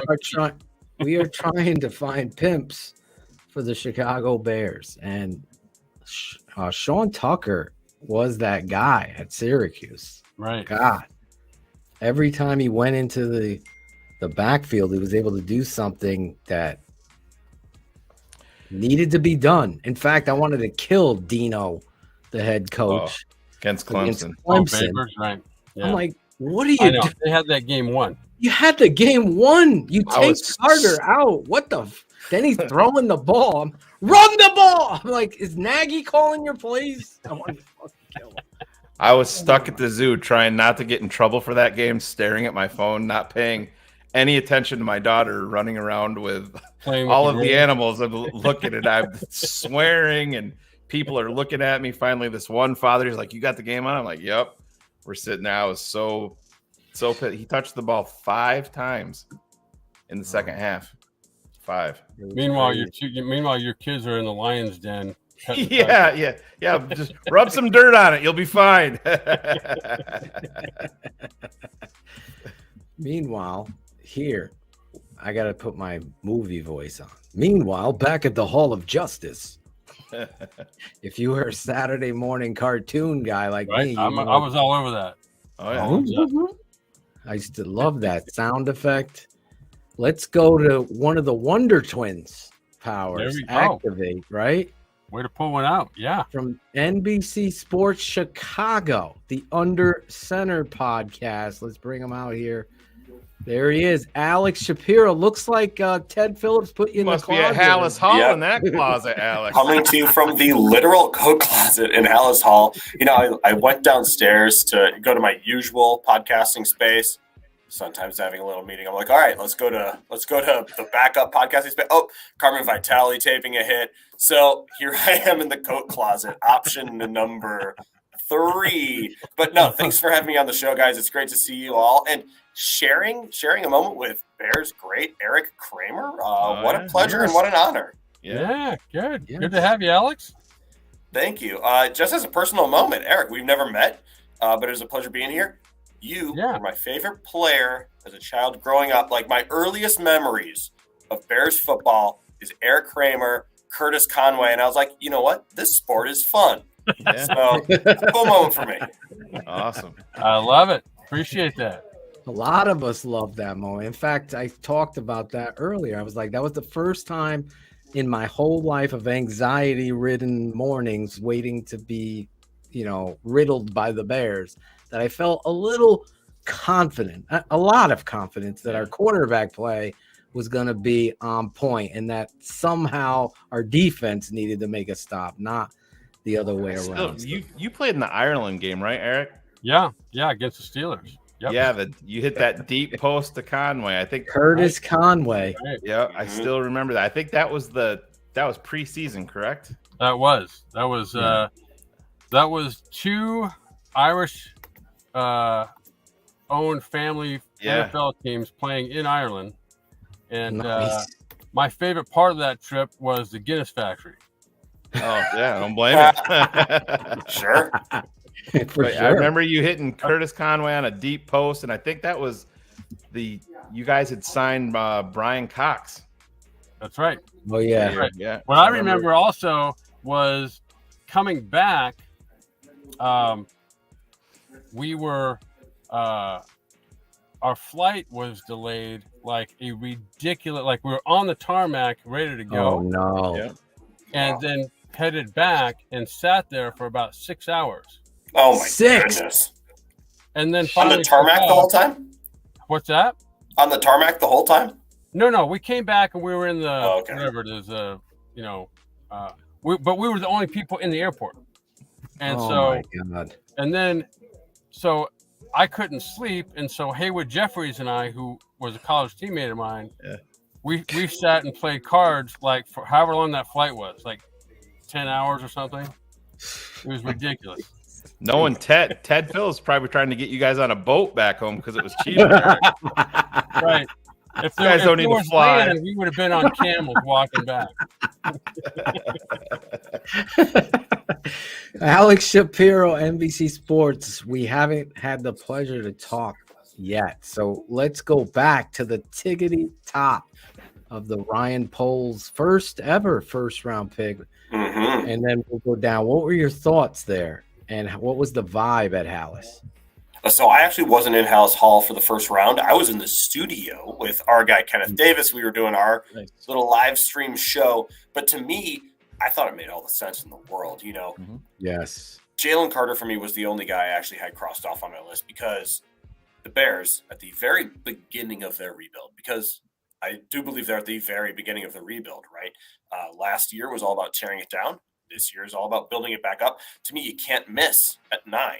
Right, you have the number 1 pick in the draft, and you turn that into DJ Moore, who's a wonderful player. But that number 9 pick is also really important, and I believe this year is also about Justin Fields. So Darnell Wright is a guy who's going to help Justin Fields a whole lot on the right side. He's really stout and pass pro, but he's also a really excellent run blocker, which is the Bears' strength. So now you have 2 big dudes who are athletic in Braxton Jones on the left side and Darnell Wright on the right side. You can run either way, and you feel good about having a tackle that can move in space and be your lead blocker. If Justin Fields has more time to make plays, it should make everybody better. So I really thought, it's maybe not a sexy pick because nobody thinks about right tackle being a sexy pick, but I think it's a really solid pick. And if he's a guy who can play the position for 8 to 10 years, huge win. Hey, real quick, Eric, I got your message there. I know you're running out of battery life, so before it shuts off. All right, fellas. Oh, yes. Appreciate Eric. the time, Alex. Great to meet you. I'm sure we'll be on again at some point in the future. Love the passion about. I agree with everything you said about Darnell Wright. That's why in the mock the day before the draft, that's who we picked. So Great. I'm with you. Pleasure meeting you too, and loved hearing the story about you guys on your trip to Ireland. That's a great story, man. Eric, we'll see you tomorrow night on TTNL when we break down the tape of Darnell Wright. Can't wait. Jervon Dexter. That means there's a lot of cutting of tape of Dexter tomorrow for me. All right, I love kids. you, man. Be well. All the best to your son. Hopefully he Appreciate that. does well. Yep. What's his walk-up song? Fortunately, he doesn't have one. Oh, okay. He just put the bat in his hands. Let's go. Could we get him? Could we play the TTNL song for him when he Keep walks? it 100, right? I would love it. By the way, if you want some free advertising, he's a XXL. There you go. I will get him. We'll send one over. We'll get him a Okay. hoodie or a All right. T-shirt. I'll get a T-shirt for him. It's hot in Cali. All right. See you, Eric. Thanks. All right, Enjoy. Eric. Okay, The bye-bye. great quarterback, Eric Kramer. Keyshawn Booty to the New England Patriots, by the way. Oh, he did. He finally went. There he goes. There you go. There Drafting on you go. trade. He's not taking the train there. That's a really bad inside joke about why he got in trouble, but we'll talk about that later. He dropped. He really dropped, but he could be the Donald Driver. And before him went Jalen Duncan. Yeah. Oh, Jalen Duncan comes off. Charles Leno's clone. That means he's just going to start a bunch of games at a really important position. His best ability is available. So, Alex, one of the big debates here, I know we were talking about Jalen Carter, Phil and I, we couldn't do it. I even had some, I know a lot of people didn't, but I was questioning even some of the things that I saw on tape. I mean, yes, you can make a play and you look like an alien, and then 6 plays, you just look like a guy. I get that. So Phil and I, and then the off-field stuff, we took him off. We couldn't do it. We were hoping that the Ryan Poles didn't. But the other guy that everybody had mocked here, and again, Phil and I are against the grain on this, is Peter Skoronski. We had questions. Where did you fall in line with him in Chicago? So this, interestingly, kind of plays into what the Bears' philosophy, it seems, has been throughout this draft, which is traits versus production on the field. we've heard a lot about Peter Skoronski's short arms and whether he's better as a guard than as a tackle. Yeah. We don't have to rehash that here. But to me, when I watch Peter Skoronski play football and I listen to people who talk about Peter Skoronski and I read what people have to write about Peter Skoronski, he's got the best technique out of anybody, and he uses that technique to overcome any physical limitations he might have. So when I watch Peter Skoronski and I look into him, and what I see as a player is here's a guy who in 2020, when Roschon Slater opts out of the COVID year, he goes in and says, okay, you're going to be our starter as a freshman at left tackle. And he did not miss a start. Ever since that moment, he just took over the position and was really, really, really solid. So for me, I don't really care about the long arms. I look at him, I say, this is a really good football player who's really productive. If he ends up being my left tackle, amazing. If he ends up being my right tackle, amazing. I thought he could be a tackle because, again, that's what he's done his entire career. And he's been really, really good. And even if he does become your left guard of the future or your right guard of the future, I also don't really care. Guy's a good football player. So I was not as down on Skoronski overall just because of the arms. Because I look at everything else and I see this guy can play the game. I wasn't a fan of him at all. In fact, I thought there was a lot of hype on him. We didn't see it on tape where what everyone was promoting. Now, elite. Yeah. Yes, the ability to be powerful at the point of attack was not there. There's too many fit blocks and too many absorbing blocks. And I think those type of guys get destroyed on the next level. That becomes their weakness. And then if you throw in the outlier of the length, then all you had was a guard. So when I heard Adam Hogue talking, he's the cleaner, he's the, I'm like, you're not watching the right tape because I need to see this Noah's Ark of tape of whatever it is. So that's where I was. And I was infuriated by it. Him and Jalen Carter were my anxiety-driven judgments of this administration. Eric Kramer mocked Darnell Wright. I mocked Darnell Wright. In fact, 20 minutes before the pick, I'm like, gun to your head. I go, you got to get Darnell Wright. It can't be. These guys know how to soup I'll throw my hat in the ring. Yeah. At the beginning of our draft show, when people are still talking about Bryce Young, I also said, I think the move here is to trade down and draft Darnell Wright. I think they made the right pick. I think they made the right pick, taking Darnell Wright ahead of Peter Skoronski, but I'm not knocking Peter Skoronski. The Bears got it right. They got the right guy. But I think Peter Skoronski is still a nice player. He's going to tell his story. You're right. And I appreciate that. I just felt like, as Shane pointed out, I mean, this is the show, we keep it 100 here. I felt like a lot of this media was that Northwestern connection instead of this. It was surface level analysis, and it just wasn't there. Same with the kid. When people look at him blow up the combine, Phil, you're way too low on AA. I go, let's watch the tape. We made it a priority to watch. I can't even say his name, AA from Northwestern. And I'm like, Adebawore. Show me it on tape. It's not there. He is a 4th, 5th round shot at greatness because he's playing edge. Fitzgerald did him no favors. He should have been playing 3 technique from the beginning. And sure enough, I was proven right there again. The tape is going to tell the truth on these guys. And I'm with you, man. I think they did the right thing. And the biggest mistake, because they were like, what would you do, Jalen Carter or Skoronski? I would have to take Skoronski, because if you have to question a guy's heart in college or his effort in college, and he's this dominant player that we saw flashes of brilliance, but that consistency is not there. Those guys barely ever take. Okay, now they come into the NFL, Alex. It ain't going to get better. It's going to only get worse. Not only coming to the NFL, coming into Matt Eberflus's program, where they run tough practices, high, fast-paced practices. The Matt Nagy practice looks nothing like the Matt Eberflus practice. It is higher intensity. It is higher pace. They demand a lot more out of guys. If you're not doing what they're asking you to do, they're going to take you out and give somebody else your reps.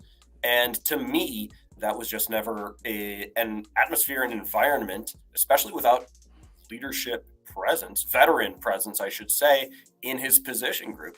To me, that was just never an environment in which Jalen Carter was going to succeed. Now, if Robert Quinn is still around and Robert Quinn can be like, yo, kid, this is how it's got to be done. Yeah, exactly. That's maybe a little bit different. But the Bears don't have that guy on the defensive line. DeMarcus Walker, nice player. But, Travis Gibson's only been in the league a few years. Justin Jones, again, nice player, but I don't know that he's viewed as the type of leader that a Robert Quinn was, where Robert Quinn was really a guy every single person in that locker room looked up to. So I think Jalen Carter lands in probably the absolute best spot, which is the Philadelphia Eagles. Philadelphia Bulldogs at this point. Yeah, exactly, right? where there's even there a is running that back veteran presence. They can take the risk. Because if he doesn't pan out, they still have a ton of other great guys. It's like, hey, you know what? At that spot at 9, the talent is so tantalizing. If we miss, whatever, we're still great. And he already has, as you said, the Bulldogs. So many guys where he's a little bit more comfortable and they know him. They can help bring him along, maybe.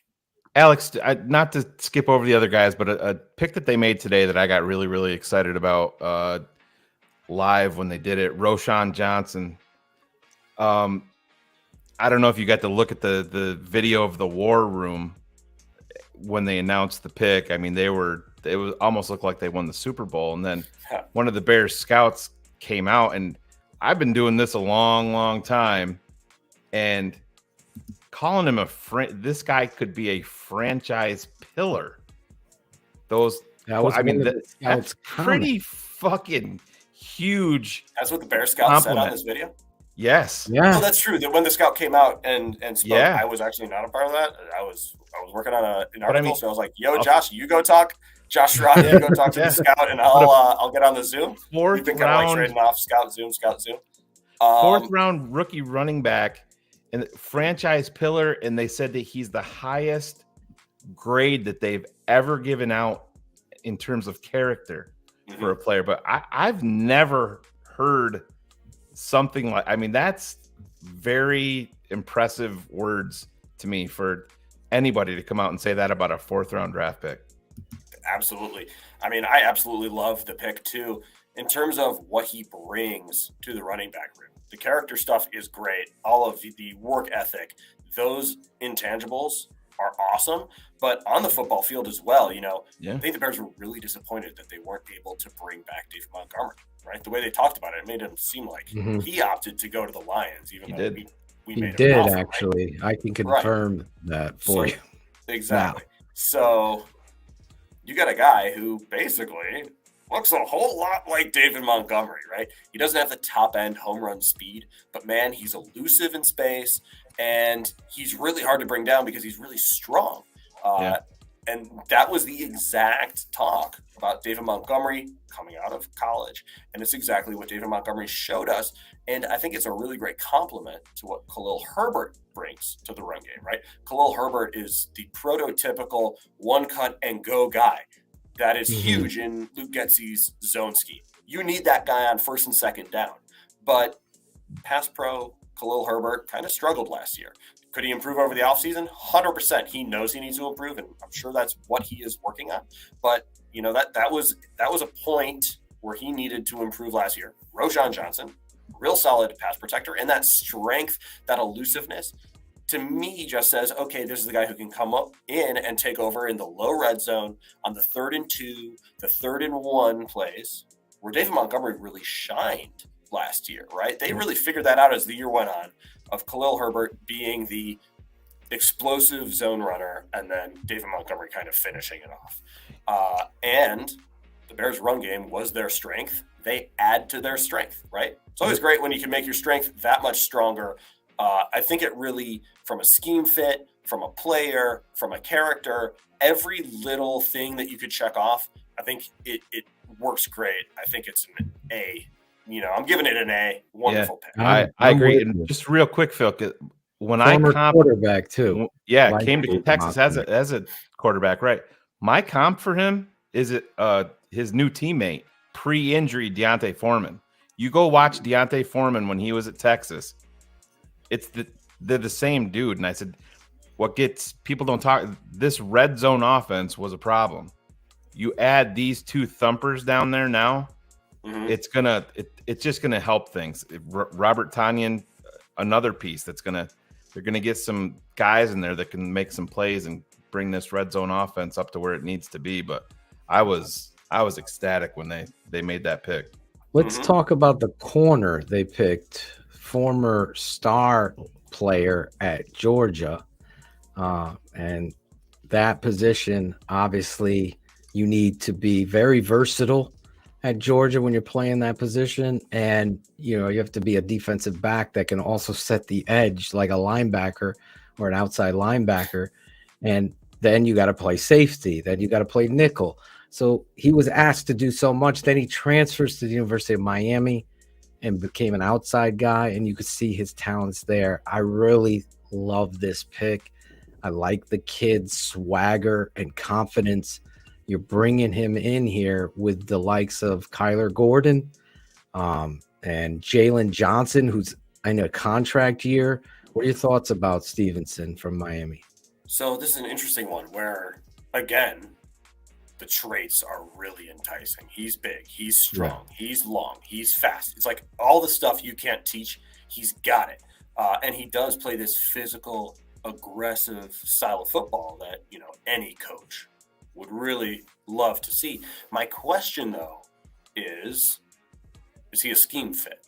Because, okay, I am not a cornerbacks coach. I'm not a cornerbacks scout. But the things I read are, you know what? He might not be great in zone coverage. He could be an outstanding press man guy, though. That's where he's really strong. And I think it was actually a little bit telling. I asked this of Ryan Poles yesterday. I said, hey, how do you evaluate Tyreek Stevenson as a press man corner versus him as a zone corner? And he gave me a great answer about why he's an excellent press man corner. Didn't talk about zone at all. So, great player with a lot of traits and a lot to like, but is he going to fit? Are the Bears going to be a single high team? And then you want to talk about the other cornerback that they drafted today, Terrell Smith. Yeah, I had him way higher. Trey Koziel says, we think he can play zone. We think he's got the instincts and the smarts that he can play zone. But again, looks like a prototypical press man corner based on the traits. So in the back of my head, I'm like, are the Bears just going to be a single high team all year? Are we just bringing Jaquan Brisker in the box and letting Eddie Jackson cook? You could see that, especially they did more of it as the year went on last year, just because their zone defense was kind of ineffective. So they're like, all right, let's try this and see if it works. I don't know. I think they still want to play zone. I would imagine they want to play zone. They're built to play zone. That's like what Eberflus has done his whole career. So that would be surprising to me.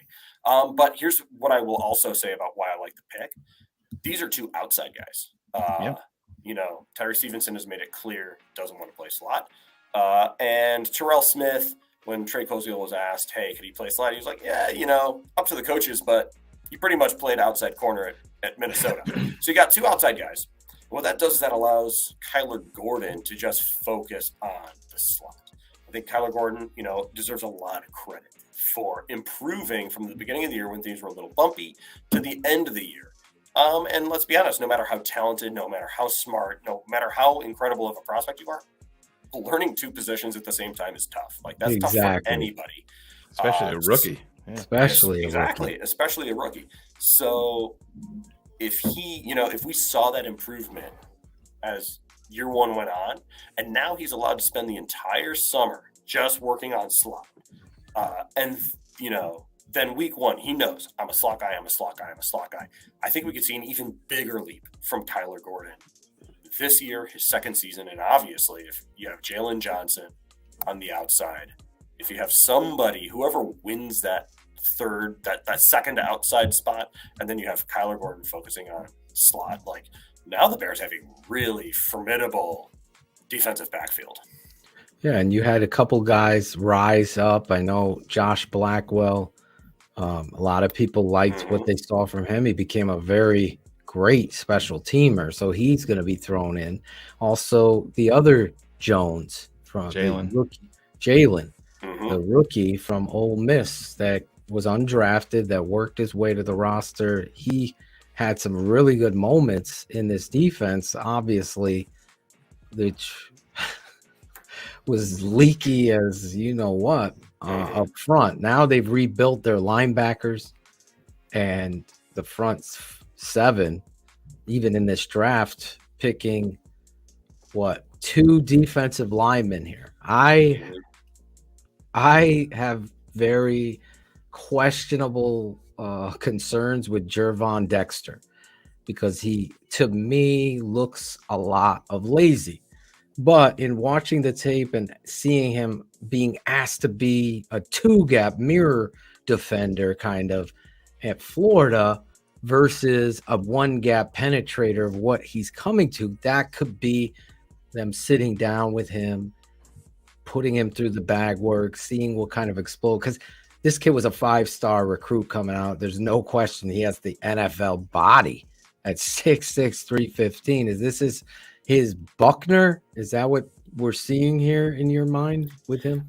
I think you're spot on. You know, the Bears are making a big bet that he's got the traits. Again, like we've said over and over, he's got all the traits where you say this guy should be a stud.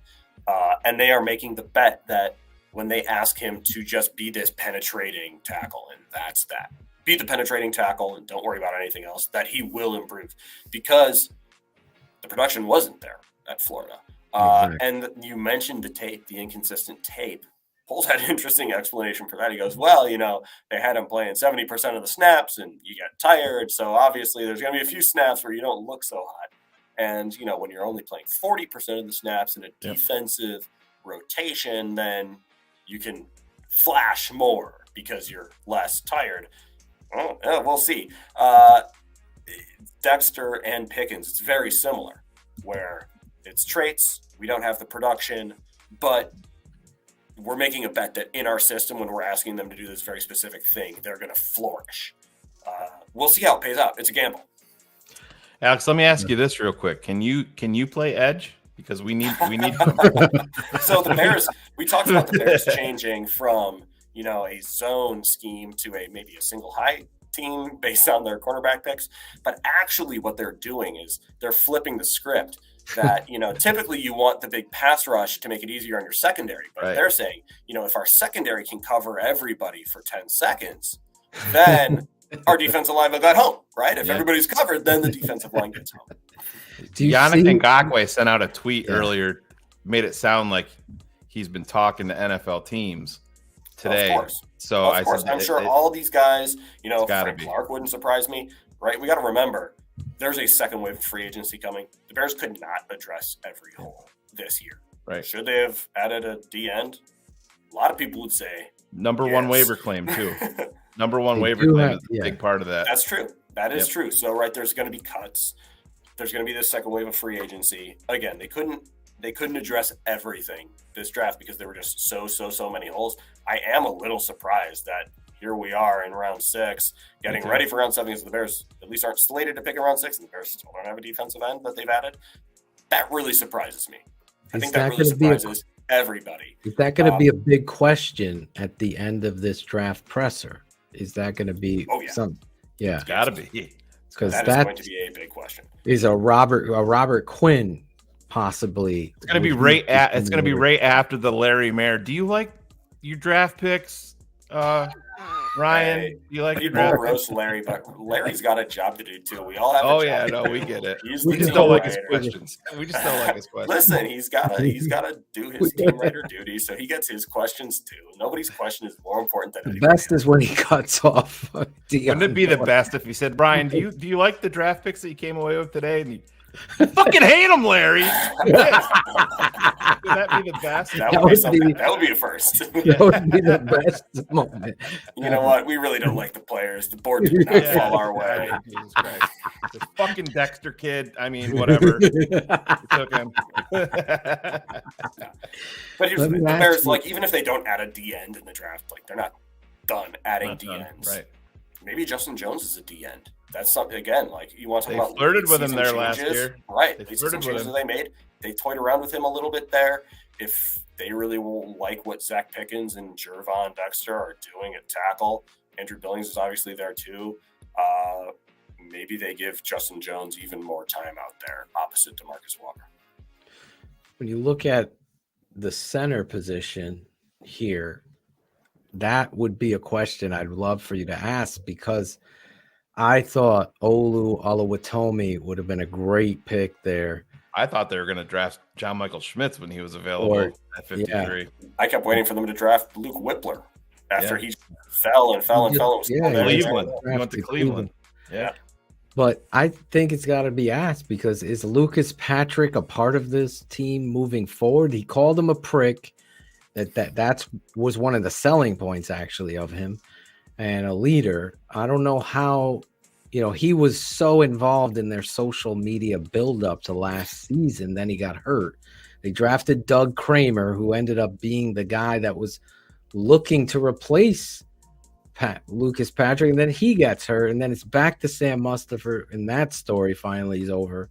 So where do you think they are at center? Is it Lucas Patrick, and is Doug Kramer showing up, or my guy Dieter Eisland?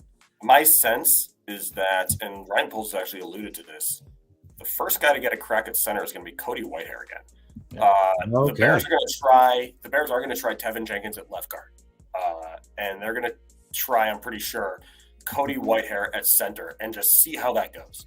That is also a big bet, right? Cody Whitehair hasn't played center for quite some time, but when he did play center, he had the kind of funky snap issues. He was pretty stout and played at a Pro Bowl level. So I think they're kind of banking on him regaining his form, and then maybe Lucas Patrick is the backup plan after that. But I also agree, long-term, you got to find your long-term center somewhere. Even if Cody Whitehair is great this year, that's awesome. Exactly. You got to imagine his career is winding down, and you probably want to start building towards that future. But they might feel a little bit more comfortable knowing, like, okay, we have a plan A in Cody Whitehair, and then maybe a plan B in Lucas Patrick, and then Tevin Jenkins is going to get the first crack at left guard. It's interesting.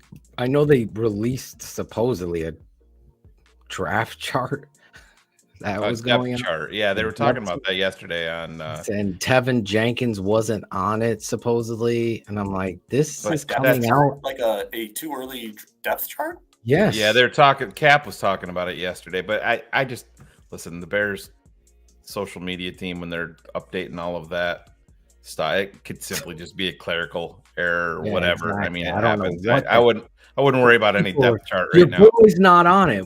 Jenkins is already bet. I go, they're putting out a depth chart after they pick their first tackle. I look, I brought up just a kind of a different way to look at it. Tampa drafted Cody Mock, and they announced him as a center. Mm-hmm. And they also have Ryan Jensen there. And I mean, if I would have zero problem flipping a future pick for him. I know he's a little bit older. He's been nicked up, but I would take that dude all day long to be the linchpin on this offensive line, surrounded by youth, if they could pull that off. But those are the types of moves that the Bears are going to be able to make. I mean, they have more than enough money at their disposal. They picked up an extra 4 next year in the trade down, and Tampa is, I think they're headed the other way. So if they move off of him, I would that's a move that I'd be interested in. Totally. You look at the wide receiver, Tyler Scott. A lot of people are excited about this pick. The speedster out of Cincy, slot guy. Bayless saw that pick and dropped the football again, Phil. Poor Bayless. What are your thoughts about Tyler Scott there? Were you excited about that pick? Love it. It's another one where it's like, okay, is wide receiver a huge need? No. But, I mean, just a really great player with really great traits, and you can totally see him as an ascending player. His speed, blend with his, kind of natural ability to kind of juke guys out. He's got this good double move. He's got some good, I think the scouts were saying this mid-route quickness or something, whatever, that agility that he uses to shake guys is impressive. And then he's got the production to match. It's not pure traits. He also scored some touchdowns and gained some yards. And what I think is even most impressive is he's only been playing wide receiver for 3 years. This guy was a running back coming out of high school. The Bearcats recruited him as an athlete, according to Dane Brugler. And in 2020, he learned how to play wide receiver. In college, learned how to play wide receiver. 2021, he is playing wide receiver. He's playing some significant snaps. And then last year, he has a wonderful season. So if you think this is what this guy has already done in just 3 years at the position, imagine what the upside is. So he's a smaller dude. You would imagine he would be a slot guy based on his size. He actually played primarily out wide. So if the Chase Claypool thing doesn't work out, maybe provides a little bit of depth moving forward as your second outside guy, letting other people play the slot. I think it's a great pick because, right, again, we talked about the Darnell Wright pick. To me, this year is all about Justin Fields and making Justin Fields better and making sure Justin Fields has all the tools he needs to succeed. This will do that, right? You're adding another really, really intriguing weapon to the offense. I think it's a wonderful pick. Why did they bring Ian Cunningham out pre-draft, in your opinion, instead of Ryan Poles? Because this is pure speculation. Window shopping. No. I'm pretty sure it's because last year they did it. They did Poles and Cunningham.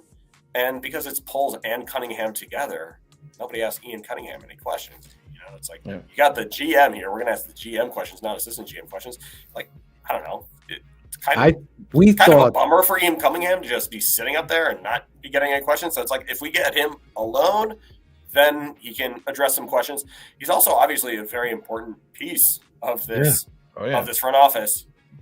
Really, really highly regarded within the building, and then also has clearly had a hand in a lot of the trades they made last year. So could have been the Arizona GM. Well, he turned down the Arizona. Shane and I, we saw that the rule now for a minority hired out of your building got to be there at least 2 years. Got to be there at least 2 years. So he didn't fall under that. So our thing was, here they are, as Shane said, window shopping him to the league. Here's our assistant GM pre-draft answering these questions. This is how he handles the media. Obviously, he was offered the job for Arizona. So here's a way to get us some extra 2 third-round picks would come with him next year. Yeah, I don't know about that. Just because they really, really like him a lot in that building. And again, like I said, last year they had him up there with Poles. Yeah, he's just kind of sitting around because everybody's asking the questions to Poles. So it's like, hey, let's just have Ian up there by himself so that he can actually field some questions. So, Alex, a couple of them for me. One fun one first. Is there any type of draft day food spread up there? How is it at Alice Hall? And yesterday we had Lou's, thick and thin, all flavors, amazing flavors, and the salad. And today we got some killer barbecue. So I had a beautiful brisket sandwich. The mac and cheese was on point. In fact, on my way back up to the media room before the 7th round, if there's still some left, I might grab another one because it was really solid. It's a long day. I'm hungry, man. So yeah, they do take care of us. The spread is solid. Nice. And Darnell Wright had his first Lou Malnati's pizza, his first deep dish pizza, I should say, yesterday. Courtesy the Bears, courtesy that aforementioned spread. Did they charge him $5 before? They did not. The Bears are not one of the teams that charge players for food. They used to, as Chris Zorich was telling us the story. It's great. No more. It was an inside joke. No more. Do you think that the Bears will target a quarterback with one of these picks in round 7? Question. A developmental guy to bring him into the fold. I wouldn't rule it out. Just because, there is that school of thought that you should always be adding quarterbacks. Smart. They never do. Yeah. You have PJ Walker in there who can do what Justin Fields does. But why not bring another guy in who maybe does something a little bit differently just to have that other guy? It's not like, I don't even know, is Nathan Peterman's even still on this team? They brought him back. Yep. Sure. Brought him back. But is he the guy for the future or is he just your third guy? I don't know. Oh, no. Probably just that third guy. Might as well take a 7th round pick to get some other different third guy. I wouldn't rule it out. And it doesn't. And when they do, if they do, it says nothing about Justin Fields. Like, oh no. Yeah, no, we know that. Saying, like, I know you know that. I'm saying that for everybody else. Like, yeah, don't panic when they draft. If they draft a quarterback in the 7th round, it means absolutely nothing other than they're adding a guy to that room. Hub's going to be out there. See, told you. I told you. People are questioning Justin Fields. Grady, Dorian Thompson-Robinson got drafted by the Cleveland Browns. Yep. DTR. Yep. Jeez. Yeah, he got drafted a bit ago. Yep, he sure did. I was trying to look at what quarterbacks are left. But I actually thought Stetson Bennett would be an interesting pick in the 7th round. So did we. That was our guy, man. Interesting. Yeah, so you're on the same page. Tyson Badgett for me. Is he still out there? That's what I'm trying to check. Unless I missed it. I haven't seen him go yet. Lower level, but I like the kid's athleticism, and I'd see what you got. I think there's no downside there. Hell of a lot better than Nathan Peterman. I would have to imagine. Although, like, I've been saying this every pick for the last 3 picks. It's like, it's got to be a D end, right? They got to get a D end. We've been there. They still haven't done it, so I'm not going to say it now. We've been saying it since Darnell Wright was picked. We're going to go ahead. Edge here. Defensive tackle, one of them. I thought they would trade up where they lost out of Claypool, that pick, and try to secure Isaiah Foskey. Didn't happen. That was my hope. And obviously they went the other way and took 2 defensive tackles there. Yeah, Tyson Badgett is still out there. Okay. So there you go, Shane. Malik Cunningham, I'm not a fan of. Nope. Duggan from TCU. It's there. The other kid is Adrian Martinez from Kansas State. He's still there. Any of those guys. Is Mario Ajomo still out there? Did he? I think he got drafted. I think he did too. I think he just went. That was a guy I also kind of had on, like, the Texas kid. I like that kid too. With you, Andre Carter, the lineman from Army, he's got some he needs a total body transformation and put on some weight. But I mean, if you're Jomo talking, has not been picked. Oh, he has not. Okay. That would be a great pick. You're right, Hero. I like that kid. Oh, thanks. I'm glad you like my pick. No, I do. In the 7th round, I never thought. Well, we're still in the 6th, but Ajomo. We got some time. Yeah, Ajomo there would be 17 away from, or 16 away now. How many picks are we away from the 7th round? So Jacksonville at 202 is on the clock. Okay, and then I might have to leave you guys soon because the Bears are going to be back soon, and we got to get back in action. Although I got to say, it's been wonderful taking a little break. Yeah, I don't blame you. With you guys. This has been. So who are you hanging out with up there? Are you guys? So in the media room, my desk. Could we send some hellos through you? Absolutely. To the left of me, I have Josh Rock, my colleague. We've never had him on. Can you connect? Schrock's great. Yeah, we got to meet this Schrock and Awe, one of the good Twitter handles. He's the dude, right? Who doesn't love a Twitter handle that's a pun on a Middle Eastern war? I sent Kenneth the link yesterday. He must have gotten so busy. He's in hiding because of the Jalen Carter. He was right there for him. He's so upset. So that's who's to the left of me. Link. Yeah. Who else is next to you? To the right of me is Nicholas Moriano. Wonderful fellow. We don't want to say hello to him. Go to. Great guy. He doesn't like us. He doesn't like us. Oh, Shane makes too many jokes. Just tell him Shane and Phil said hello. Okay. See what he says. Okay, we'll do that. But you have to come on Nick next is time. Always, dude's got like the best sense in tech, in like the latest vitamin supplements, in everything. Like, I am using a computer stand right now that Nick Moriano suggested to me, and it's like the greatest $20 I've ever spent in my life. He gives me these little vitamin C drops when I'm not feeling great, and they taste amazing. He's got the plug on all the great food around the area. Nick Moriano is super plugged in. big time techie, great guy. He taught me how to like record sweet videos on my computer when I had no idea what I was doing. So I'm a big Nick Moriano fan myself. Good guy, good friend. Yes. Behind me, Yes. I have a trio of Adam Hogue, Mark Grody, and Chris Emma. There you go. Grody and Emma are like my boys. So tell them I said hello. Will do. And then go over to Courtney Cronin. If she's not busy doing a spot, tell her Phil and Shane said hello. Will do. She's right next to Josh. She sits next to Josh Rock. Yes, I walked by your thing when I was traveling with the Bears. Oh, right. And I was going to leave you this thing of Skittles. And then Marge gives me this look like, what are you doing? And I was like, I don't want to get in trouble here. I was going to leave you the purple bag of Skittles. I would have loved that. Next time you were randomly at my desk, I would love the Skittles, please. I was going to throw him some Skittles. So you got to see my disgusting desk with like the No, it was actually neat. mask. It was actually neat. Yes, it was neat.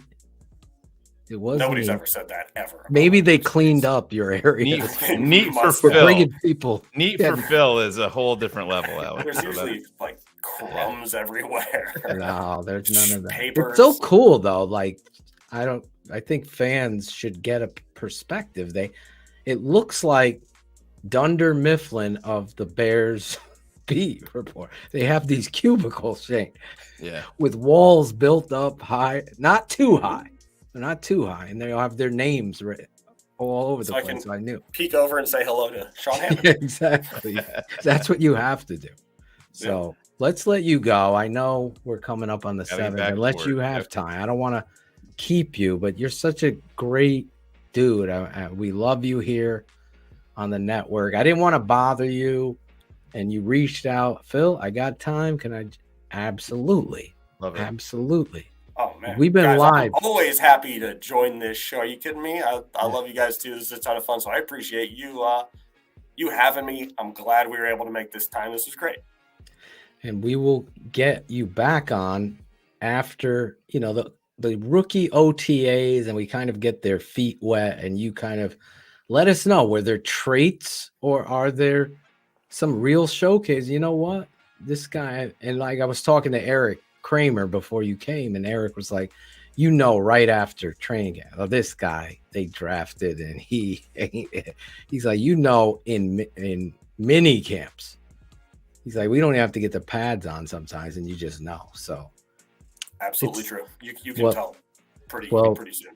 You have a great one. We talked to Shane Matthews. Remember when they drafted Cade McNown? He came out the first day, and he's like, they drafted this motherfucker in the first round. He can't even throw.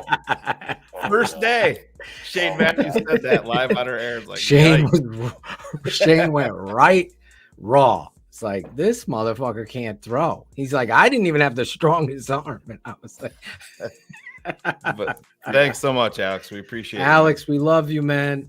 I'm serious. Say hello to everyone for us, and I will enjoy the mac and cheese. Thank you. I will do that as well. Thanks so much for having me, fellas. Enjoy the rest of the draft, and I'm sure I'll be talking to you soon. Absolutely. Perfect. Thanks, man. The great Alex Shapiro, NBC Sports Chicago. We always have surprises on. I had to get the Nick Moriano day. I thought Shane was going to do this when he mentioned Nick Moriano. I thought Shane was. You know me. I'd just rather do it to his face, I never did anything to the dude. He blocked me on Twitter, but that's fine. That's more about him than me. Once you block Shane, it's like you've opened yourself up to a role of ball breaking. I wouldn't even listen. At that point, I'm not even going to fuck his mother. So,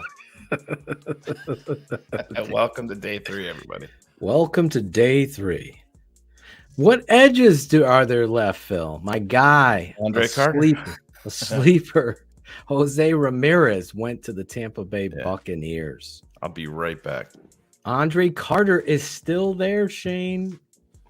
As Ryan Cox said, maybe you could take this guy in the later rounds. Who are you guys looking for? And should we bring one of you guys on that would like to talk about your Chicago Bears in this draft? If you really are looking to come on the show, I sent you the link. So, Ryan, you wanted to come on earlier. Alex is a gem. He is a gem. He fucks with him. I like that. We all fucks with Alex Shapiro. Alex Shapiro's filling his plate. He's fucks with some barbecue. What is that? What do they call it when it's stripped? What is that? Damn it. I'm so bad with some of these foods.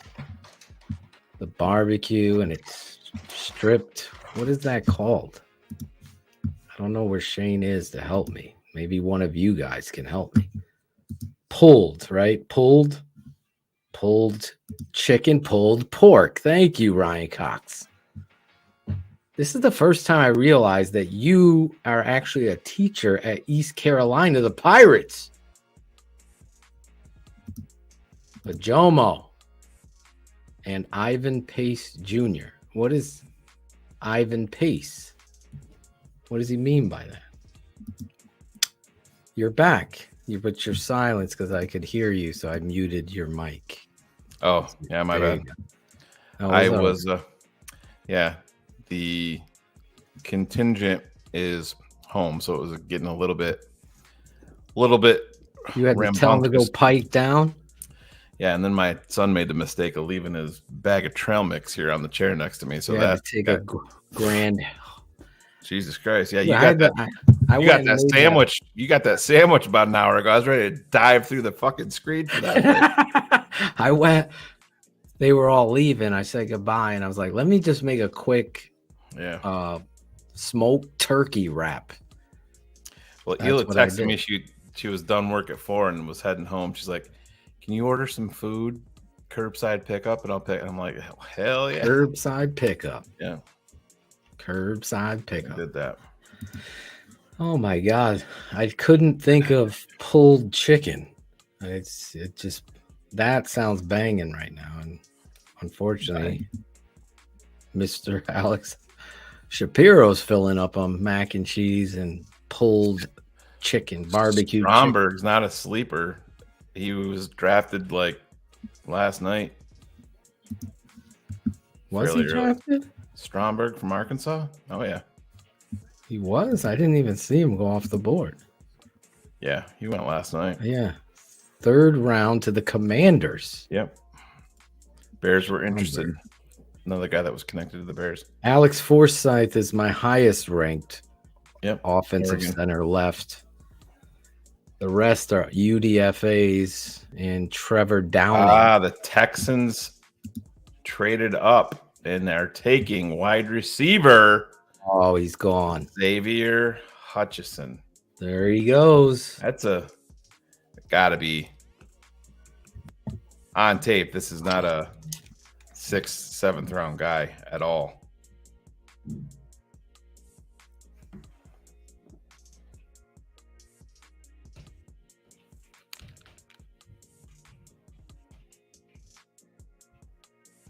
I'm having some popcorn, Shane. Go fuck yourself, Phil. Some skinny pop. My Have you had that, son Phil? left. Yeah. My son left his trail mix here, and there's just a little bit in the bottom of the bag. So you're scraping. I'm in that mental debate of do I just scrape it all out and shove it down my mouth, or be like, there's enough in there that he won't notice that I already took a handful. So I'm addicted to popcorn. Like, oh, me too. Love it. If I'm going on a date with Steph and we have like one of those meals where your fucking belt, you have to loosen it and you're stuffed, but you're still going to the movies, I still order a large popcorn. Oh yeah. With butter. We have one of those, or not. I do. I have one of those movie popcorn machines in my house. Oh yeah. I've always wanted that. Yeah. Steph was going to buy that for me. Yeah. But then she saw that the thing that she was going to buy was actually like this tall, like shorter than Tony Medlin. Oh yeah, mine's one that you can unplug and it's got wheels and everything on it. You can move it to wherever. Yeah, it's pretty dope. In fact, when we go to Chicago, Garrick, we go to Garrett's Popcorn, right? And Steph is like, I forgot to tell the story. So we go to Garrett's Popcorn. Steph orders one of those big, and then the cheese and butter mix with the caramel or whatever, the caramel and cheese mix. That'll be $163. It wasn't that bad. It wasn't that bad. It wasn't that expensive. I'll give him that. But she ordered the Bears. Yeah. Oh yeah. Tin one, right? For the boys. She fucking destroyed the whole thing. So Zorich goes, Yeshovis, Cincinnati Bengal. Oh, he is from Princeton. Yeah. Charlie Jones and Yeshovis. These guys understand, like, hey, it's all about competition. Let's get these guys. So anyway, Steph's killing this popcorn. Zorich is like, damn, Steph, we had to get another one to. She's like, I'll do like that. Okay. Yeah, exactly. Bam, bam. Like, I'm only gonna have one more. One more. And when her first trip to Chicago, we rode the L train, I think it's the blue line, back to the airport with our bags. We had to stop and get Garrett. So I didn't know you're not supposed to eat on the train or whatever. We're sitting there. All these people are coming through. Guys are playing guitars. They're dancers. Steph and I are just eating popcorn, watching this shit. So Garrett's Popcorn, if you're in Chicago and you've never had it, honestly, it is not hype. Doesn't matter where you find it. I question any person that doesn't like popcorn. Me too. It's like I find out if people have a sense of humor by the question. Have you ever watched The Office? Yeah. You're like, nah, that ain't funny. I was like, we can't be friends.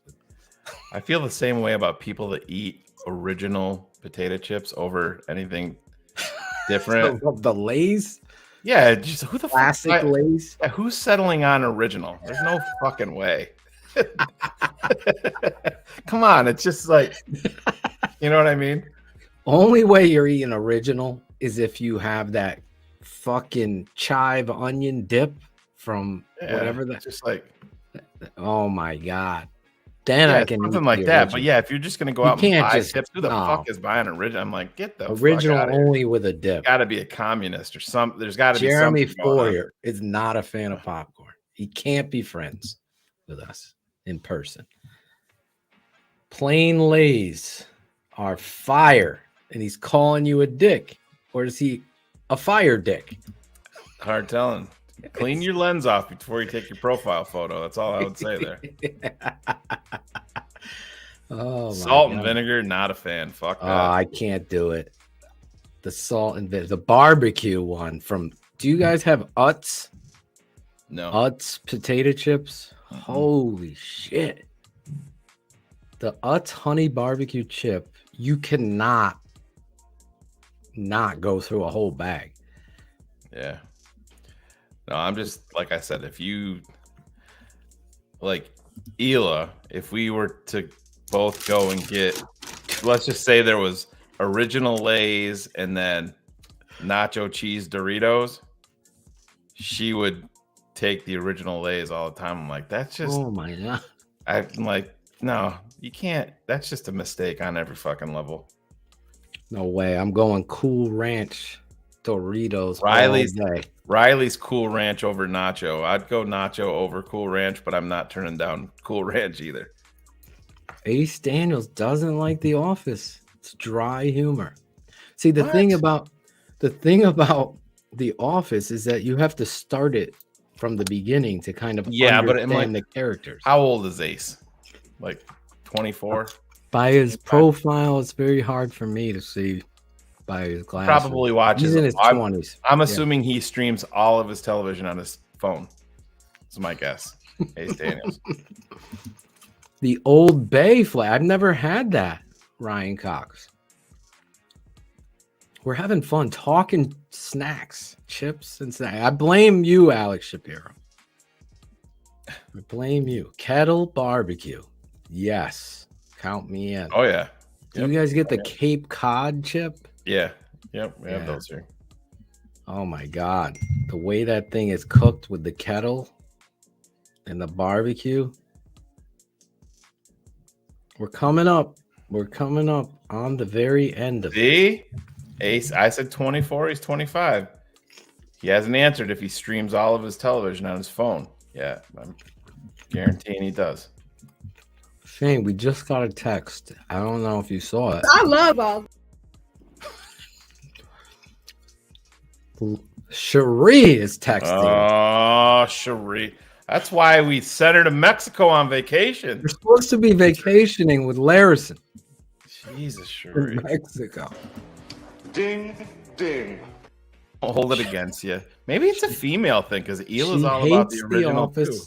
and she likes plain chips. Do we have any ladies listening in the chat room? I'm sure. If you're a lady and you're in the chat room, see if you. Let's do a little study here. Are you original potato chip over flavored? We're waiting. Yeah. I think. Do you consider the regular chip? Look at Ace. See, am I 2 for 2? At least he's admitting it.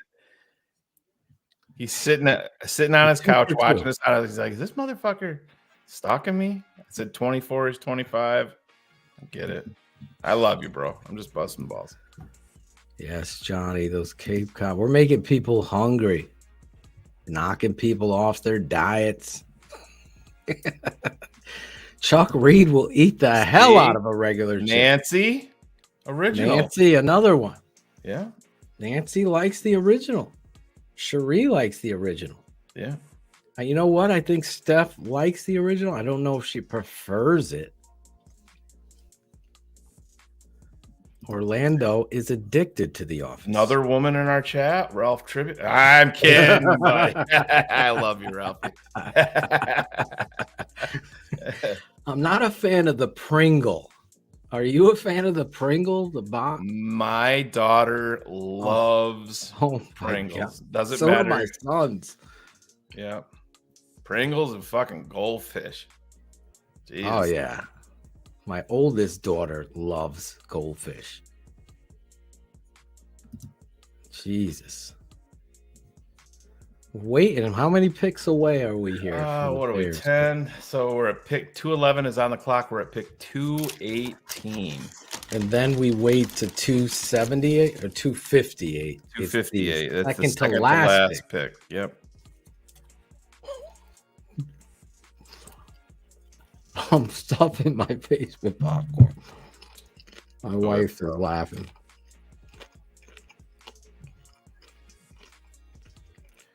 What do we got here? So he likes Pringle onion. Well, so somebody wanted a recap of last year's picks. So last year, the 2022, the first draft under Ryan Poles and Ian Cunningham, round 2, pick 39, Kyler Gordon. Second pick, round 2, pick 48, Jaquan Brisker. Wish we could skip this one. Round 3, pick 71, Velus Jones Jr. Round 5, pick 168, Braxton Jones. Round 5, pick 174, Dominique Robinson. Round 6, pick 186. The only guy that's not on the team anymore, Zach Thomas, got claimed, I believe, by maybe the Rams, right? Is that who it was? The Rams? Rams are the Chargers. Probably a guy soon to not be on the team. Running back Treston Ebner, round 6, pick 203. Round 6, pick 207 was Doug Kramer. Then we move into the 7th round. Jatiri Carter, pick 226. Elijah Hicks, kid that's got a chance here. I'm a fan of Elijah Hicks. Pick 254 is where he went. And then they finished it out at pick 255 with the real punt god, the punt god, Hill, who had an impressive year for a rookie punter. I'm not going to lie. The fucking Patriots drafted a kicker and a punter this year. Oh, my God. Let's see what edge players we got left on my board. There's none. Carter didn't go though. You'd take him. That was my defensive end. I'm sorry. Yeah, I consider him an edge.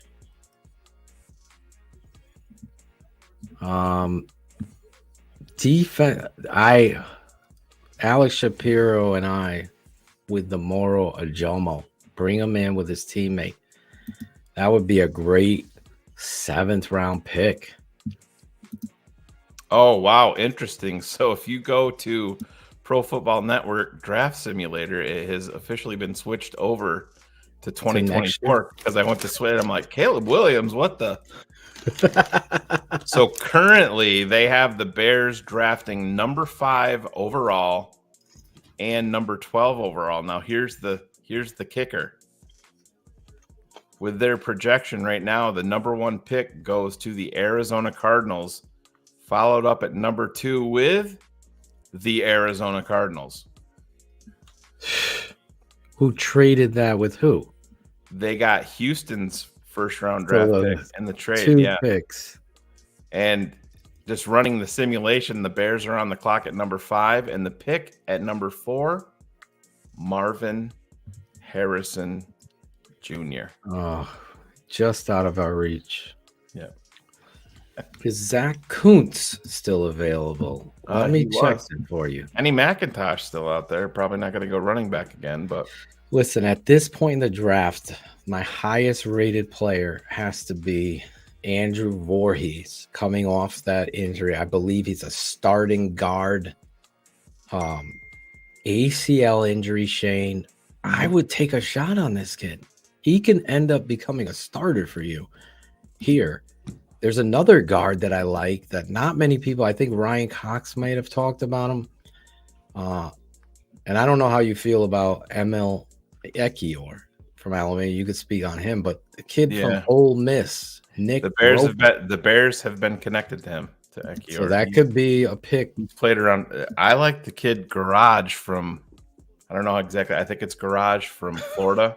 Who doesn't like a kid named Garage? Yeah, especially an offensive lineman. You're talking about Richard Garage from Yeah. University of Florida. Yeah, I'm a fan. I know a guy that probably will go undrafted. Maybe he won't. Ryan Hayes out of Michigan. He's the kind of guy that gets into camp and the competition and he becomes a coach's favorite and makes a football team. Yep. I cannot believe that Zach Evans is still available. He's got to come in the next couple picks. There was some. What was maybe you were gone when Waldman talked about it. There was some character concerns there. Like I said, teams. Well, you know that when the Bears are saying he was the cleanest, guy they've ever drafted. What was the exact quote? Best. Yeah, can't. Oh God. So I'm just looking over here over my list. Kuntz is still there, by the way, from Old Dominion. And Corey Trice. I know they drafted 2 corners, but obviously another guy that is just physical specimen, 6'3", 206. Wow. Yeah. But I'm just going through here. But Ivan Pace, I like him a lot, man. From Cincy. Yeah. What about the receiver from that small school in the SEC, Arkansas? Eli Ricks. I'm a little bit surprised that he hasn't went either from the corner from Bama. Still hanging out there. Ronnie Bell. I know Matt talked about him. I like the kid a lot. He's one of those pimps that's making plays in the moments. Wow, the Dallas Cowboys select the diminutive one, Deuce Vaughn. Wow. Where was the one guy? Jesus, I'm going through my list here. I can't believe Bullets didn't get interviewed by. Well, Phil, here's a guy that you and I were talking about a little bit earlier. that would be worth the gamble here. Bryce Ford Wheaton, the wide receiver from West Virginia, just physically.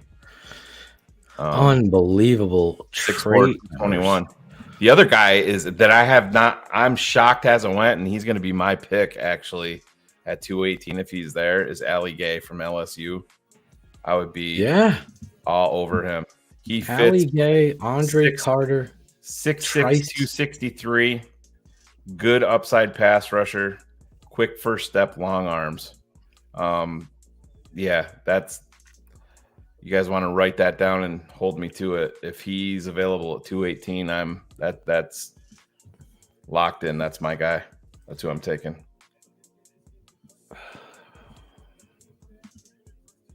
Another guy from Kansas, Lonnie Phelps. Smaller guy, great 40 and 4.55 40, 1.62 split, 31 reps on the bench. Went to Miami of Ohio and then transferred over to Kansas, and you could see a lot of the good numbers.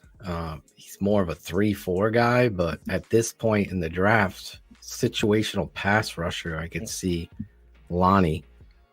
Or you're going to take the kid from Army and take a swing on him, bulking up with the understanding that he might find himself on the practice squad and help you out there. Or as Shane, your boy is still there from Tyson Bagent from Shepherd. Well, he's when we get into it, Bears are picking 258. I would end my draft with Ali Gay, and I would 100% pull the trigger. I know a lot of people don't agree with taking a quarterback here because it's very rare but listen, if you don't swing the bat, you never get to find out if they make it. So Tyson Bagent, I think he's got traits that are absolutely draftable traits, and see what you got. I mean, you're concerned about him replacing Nathan Peterman? Who gives a shit? Get a young kid in here. I mean, look at the Philadelphia Eagles just spent $250+ million on a quarterback, and they drafted your guy at quarterback, Phil. They went up and got Tanner McKee. That was a great pick by them. They like to develop guys, and they understand it. They've been doing that. You look back at Kevin Cobb, Nick Foles, Kevin Cobb, Nick Foles. Then they trade these guys and get picks for them. That's part of the delivery of how they did. So pick 214 is on the clock. So Bears are at 218. So it's almost go time here, kids. Dante Stills went to the Cardinals. Yeah, Cardinals. There's like how many Stills have played at West Virginia? Like 6 centuries of Stills? I think so. What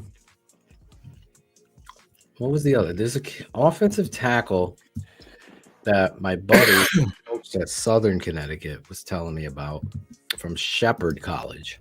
Mm-hmm. He's a sleeper here. But he's an offensive tackle or guard, you said? Yeah. He's a tackle, but I'm Joey Fisher. There you go. Yeah. He has not won yet. No. This guy's an animal. Yeah, he's a fucking mauler. Yeah, I was just gonna say that. He's a mauler. So if you get somebody like that in this round, listen, I would have Voorhees 100% because I feel like you're giving him a red shirt year, and then you're gonna get an so that's cool. So the guy from the Dallas Cowboys, their scouting director, Chris Vaughn, made the phone call to his son Deuce when they drafted him Dallas. That's great. Cool. What a that moment. Is awesome. I'm going to be watching that video for sure. That is an awesome pick. Could you get through that? Could you get through that phone call? I'd be a hot fucking mess. That would be tough.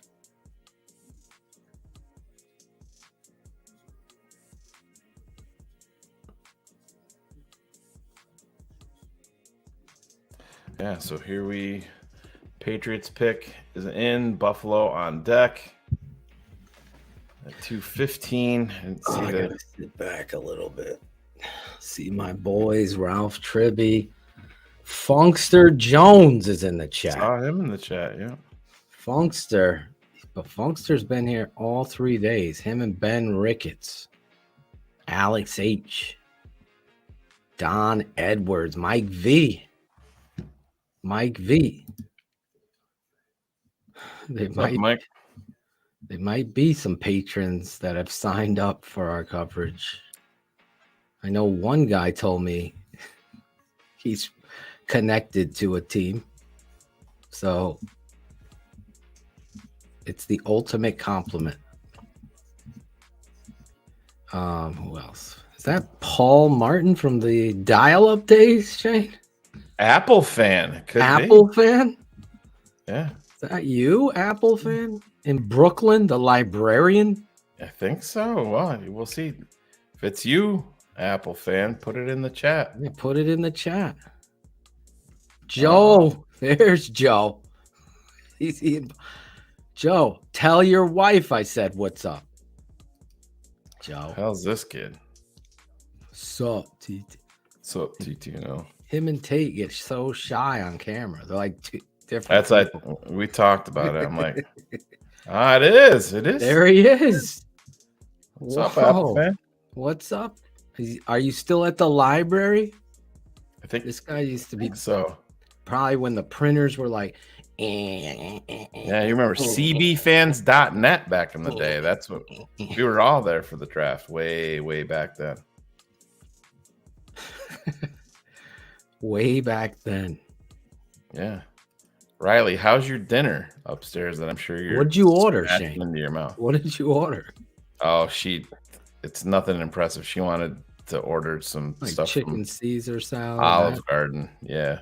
Olive Garden. Yeah, that's what unlimited garlic bread. Do they put that in a bag to go or no? Yeah. Oh yeah. They'll give you silverware and everything. Really? Yeah. The Rams have just traded up. We just did the easy way out. Yeah, just Steven's selling me out about the trail mix. Oh. Steven's selling me out. He's listening. Yeah, Riley, your trail mix ain't holding up too well, bud. I love these fans. Welcome to my home. There it is, up front and personal. I got chicken Alfredo, and you're spelling your sister's name wrong. Yeah, you're Emerson's wearing. Yeah, she's a complete mess. Let me go back to Lamp. I got to meet Joe at the tailgate, last year's TTNL tailgate party. Of course, we're going to shout you out. Thank you. You and your wife deserve a shout out. Yeah. Good peeps. There you go. Stephen Froyland totally sold me out. My son. He was going to replace that, Steve. Steve, my boy over there.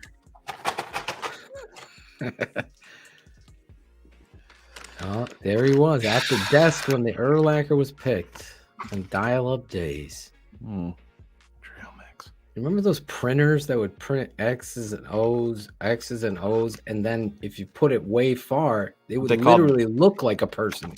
Yeah, wasn't that dot matrix? Isn't that what they called that? Holy shit! I was like mesmerized as a young kid. Like, that's a picture of me someone made. It was just, if you looked at it here, you look like a mess, but you put it far, it looked like a picture. Thank you, Brad Douglas. Something about the Hawkeye emblem that is so dope. I'm sorry. I've always been a fan of it. Iowa. What does that make you think of?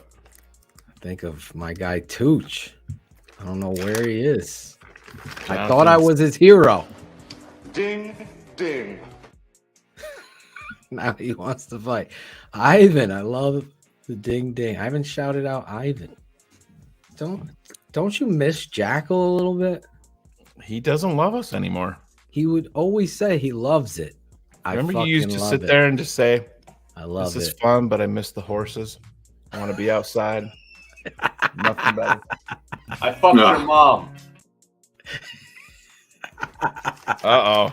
Look at gotta dig into this bag because there's somebody there here. It is. Riley's coming back to claim it. Yeah, it's all gone. Riley, can you make your dad a plate at least of that Alfredo? We're almost done. Zach Evans has been taken. Mom was wondering when you guys would be done. Where did he go? That's what I told her. Oh, Zach Evans went? He must have. Yes, Nick. My son wanted Zach Evans so bad. Oh, he went to L.A.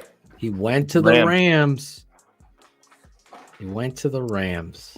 Talk about a precipitous fall. We're 2 away from the Chicago Bears' first 7th-round pick. Damn right. You left that for me. Thank you. At least you allowed him. I hate the fact that my popcorn is so loud reaching into it, but I don't even care at this point. I can't. You know what he does? Starving. He's got the trail mix. It's got like the raisins in it and the salted peanuts, and there's M&Ms in there.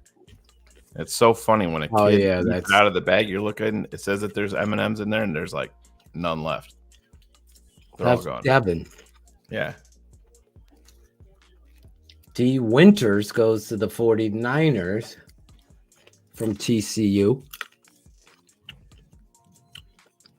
Listen, I'm going to be interested. I always love this because it's always fun to follow this draft and where these players end up and how they perform.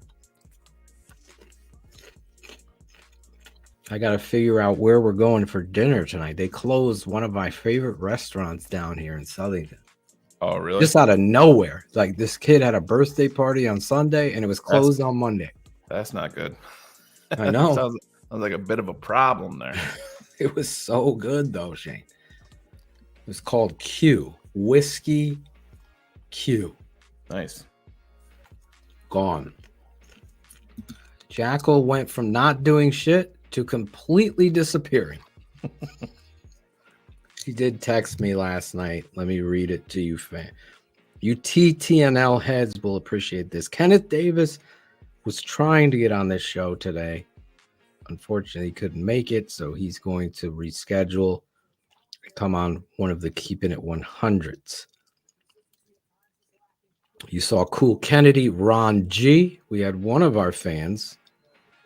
I don't know what happened to the other guy. I gave him the link.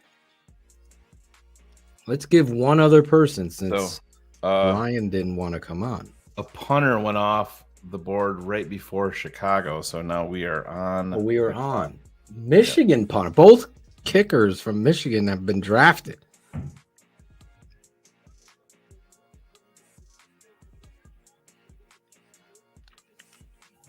So bring me my guy, Ali Gay. You're going. I'm going. The defensive tackle, or Ojomo or Voorhees with a redshirt year. That kid will end up being a starter. Ryan Cox wants another running back, Keaton Mitchell. I wonder what school did he go to, Ryan? Actually, that big receiver from West Virginia would be a freak trait player. Voorhees is my highest rated player left. So you got Dwayne McBride dropped, huh? Yeah. From UAB.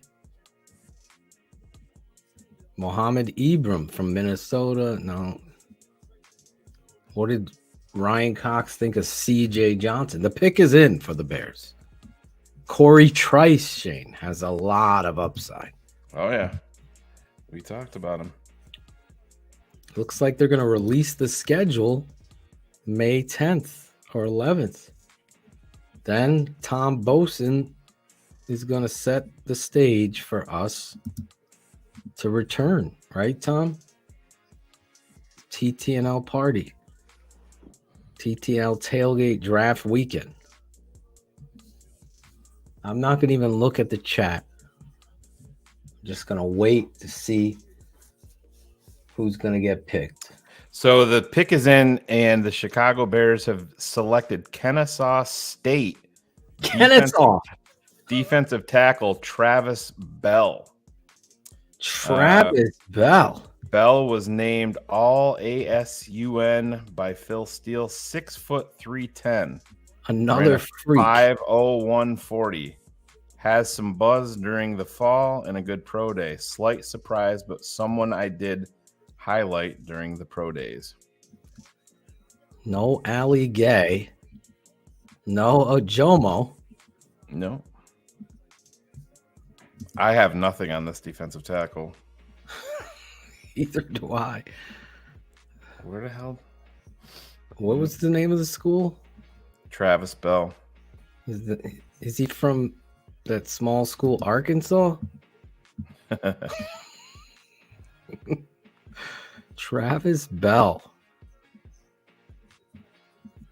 I have nothing. If Chris Harold can find Saginaw Valley State tape. Kennesaw State.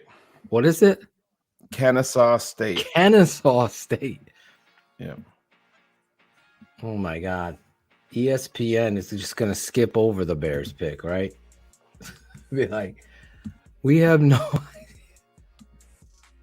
Do you think Mel Kiper is going to know about him? Probably. Levi Bell from, you know what? I'm going to go defensive tackle. Yeah. You can sort it here. I'm trying to sort it now. No, not on here. He's not? No. PJ Mustipher is, though. Wait, Travis Bell is on it. Is he? Where do they have him under N? NFL.com has Travis Bell, Kennesaw State. It's from Montgomery, Alabama. This is where your scouting department makes their money. This is where their contracts go draft to draft. So he had an impressive pro day, is what they're writing, posting 30 bench press reps. Wow. And a 32.5-inch vertical leap for a big defensive tackle weighing in at, he's only 6 foot, 310 pounds. Anthony Adams. Yes. Changes directions, chase without even wasted moment, keeps his feet moving. He might have success rate as a 3 technique. So there you go. He has the traits to look as a one-gapping guy, and that's exactly what we're playing here. Kennesaw State. I was stumped. I never am going to try to swiftly say I knew it all the time. Maybe he's the next Grady Jarrett. Who knows? Vikings take Corey Trice. Oh. Corey Trice to the Vikings after the Bears pick. Ojomo is going to go to the Chargers? Are they trading up? I would have taken Ojomo there, man. But again, this is where they do their things. They go to their draft. Zach Kuntz, New York Jets. Oh, really? Aaron Rodgers. Let me see here what I can get you guys for him. Who is Travis Bell? That's what we said. I just went to his Twitter page. Yeah. The last 3 people that followed him are the Chicago Bears, Larry Mayer, and TTNL's Bullets. That's my boy, Bullets. Oh, this dude is jacked the fuck up. Let me tell you. Oh, yeah. Oh, boy. Where's Bullets? Let's see if Bullets can come on. At the draft, passing out TTNL cards as I'm digging into the fucking crates of popcorn here, starving. Dwight Howell. Bullets, I sent you the link. Where are you right now? You at the draft? You at the airport? He's at the airport. Heading home, brother. Well, if you want to jump on, give your or we'll bring you on keeping it 100 on Wednesday. If you'd rather do, he's in TSA getting patted down watching. Oh my God. Yeah, let's check all the orifices. Wait, here he is. He's doing it. There he is. There's Mrs. Bullets. Mrs. Bullets. Say hi, baby. Say hi to the guys. Hi, Mrs. Bullets. Hi. There she is. She's like, don't bother me with those Doesn't assholes. seem Yeah, right. impressed. That's what she's saying. She's like, leave me alone. I'm tired. Did you have fun? I did, bro. She's It stealing was your insane, popcorn? man. The amount of people that were there, it was crazy. You look like you're tired, bro. Yeah, we're kind of exhausted, dude. We did a bunch of other stuff, you know. A lot to do in Hey, Kansas City. hey. Get that Raiders Yeah. gear. Okay, enough of that. We'll That's see the any price that of doing business, right? Bullets. That's it, brother. You gotta, We appreciate gotta give in to you the queen. So reaching out. It's perfect representing for Bullets because the TTNL. last time the Raiders were relevant was 1984. So it's there you go. fitting, right? Right on, guys. You're flying home. How was the experience? That was good. It was good. We're Yeah. talking about doing the one next year for Detroit too. So We got to get you on the ESPN cameras next year.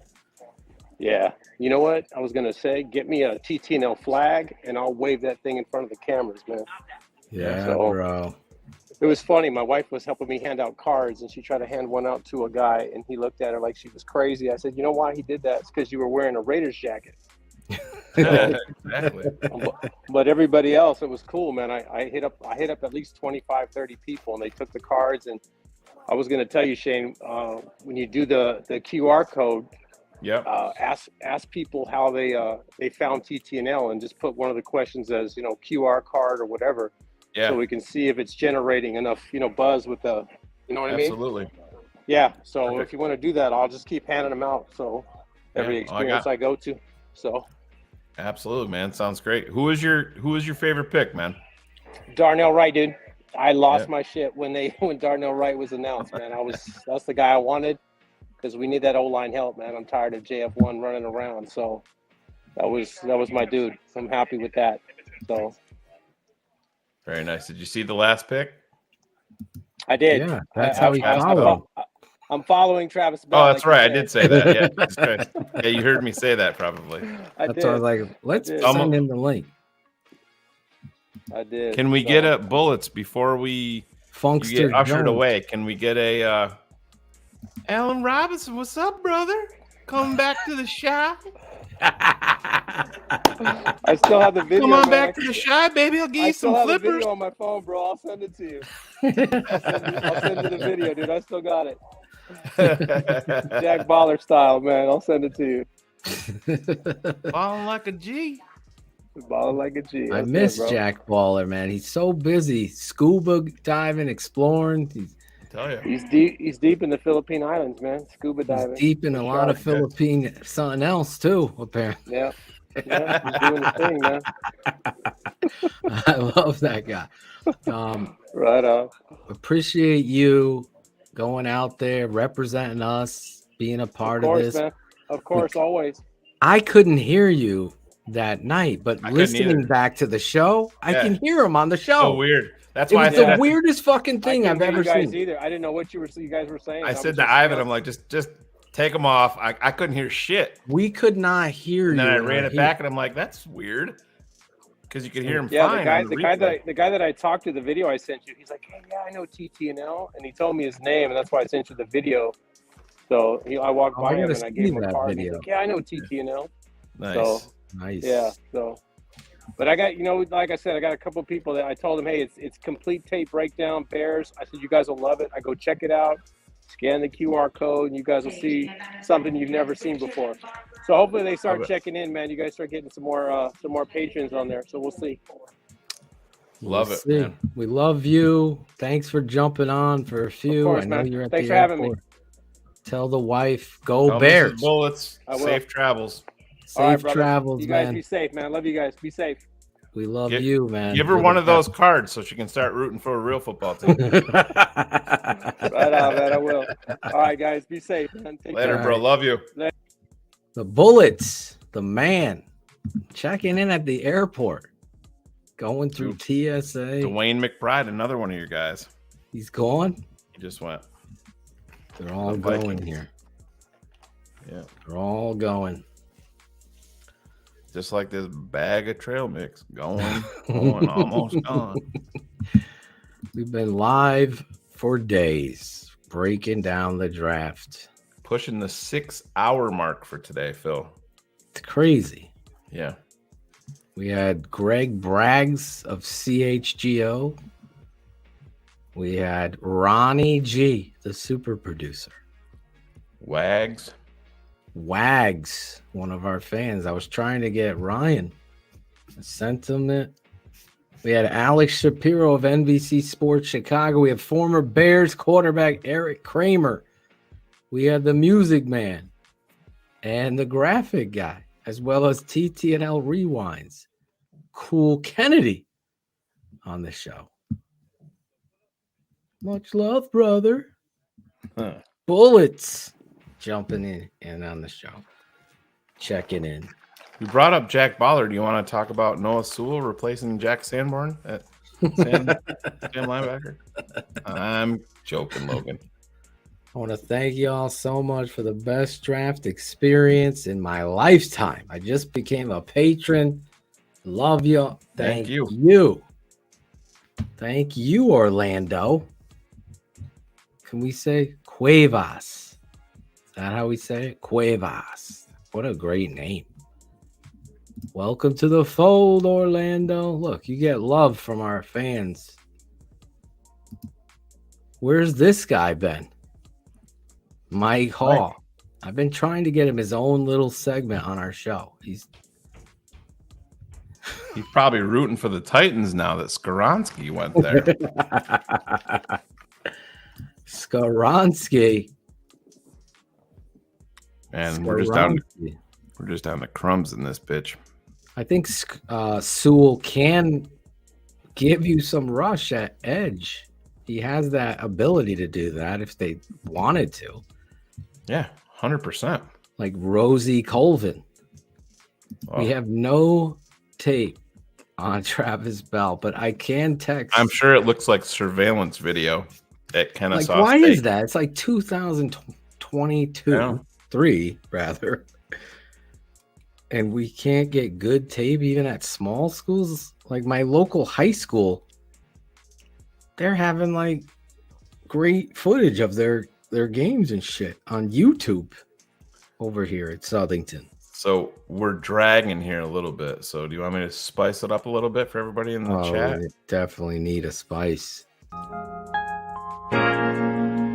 That's the juice, baby, yo, I feel the juice in my mouth, yo, the juice in your ass like Florida orange, baby, yo, pulp free, hell no, I need the pulp, need a whole bunch of pulp in that goddamn ass, yo, get on top of me, I see you, you're on top of me, I can't even see the rest of your body, your ass is fat, then you're sitting down, baby, on my face, I'm sucking your pussy and your ass in the same place, you gotta work that ass for daddy,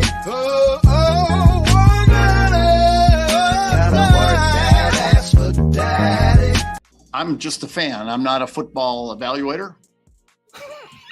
And we're back. Just like that. Re-energized, ready to go. Let's go 8 rounds. Let's go 12 rounds. 12 rounds.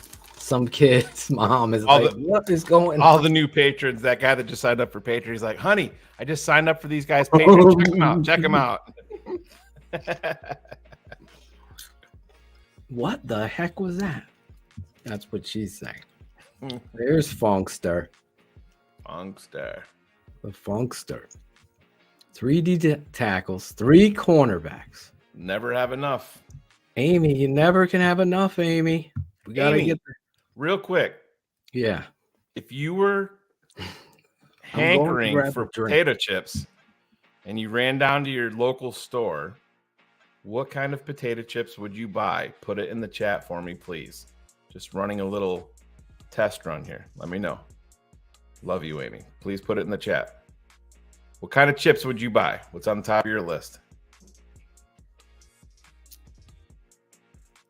Oh, I lost my DDP ran out. Fucker's going to get more food, I bet. All right, what do we got? Falcons pick is in. 2:28 is on the clock. Jacksonville Jaguars. Getting some info here. What do we got? Travis Bell, RAS score still above 8.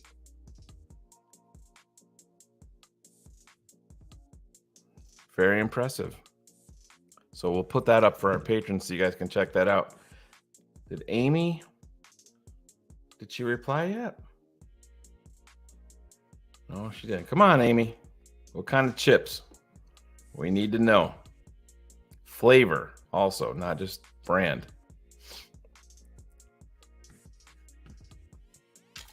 So Phil, his RAS is 8.6.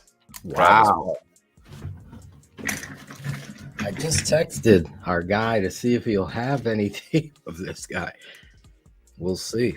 Amy's not listening. Amy Dill. Maybe it's dill chips. What kind of chips are you buying, Amy? Come on.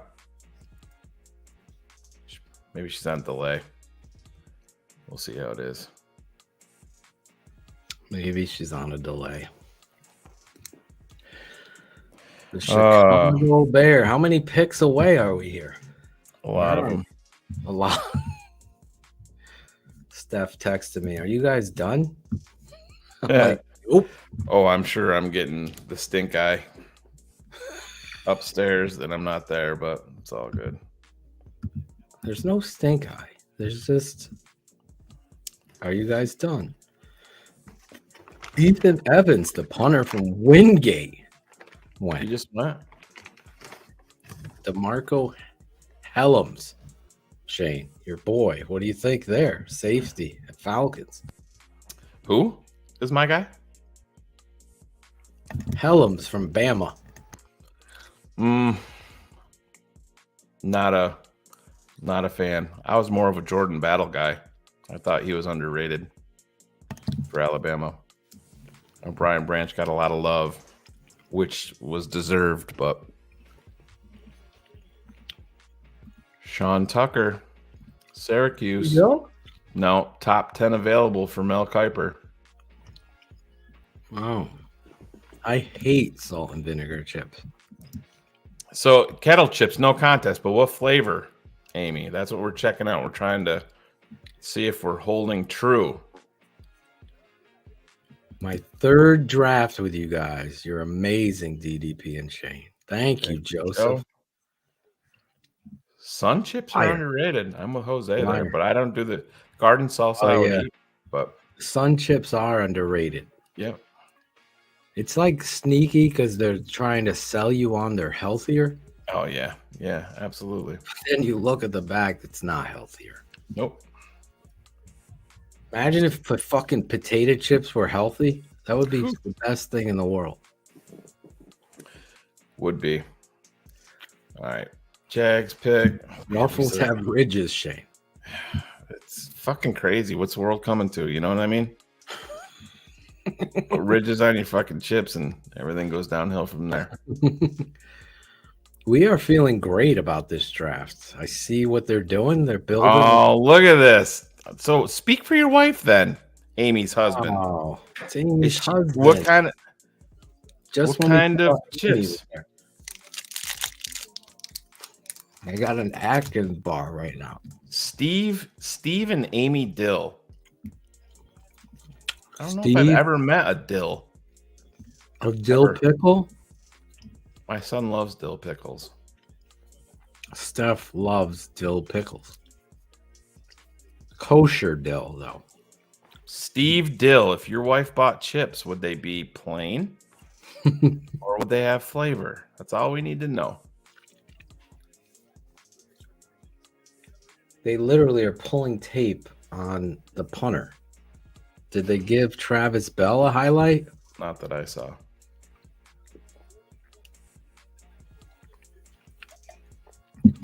You know, we've been doing the draft for years now that I haven't watched the draft. But every fucking time the Bears would either be up, they'd go to a commercial, or they might skip over a guy that the Bears picked and not talk about them. And those used to be my complaints to Apple Fan and the chat board back then.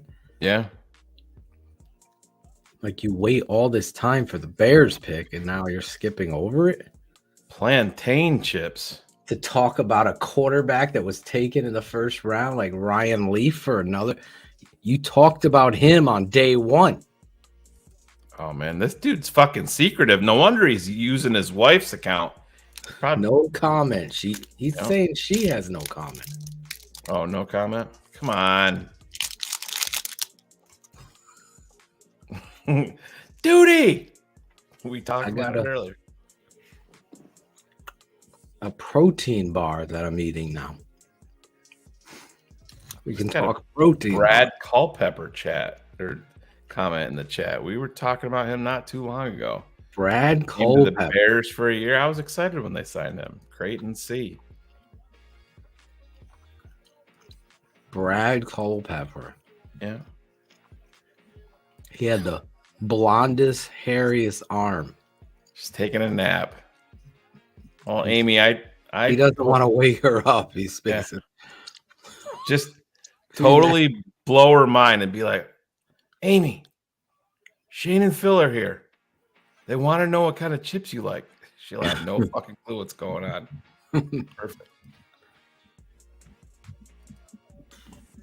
Travis Bell. Nick taking shots at the Dills. You live with her, you dill hole.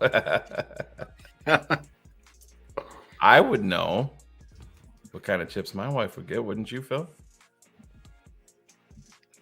Steph likes a barbecue chip. Yeah. But she likes the classic Lay's with the dip. Oh, man. Where are we at? We're not moving at all right now. Seems like it's slow. 229. Oh, see, now I can't do those fucking Takis. Ugh. Oh, my God. They're like all fucking powder. My son had a moment of Pockies or Takis, whatever they're called.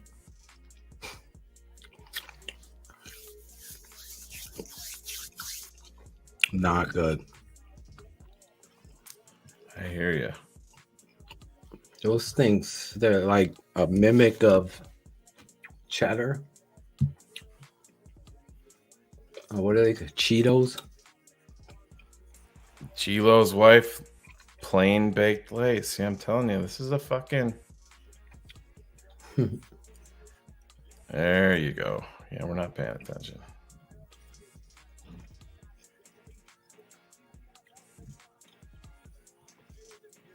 Joe Ron Gwynn. Doritos for the win. I hear you, bro. People are out there going out buying snacks. Blast from the past. Steven Johnson hitting end right in the middle of the draft. Right in the middle of the draft. We're all in the green room looking at each other like, I didn't do it. And then Steven comes back and he looks like he just saw a ghost. Oh my God. That was like bullets. He looked like he had ran 3 marathons. Yeah, did you have a good time at the draft, man? So excited. Yeah, it was good. Yeah, it was good. I was thinking about coming back. Yeah, Allen Robinson party was hype. Oh my God. Oh my God. I wonder where Brad Culpepper comes where he's at now. So the Ravens traded back into the 7th round and drafted in a Ravens-like move offensive lineman Andrew Voorhees. Grab and stash. That's what smart teams do. That's what I would have done, is taken him. Oh, I'm being summoned. I will be right back. He will be right back, so I will carry the chips forward. Voorhees, great pick by the Baltimore Ravens. I'll tell you that right now. That was my highest rated player left on the board. We broke him down on our patronage. Got hurt at the combine, if you remember, running through the tests. And when you watched his tape, I liked him better than Skoronski. That's how highly I felt of him. Great drive, running his feet, drive blocking, getting after it. I love that pick. It just shows how some teams just prepare themselves differently. I've always been impressed with the Baltimore Ravens and how they do certain things, and that just takes the cake right there. Going out of there and grabbing this football player that I know will eventually be a starter on the offensive line, barring his recovery. But I guess when you're that kind of team, you're doctors, you check all those boxes, and you make sure that you get the answers you want, you could have that luxury pick. I can't believe Colton Dowell, Tennessee Martin, went to the Titans. What a weird comment. What's that? He's had a couple doozies from the lunatic. The Bears are a bad organization because they're the first team in the NFL history to draft from Kennesaw. It's so sad that they tweet about it. Imagine if the Bears weren't the first team to draft from Jackson State. Yeah.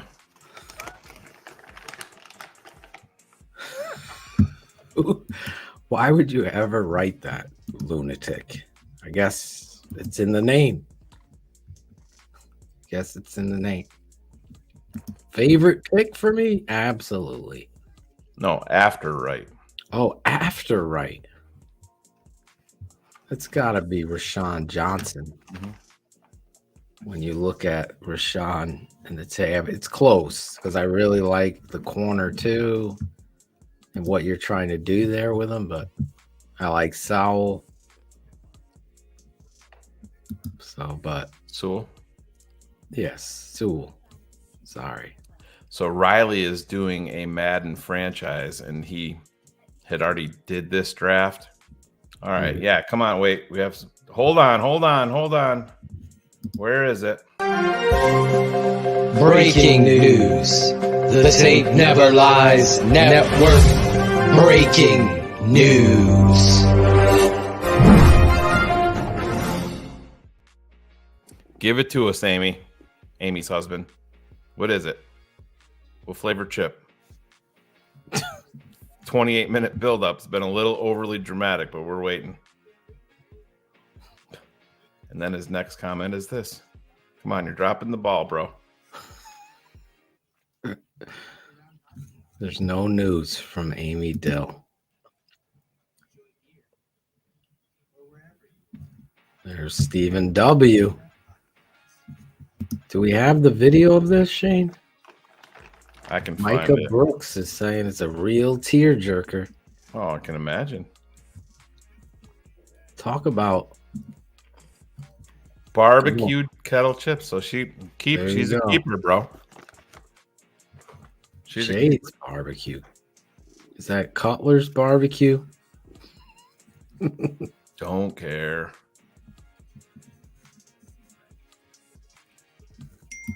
They already are throwing out the numbers. That makes me even more of a fan. I'm with Jared on that. 44 on the linebacker. With Jared. Sign me up. That's a I was great. talking about Riley's Madden franchise that he's been playing, leading up to the draft. And on Broker went to the Bills, man. Oh, really? Yeah. He had Noah Sewell, Zach Pickens, and Darnell Wright were guys that he had prior drafted on his own. Yeah. Really? Yep. Darnell Wright, Sewell, and who? Zach Pickens. Wow. Look at you, Riley. Yep. And he's got another franchise that he was doing with his cousin, my nephew. and they had my guy that went to Green Bay, Lucas Van Ness. So I ushered him immediately to, hopefully that it was before the trade deadline, to trade him. So that trade has been consummated, and he's no longer on their team. They let me do what I hired to do.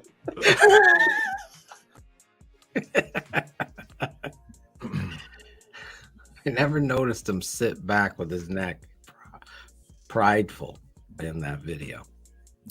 I gotta do what I gotta do. Gotta do what I gotta do. So did Jared answer the jersey number thing? Did they? I don't know. Is it true? I don't know.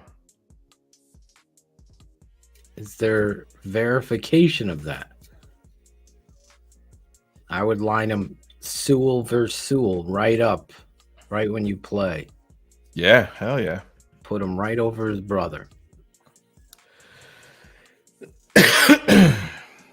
44 is a tough number. It really is. It's always been. We talked about this last night, Alexander. Yeah. Both of them. Oh, the Bears website has all rookies have been given a number already. So let's really, know if it's on the app. That's another thing that I like. Remember back in the day, they used to take fucking ever. Oh my God. You know what? I like a defensive end wearing 44 on the pass rush.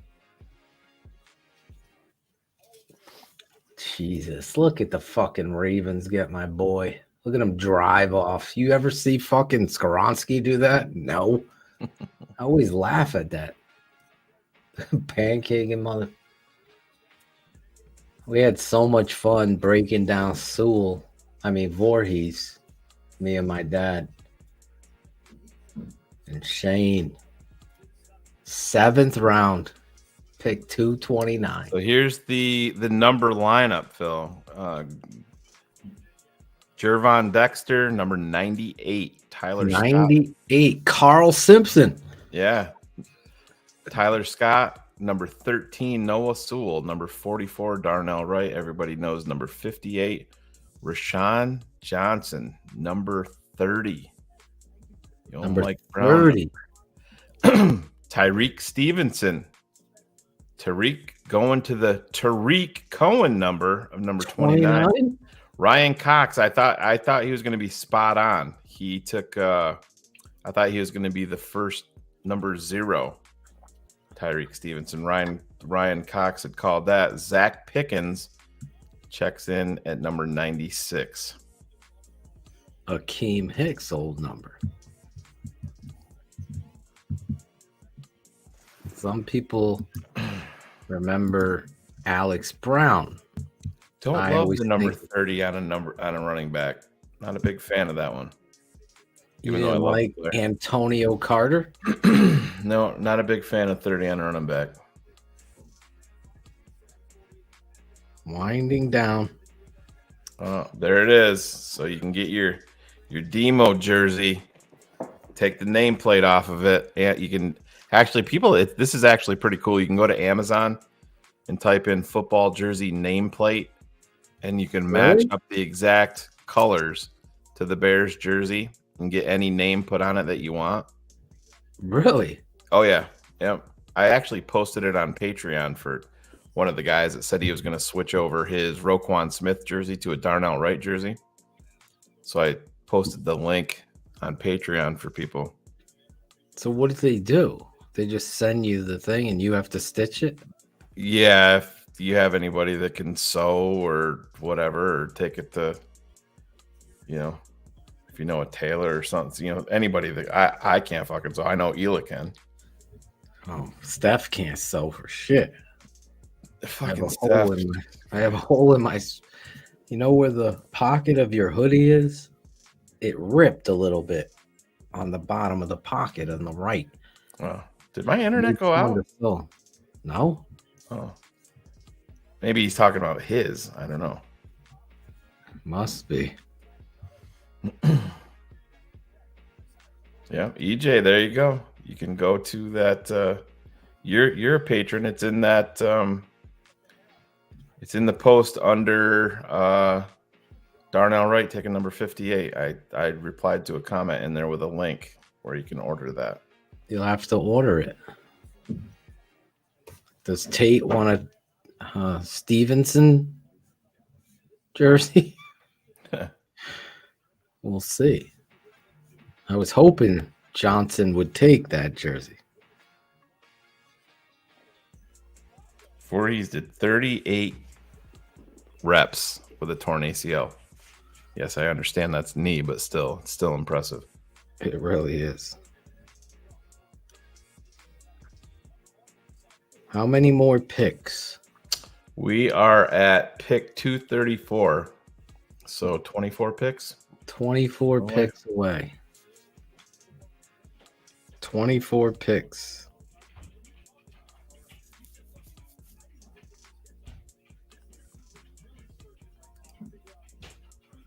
This is where the draft winds itself down.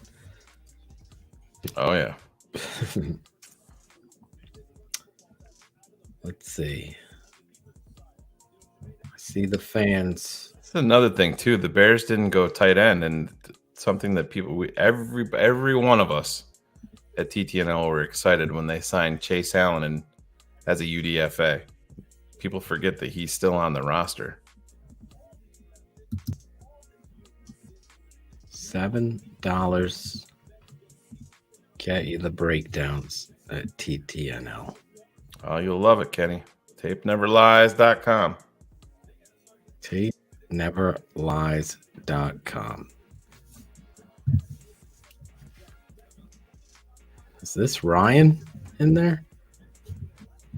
Oh, the one kid's like adjusting himself, like, holy shit, this is about to happen. We're going on. He's smelling his finger right now. See, now he's all embarrassed. Like, are they going to pick on us because we have the same exact haircut, bro? Let's bring these guys up. We can't hear these guys. Hold on. What's going on? How we doing? What's going on? How are you guys doing? We're doing great. How about yourself? We are doing good. You having fun with this draft? For sure. Now, who are we talking to? Ryan and who? I'm Ryan. Yes, sir. I'm Sam. Two brothers. Hi, Sam and Ryan. Best favorite pick of this draft. Go ahead. I would go with Darnell Wright for sure. Yeah, I would have to go with the same thing. All right, so let's switch it up a little bit for you. If you couldn't pick Darnell Wright, who would be your favorite pick? I like the corner from Miami for sure. Tyreek Stevenson. Yep. Stevenson. I like Pickens. Nice. Zach Pickens. What are y'all's overall thoughts on the draft as a whole now that we've kind of gotten through it? 7 rounds. Kind of fell in line kind of with what I was expecting, trench heavy. I'm pretty surprised. I thought I'd see an edge at some point. I just thought it was going to be higher on the list for Eberflus and for Ryan Poles, but they have young guys on the roster already. I think that they like, and I think you're going to see a vet signed like Ngakoue. I mean, even I'm not a huge fan, but Jadeveon Clowney is still out there. You give him a 1-year deal saying, hey, you're going to get playing time here. Mm-hmm. You might blow up and you get to hit the market again. And so that's good for everybody, but absolutely. Yeah, I can see that. Assure you. These guys are not the Jonas Brothers. I can tell you that. Where are you guys from, first of all? We're in Texas, Dallas. Texas. So what do you think of Roschon, the running back? Yeah, I'm with it, man. I'm with it. We're from Chicago, though. Oh, okay. Originally from Chicago. You moved to Texas.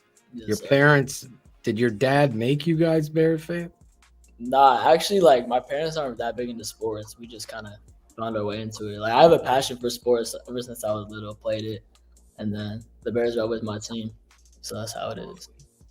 And how did you find the Tape Never Lies network?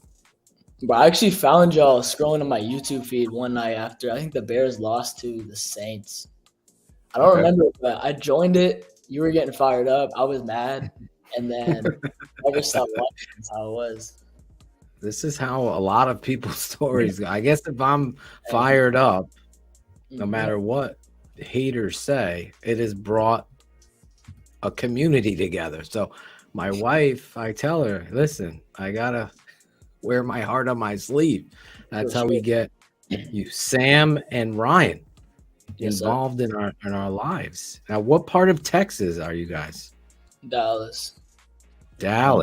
You're in Cowboy country.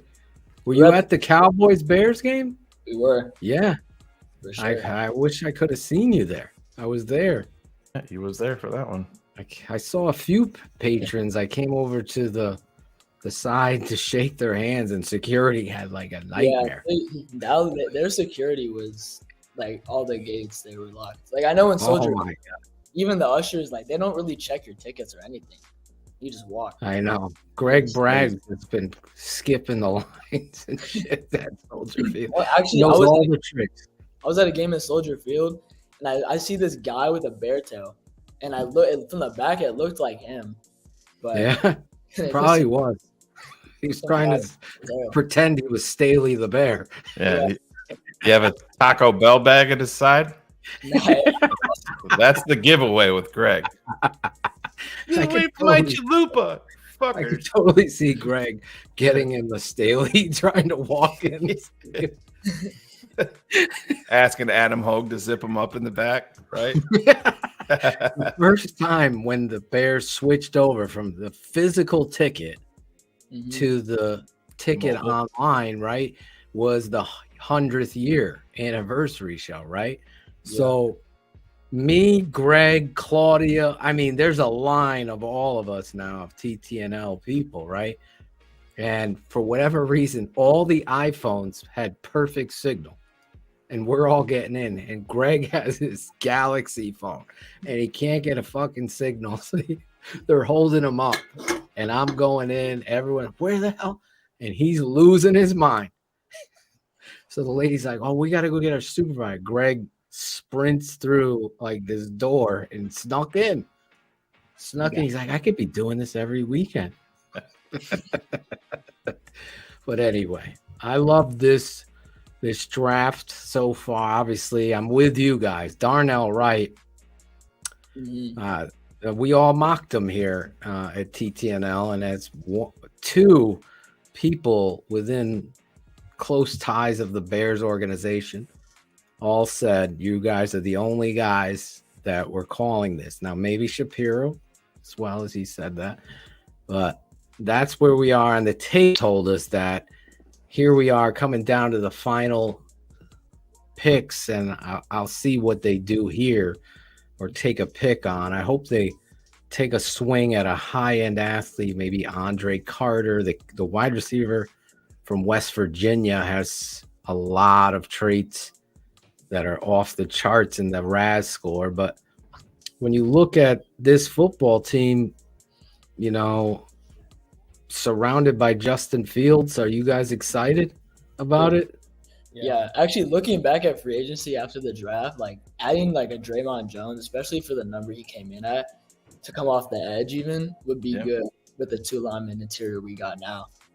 That's just my take. I don't know where they were with him, but his contract, the number didn't come in that. It wasn't like 20 million or anything like that. Yeah, his agent was doing a lot of work pre-free agency, pushing that number up, trying to in the media, but yeah, it didn't come in anywhere near where they were originally talking about. But I mean, I would keep my eyes, obviously, Yannick Ngakoue. Frank Clark has the connection to Ryan Poles. I don't think they'll be in on Jadeveon Clowney. I just don't think he's probably going to fit what they want here. But Frank Clark, knowing Ryan Poles, I think that's probably a pretty good connection to make. But then it's the off field there, because I think he's already got a couple strikes against him, but he's been free and clear. And what about the guard from Philly? I know we have our two guards now, but more depth. There's I don't know if he's still free agent. I forgot his name. Siamalu? Yeah, he went to Pittsburgh. He went to free agency. Steelers, Yep. It's going to be interesting because, as I said the first night, after the draft, all of these teams have now filled, and you saw Detroit do what we predicted and traded Swift out of there. Now they're going to go restack their rosters and their boards, and they're going to see, okay, where can we save some cap? We feel good about our position. And then you're going to see guys that get cut and waived or traded in the next thing. Now, Shane, that takes me to you because the Bears didn't fill a priority, which we felt was edge. That was the one area we haven't seen. And tight end, but they have two, and Chase Allen, as you mentioned. But edge is clearly a huge need here. Is there a possible trade? And would you be willing, based on, the talk is cheap, but Chase Young? My biggest thing with him is the youth is there. The price, what they're saying is Washington is going to want a first round plus. So, I mean, that part of it is what it is, but then you're going to have to pay him on top of it. My biggest issue with Chase Young is 49 games in the NFL, and he's played in 27 of them. Right. That's over 3 years. He's missed 22 games. You can't pay people like that and give away premium assets on top of it. Just doesn't make sense. And I mean, if you love him, they didn't pick up his 5th-year option, so he's going to be a free agent after the season anyway. I'd be willing just to wait a year if you love him that much, and then you're not giving him away. Be like, I'm not giving you a first-round pick for a guy that hasn't been this healthy. Here, you're trying to get rid of him and his distraction. So, would you be willing, because you have all those twos, would you throw a second-round pick next year at them? Nope. For him? No. Or not. Nope. Because I would never give a first up, but I totally could be talked into a second-round pick to try and strike lightning in a bottle with this guy. He's a former teammate of Justin Fields. They have a really good connection. Maybe he does get cut, but throw a second. Kenny McIntosh just went to the Seattle Seahawks. Georgia. Yeah. It's a good back. Absolutely. Franklin says no deal. Would you guys be willing to deal for Chase Young? Maybe if the second we got from Carolina pair with like a 4th or a 3rd, I would be willing to 2025. Because the talent with Chase is there. He was the 2nd overall pick, I think, right? So he had a couple of big injuries, but if we can get him back and healthy, the talent edge is gonna be good if he's healthy, for sure. Yeah, the talent is there for sure. Totally understand it. Mine's just the thing. It's been year after year after. It's not just a one-time injury with him. 22 games over 3 seasons. That's more than an entire football season. Right. So what about he was just sitting on the sideline. What was that? I'm sorry. What about Montez Sweat? I heard they were looking at him too, or one of them.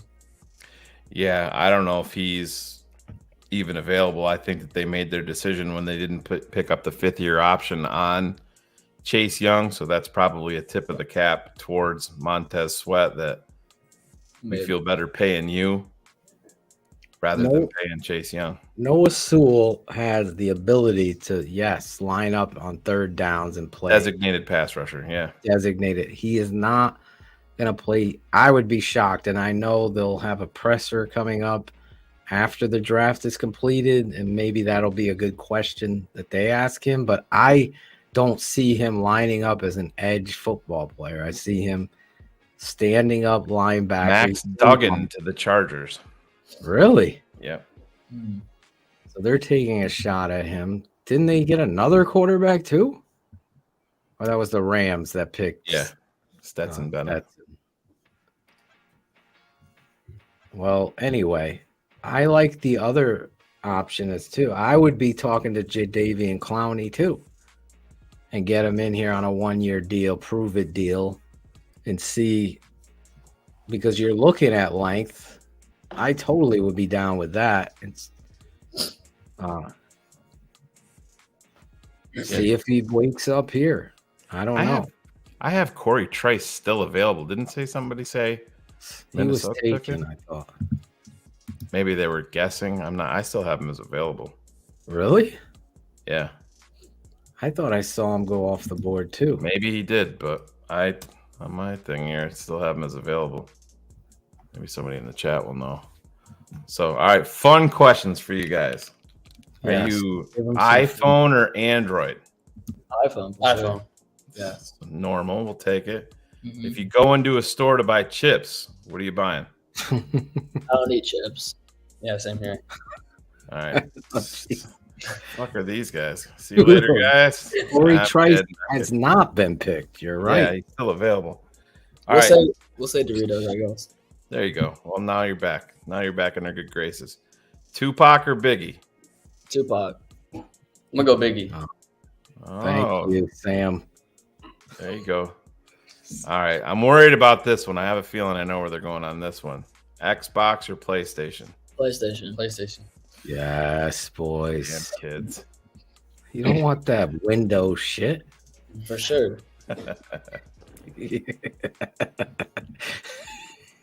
more? Shane is buying the PS5 according to sources. What's that? Shane is buying the PS5 according to sources. I'm a Riley serious has put in guy. his Christmas list. Oh, is that what he put in the chat? He's probably got more money than I do. He can afford to buy his own. I know. What's up with that? Xbox is trash. Yeah, clearly. Xbox baby. Listen, you guys, I appreciate you jumping on the show with us. Is there one guy you're hoping for here at the end, or are you just watching it and fishing? I don't know. Down in the 7th, I don't have names. I stopped around the 4th round, 5th round, knowing. Yeah, so You're into it, man, right? What grade are you guys in? Where are you in school? I'm a senior in high school, but I'm I a go to junior. college. Yeah. Sam's in college. At what school? No, Who? he's a junior in high school. I'm a senior in high school. Yeah. You're a senior in high school. I thought he said college. All right. I'm about to. Senior in high school. You play football? Nah, basketball. Basketball. But I love when it comes to watching and being a fan, it's definitely football, 100%. Yeah, I get that. You're here in the 7th round with us. I think you love the game of football. And Sam is a junior or sophomore? I'm a junior in high school. Junior in high school. Mm-hmm. So you're Irish twins right here. Yeah, Mom and dad had you right back to back. Mm-hmm. Now, what do they do? I know What their do mother. they do, though? I'm kidding, guys. It's been day 3.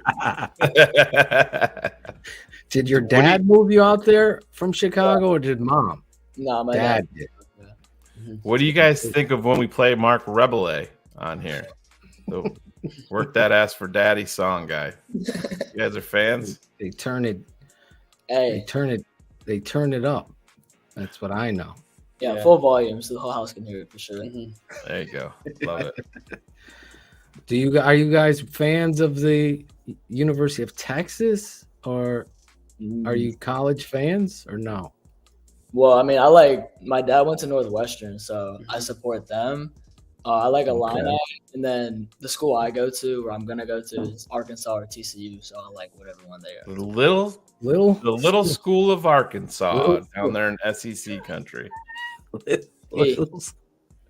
Razorbacks. Never heard of the University of Arkansas. It's a tiny school. It's only in Are you gonna try to walk on to the basketball team in Arkansas? I don't know about that. They actually have a good recruiting class this year, I think. Yeah. How tall are you? Me? Yeah. 5'10". Oh yeah. So fuck that. You can just go ahead and say no. You're not We walking. gotta on. move you to receiver, man. You might not make the intramural You're team taller out there, than bro. me. You're Well, towering over Phil though at 5'10". towering. I wish I was 5'10". I would have went to Penn State, for God's sake. Who's taller? Which brother? He's taller. I'm sorry, yeah. Does that piss you off? That the younger brother's taller? I don't mind it that much, to be honest. All right. You guys good with the ladies in school, or what? No. They wearing the hair. They got the Disney Plus look. You guys look like you can have your whole show. We can get a show for you guys. Hey, maybe one day. Corey Trice to the Pittsburgh Steelers. Oh, he did just go. Look at that. Every time we mention a name, there you go. What do you guys think we are at with the Bears like this season as far as like winning the division record predictions? Last year was rough, obviously. That NFC man's wide open. I mean, I think a lot of things have to come together. Listen, if Justin takes that year 3 leap, anything can happen. It's the Roschon Johnson pick is going to be sneaky. Win if he plays the way we think he does. That matchup is is going to be good for the Bears. Justin Fields is the X factor, to Shane's point. And really, as the Bears build this offense and defensive line, it's going to be exciting to actually see it unfold. But if you won 3 games last year when you were trying to lose, we're going to see where they're going to go when they're trying to win, because that was a piss poor team. Hopefully it changes. Go out there and try to win that division. That should be the goal first and foremost. Then who knows? I just want that arrow to be pointing up. We want Carolina to suck, and we want, because we got that first round pick of theirs next year. We want that arrow to be pointing up. Hey, you motivate a young team like the Chicago Bears, and they come out, and even if they get into the wild card, and you have an X factor at quarterback in Justin Fields, teams don't want to deal with that. So it's going to be interesting. I mean, they have a lot of work to do. Offensive line has to get solidified. Clearly, got to find some pass rush someplace. Yep, somewhere. And because you can't, it's not sustainable to what they have right now. That's for sure.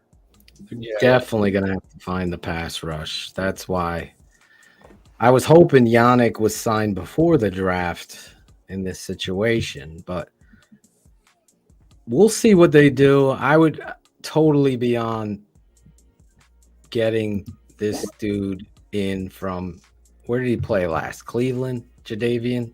Yeah, he's been dumped around the league. I mean, this guy was considered, and just like Chase Young, considered like the upper echelon of players coming out in that draft. And now that here's where they are. So we'll see. But I appreciate you reaching out to me. For sure. You follow me. You follow me on Instagram, right? Yes, sir. All right, buddy. I'm gonna. Very good. We'll send you some. I'm gonna send you a TTNL T-shirt when they come in. So you got to keep in touch with me and remind me. But you're both gonna have to wear it. Just one. You fucking guys trying to get swag. I'm kidding. We'll get you both one. We'll get you both one. All right, for sure. All right. All right. I'll keep it at 100 T-shirt. Yep. Yeah. All right. Later, fellas. Appreciate you guys jumping on. Look at these two. Ryan and his brother. They jumped right the fuck off. They didn't even wait. I always laugh sometimes. I don't want to say I keep track, but like the people, if they have like a real good spot, they'll hang around in the green room to see what we say about them. Yeah. As soon as they drop right off. Yeah. Some guests, you can tell if they're really in a rush, they boom, gone. Other guy, I mean, we've had some people, some uncomfortable moments where like, God damn, you left 7 minutes ago. You're still sitting in the green room staring at the screen. Watching it. Yeah. Yeah. Then I feel like I got to send some more. I got to send some more praise their way. Yeah. TTNL swag. Give that brand. Yeah. Where is Alex Acevedo? Could he come on? He's playing bingo with Bratcher. What do you think Bratcher said about the Roschon Johnson pick? www.ttnlswag.com. Go over there, get your swag on. Get your swag. It's open. You totally can get over there, put some swag to it. Get over there. ttnlswag.com. Right, so pick 244 is up, and we are at 258. Jesus, how slow are they going? Yeah, I know. Let me see if I can find that Dallas Feels video. like they're fucking going so slow. Anthony Johnson just went, huh? Remember Anthony Johnson, the running back out of Notre Dame? Oh, yeah. Carrie loves the swag. Can y'all break down on what type of player Johnson is? Roschon Johnson is what you're talking about? We're going to be breaking all of these players down. Roschon Johnson, yeah, running back from Texas. He was Bijan's backup. Would have started for most teams in the country, quite honestly, if he had transferred. Former quarterback. And let me tell you, he's got great hands, great feet, instincts to run the football. And you know, when you're a former quarterback, you can actually throw the football. So that's going to help you out. I'm a big fan of the pick. I get what they were doing. And you got to love how he's going to fit into what it is they're doing offensively, Roschon. 6 foot, 220 pounds.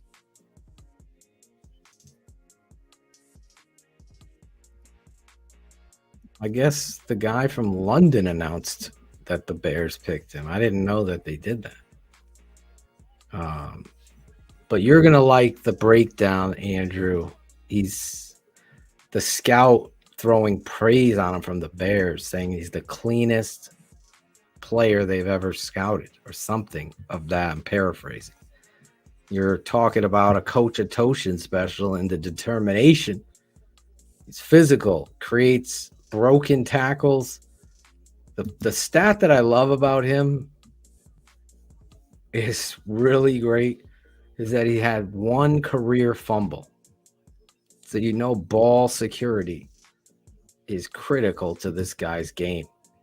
So you gotta like that. One fumble in all his carries.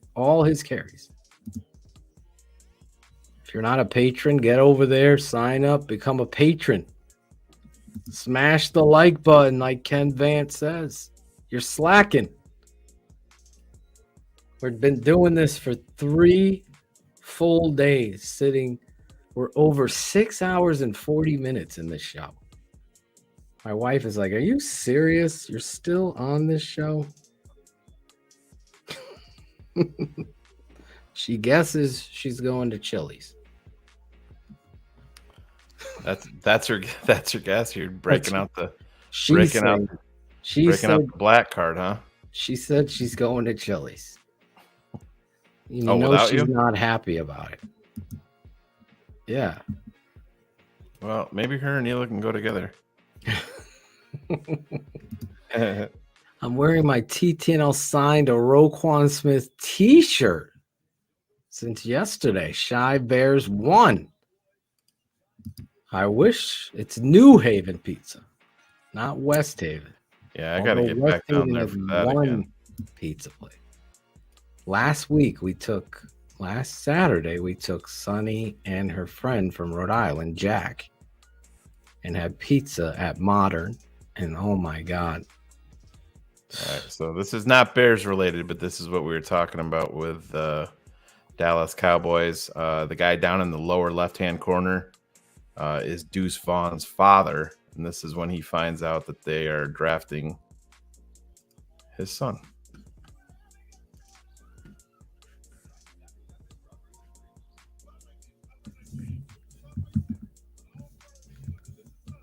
Oh, the father? Yeah. That was when the war room told him that they're taking his son. There's obviously they're not going to let audio in there so you can hear. They'll release that later. But yeah, what a moment. In case you missed it, you see amazing. You see Jerry right there with the card announcing to Deuce's father that they're taking his son. Like, hey, do you want to call this in? Yeah. That's exactly what that's amazing right there. Look at the raw, unfiltered passion and pride. Can't even imagine the emotion. It looks like Dr. Evil's office, right? that carpet. Yeah. The good stuff. Yeah. Not a Cowboys fan at all, but That's what draft day is all about. Is stuff like that. I could watch. Like I said, I could. No, Jesus Christ! Come on, be a nightmare all over again. Stop. Millisecond. Yeah. 6 hours, 43 almost minutes. 7 hours. The bad part about it, we hit like just a smidge under or over 40 last year, including the Sunday draft mob. We're gonna blow right the fuck past that this year. Oh my god. We're almost there without draft mob. We are. Yeah. And we got a ways to go yet. Maybe I'll tell you what, after the Bears, are we even staying on for Mr. Irrelevant? No. Yeah. Bears pick and we out. We are out. Undrafted will be updated by Shane probably frequently on our Yeah. Patreon. Oh fuck, I forgot all about that. Yeah. I'm sure it'll be that. Yeah, we'll copy. and the Bears are gonna. Well, that's what they're doing right now. That's the good part about the Bears not having a 6th-round pick. They've been putting the Bears have so much room in cap, they can offer more sizable bonuses to these guys that they really, really want to get. That may be why they drafted Travis Bell, because they very well could have known that he was very active in the UDFA market. And they're like, you know what? Fuck it. We want him. We're going to secure him. And that's what you do with picks like this sometimes. I can only imagine the smells coming out of that thing, but only imagine the smells coming out of that thing, but Jacko better do some shit. Jacko better do some shit. Jacko don't do shit. Jacko don't do shit now. Jacko don't do shit. Jacko don't do shit. Jacko don't do shit. Jacko don't do shit. Jacko better do some shit. Jacko better do some shit. Jacko better do some shit. Jacko better do some shit. Jacko better do some shit. Jacko better do some shit. Jacko don't do shit.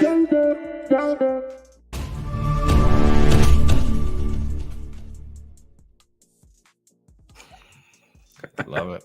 Yeah, had to perk up the audience with a little Jackal don't do So shit. one thing real quick, just looking over some of the Bears draft picks, just some of the bios. Dexter, Scott, Sewell, and Darnell Wright are all just 21 years old. Wow. So yeah, young. Roschon is 22. Tyreek Stevenson is 22. And the oldest right now is Zach Pickens, 23 years old. And I don't have an age yet on Travis Bell.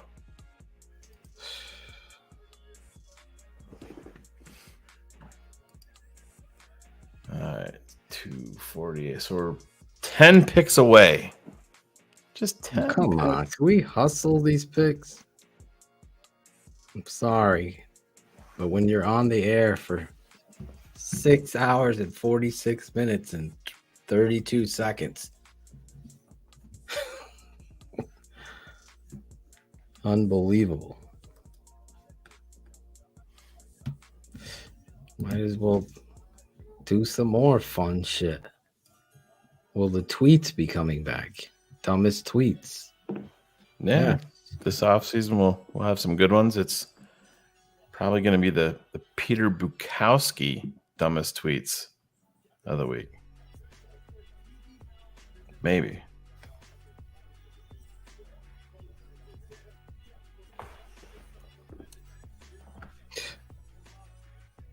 Oh, Ryan Cox says the Minnesota corner is 24. I guess I missed that on there. He might move to safety, too. Did they announce him at safety? I don't think so, but someone I trust says you could see a move for him for safety. Okay. Interesting. Just keep that in your pocket.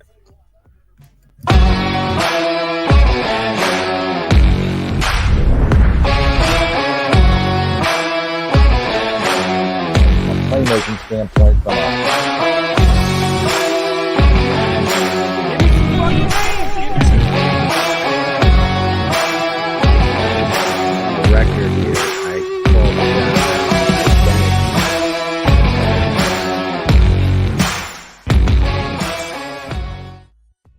TTNL Network. Right in that draft coverage. We are right in it. Travis Bell is 24 years old as well. Okay.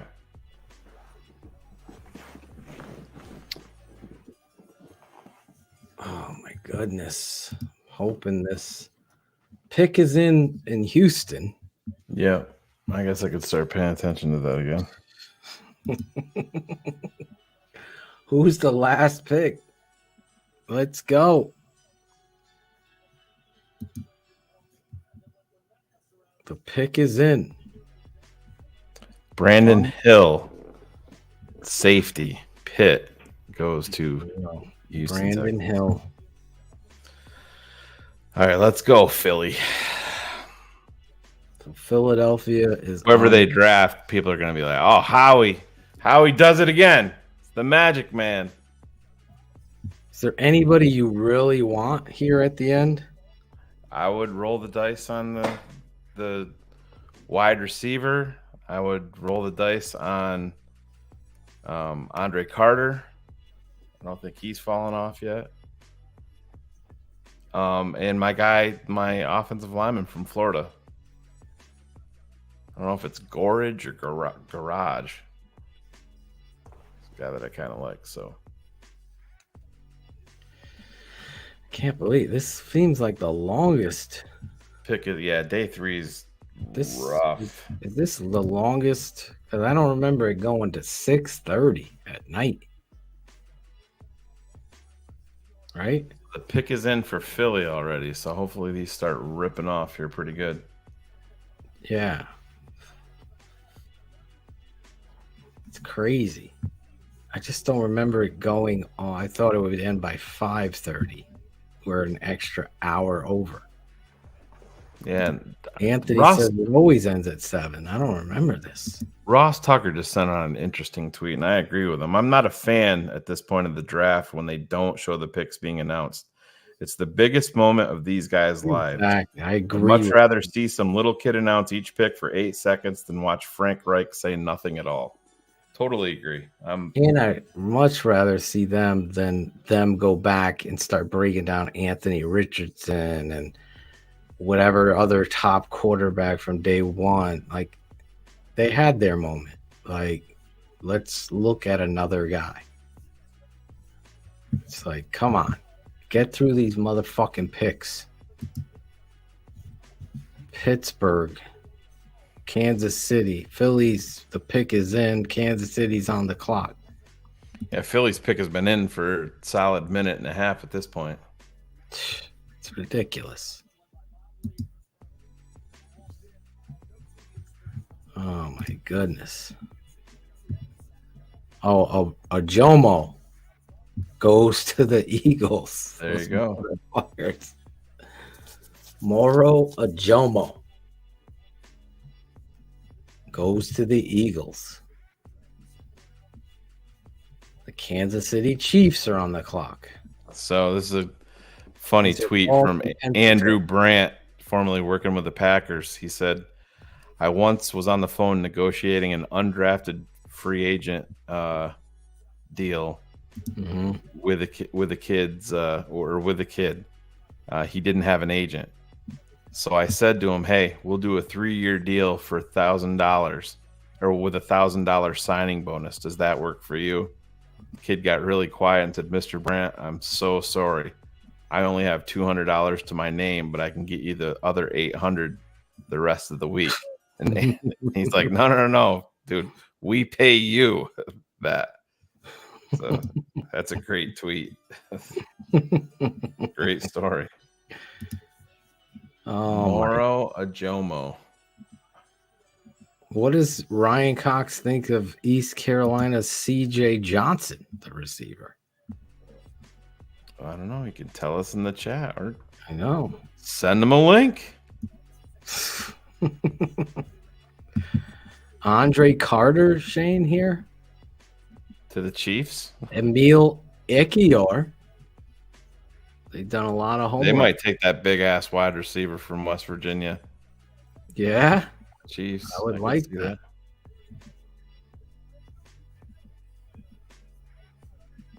Ali Gay is still there, Shane. Oh, yeah. So that would be my pick, 100%. Ali Gay, get a defensive end right at the end. He's got some upside. Oh, Jesus, they're breaking out the food now on here on ESPN. Sean Tucker. Yeah, I don't think the Bears are going to be into the running or drafting another running back. Oh my God, can they just put these picks up for Christ's sake? It's so annoying at this point. Give me the kid. Give me the safety from Iowa. Kayvon Merriweather. Take a shot at him. Is that Brandon's son? I don't know. Is it? I have no idea. I was actually excited when the Bears signed him. God. So was I. Then he lost 7 steps. Oh, give me Ronnie Bell. I would like Ronnie from Michigan. Trying to see who's left on my boards.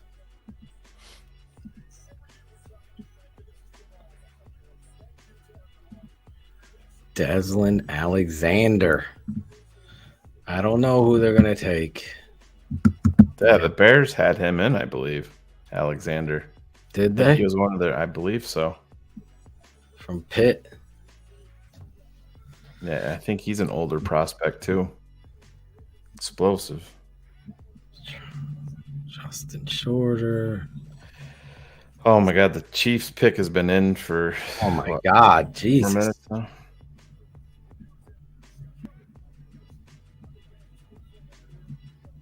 What's the kid from West Virginia's name again?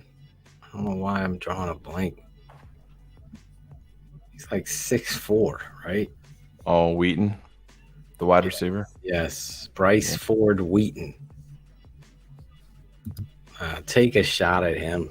Nick Jones, corner, Ball State, Kansas City. Nick Jones.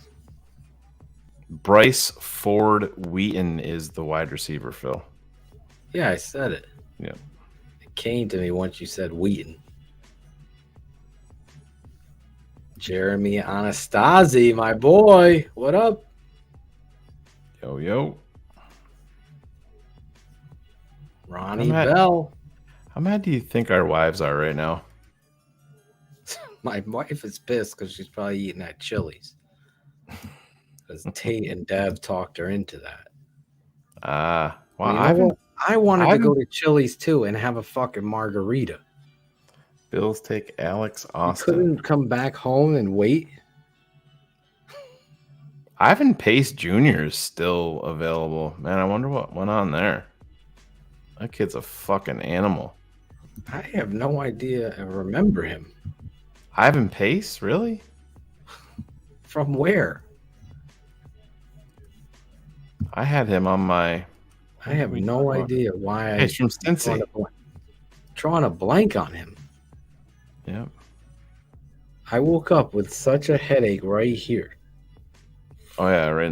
Mine was more so in the middle, but that's from looking at this damn screen for 40 hours the last few days.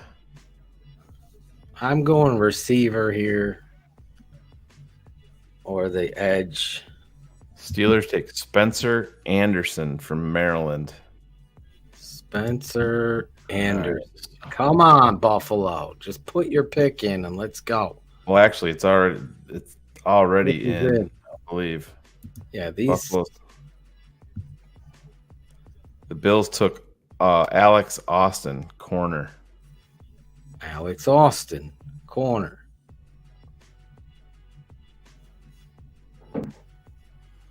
Yeah, so if you're a TTNL patron, as the UDFA announcements come in, I'm not going to post every single one individually when they come in, maybe in groups of 5, because I have a pretty good feeling the Bears are going to have a sizable UDFA class. And if they don't draft a quarterback, I hope they, even the last couple of years, they've just brought in nothing even at quarterback. I just want them to get a young guy in the pipeline. Tyson Badgett hasn't went, I believe, unless I missed that. So that would be another, 6'3", 213 from Shepherd College. Look at Richard Gordon. 3 minutes, and this will be the longest TTNL live show ever. I thought didn't we hit 7 hours last year on day 3? I don't remember. I could look back in our archives, but was at the soccer game. Yeah, that was that was 2 years ago. Last year was me, you, and Cherie. Oh yeah. On day 3. Jesus. We were 7 hours on the nose last year, or 1 minute from 7 hours. Okay, so there you go. There you go. Ding, ding. I didn't even have any trail mix to fucking celebrate with. Oh, shit's gone.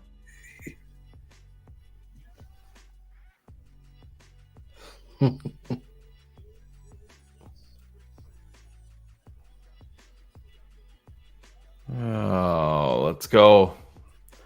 The fuck are you on the clock, 49ers? And you don't know who your pick is at this point. Jesus Christ. Exactly. John Lynch.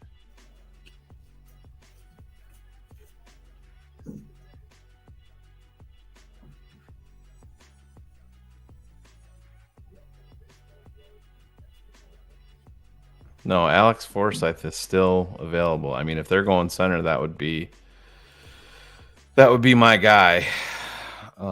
At this point, I know Ryan Cox was a fan of him too when we were talking. I'm just gonna. What should I have her get me from Chili's? What's gonna travel home well? The fajitas. I like their. What is that one soup that they have there is good. Soup is not a meal. No. I didn't say that's all you had to get. Jesus. The fajita soup, I think. Isn't that what it is called? I think I'm going to tell her to get me some fajitas. Yeah. And a margarita. Coke, we want you to have her bring you back some chips from Chili's. Cokie.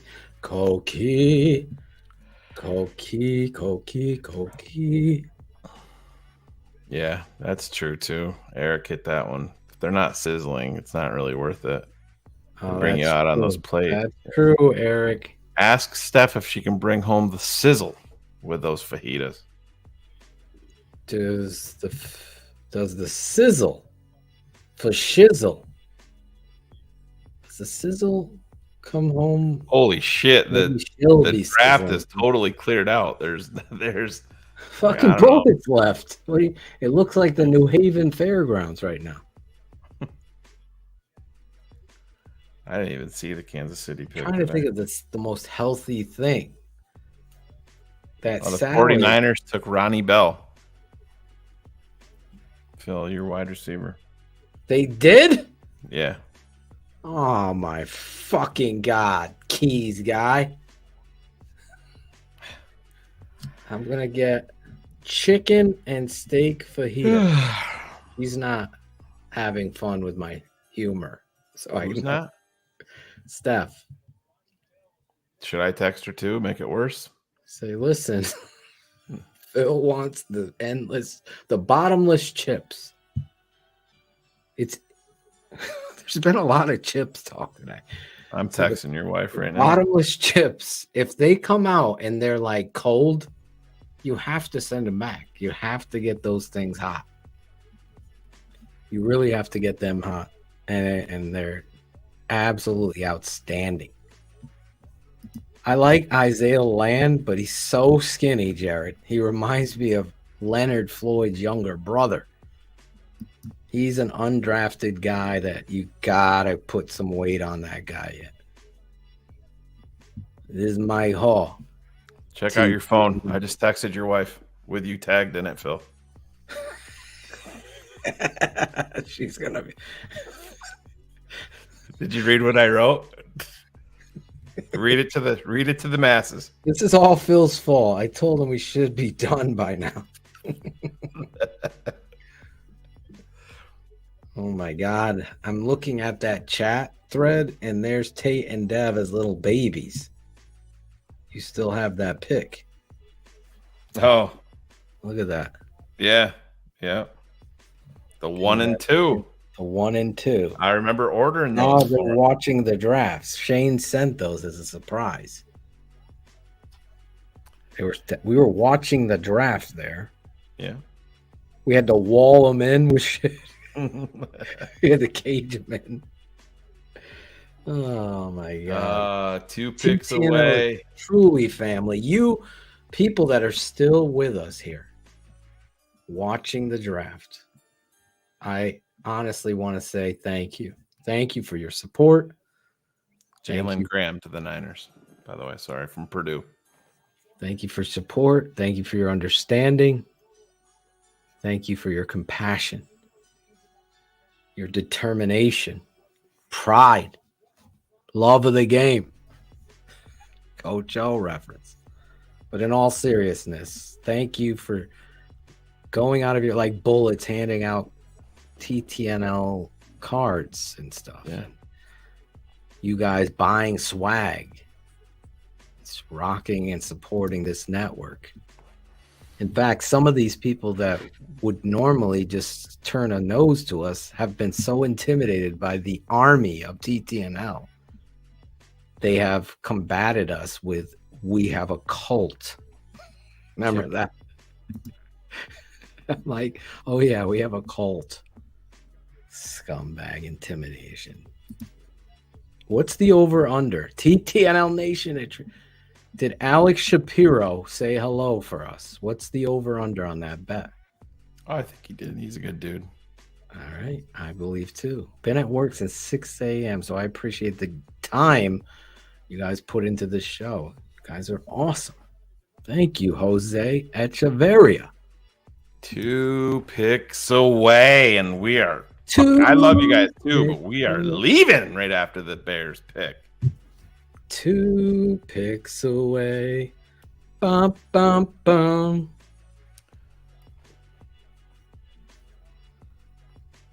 Dude, I wanted to go out for dinner and like have a margarita and sit and chill. And now Steph went to Chili's. Well, God. I mean, if you have to eat at 6, you can definitely eat at 7:30. That's what I'm saying. Why didn't she just come home? She could have had some fucking plain kettle chips. She's probably the boys are probably trying to. This is bullshit. Tate's like, fucking Zach Evans went late. Zach Evans went late. I think the next time you see Tate, he's going to be all about Roschon Johnson. Grant DuBose, wide receiver, is a Green Bay Packer. That's what the 3rd wideout they've drafted. Charlotte. Take the Bears are up. Big Lou. Denver's pick is in already, so the Yes. Bears We're almost are now on the done. clock.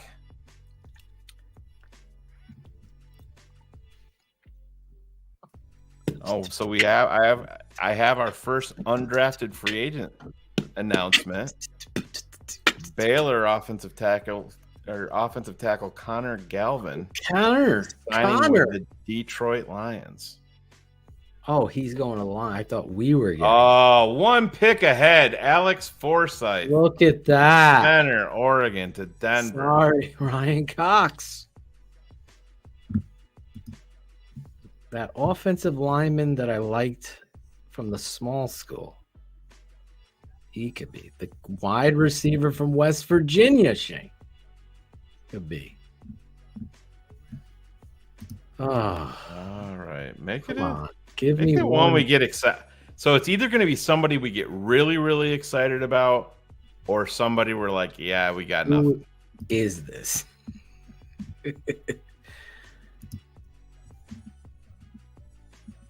Oh, the weight. I like how everybody on Twitter's tweeting that the Bears are on the clock for the last time. Joey Fisher could be the pick, Shane. Joey Maybe Fisher. the pick is not in. The We get the wide receiver from West Virginia. That would be a explosive. Allie Gay. Come on, I would be excited with that pick. You took an edge, a tall kind of swing at the fence. Fits the screen. The pick is in. The pick is in. The pick is in. Who is it gonna be? The second to the last player.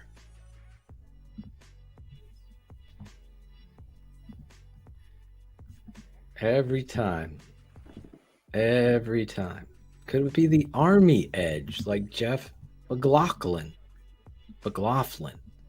Said it better.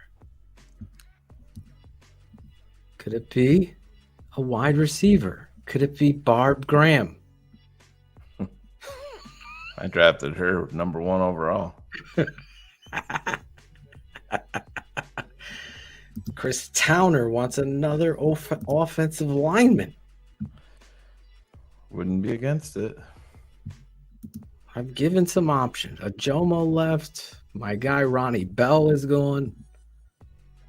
Don't draft a kicker, whatever you do. No. Sign them and for undrafted. Is it Angelo Joe Marino? Last year we got Trenton Gill, though. That's the way they close it out. Solid. I would very happy with his. You're going to have to pay attention, become a patron. Shane will be updating that constantly. Oh, yes. Every 35 seconds. I think, do you want to get the Army kid before undrafted free agency, or are you on the phone? I would take Allie Gay over him because then you're not worried about the body transformation. And Lonnie Phelps is a good name right here. I mean, I wouldn't be upset with Andre Carter at all, but yeah. Angelo Joe Marino. Oh my God. Let's drag this out, Ryan Poles. Let's go. Holy Poles. I got polls in different area code. The Bears select Kendall Washington. Dunzel's boy? Kendall. I'm at a loss. It's not ringing a bell. Safety. Kendall Washington. Kendall. Yeah, let me now see we here. have to stay to watch the final pick. I got hoes. I got home. I got nothing, folks. I'm sorry. Safety, Stanford. Yeah. Kendall Washington out of Stanford. 6 foot, 203 pounds. Senior. 50 tackles. 1 INT. Kendall Washington. Let's go to the big board on the NFL Network. Oh, it's Kendall Williams they put up here. Oh, so the tweet was wrong. My bad. Williamson. Maybe they're right because Kendall Williamson is non-existent. So the NFL.com is fucking up the Bears pick. Yeah, so the first text that I got was it is Washington. Take a screenshot of this. NFL.com is the CHGO of late round picks. Kendall Williamson. That's what they're putting there, but his real name is Washington. I don't know. Everybody's going on. The first one I got was Washington, and everything else. No, it's Williamson. This is officially from the Bears. Okay. Jesus. Denzel's son was about to get a call from me. All right. So. All right. With that being said, I love you all, but you know what that means. I got to get the fuck out of here. Yes. Listen, safety ends the pick. Al Bundy, like Kendall Williamson, is the pick, and we will talk about Kendall Williamson as we go. Are we waiting for the final? We might as well. Oh my God, I don't really care. We gotta go. Coming out right now. That's what she said. Ding, ding. Tapped out. He's tapped out. He's got an 8.60 RAS score, Shane. So Emil Ekiyor, offensive lineman from Alabama, to sign a undrafted free agent deal with the Indianapolis Colts.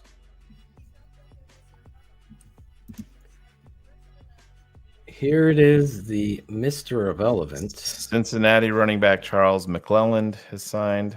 Shay's cousin? Jesus Christ, my phone is literally on fire right now. Charles McClelland is signing with the Tennessee Titans. Illinois linebacker Isaac Darkangelo is signing with the Lions. Minnesota quarterback Tanner Morgan is signing with the Pittsburgh Steelers. Fuck. LSU edge rusher Ali Gay is signing with the Houston Texans.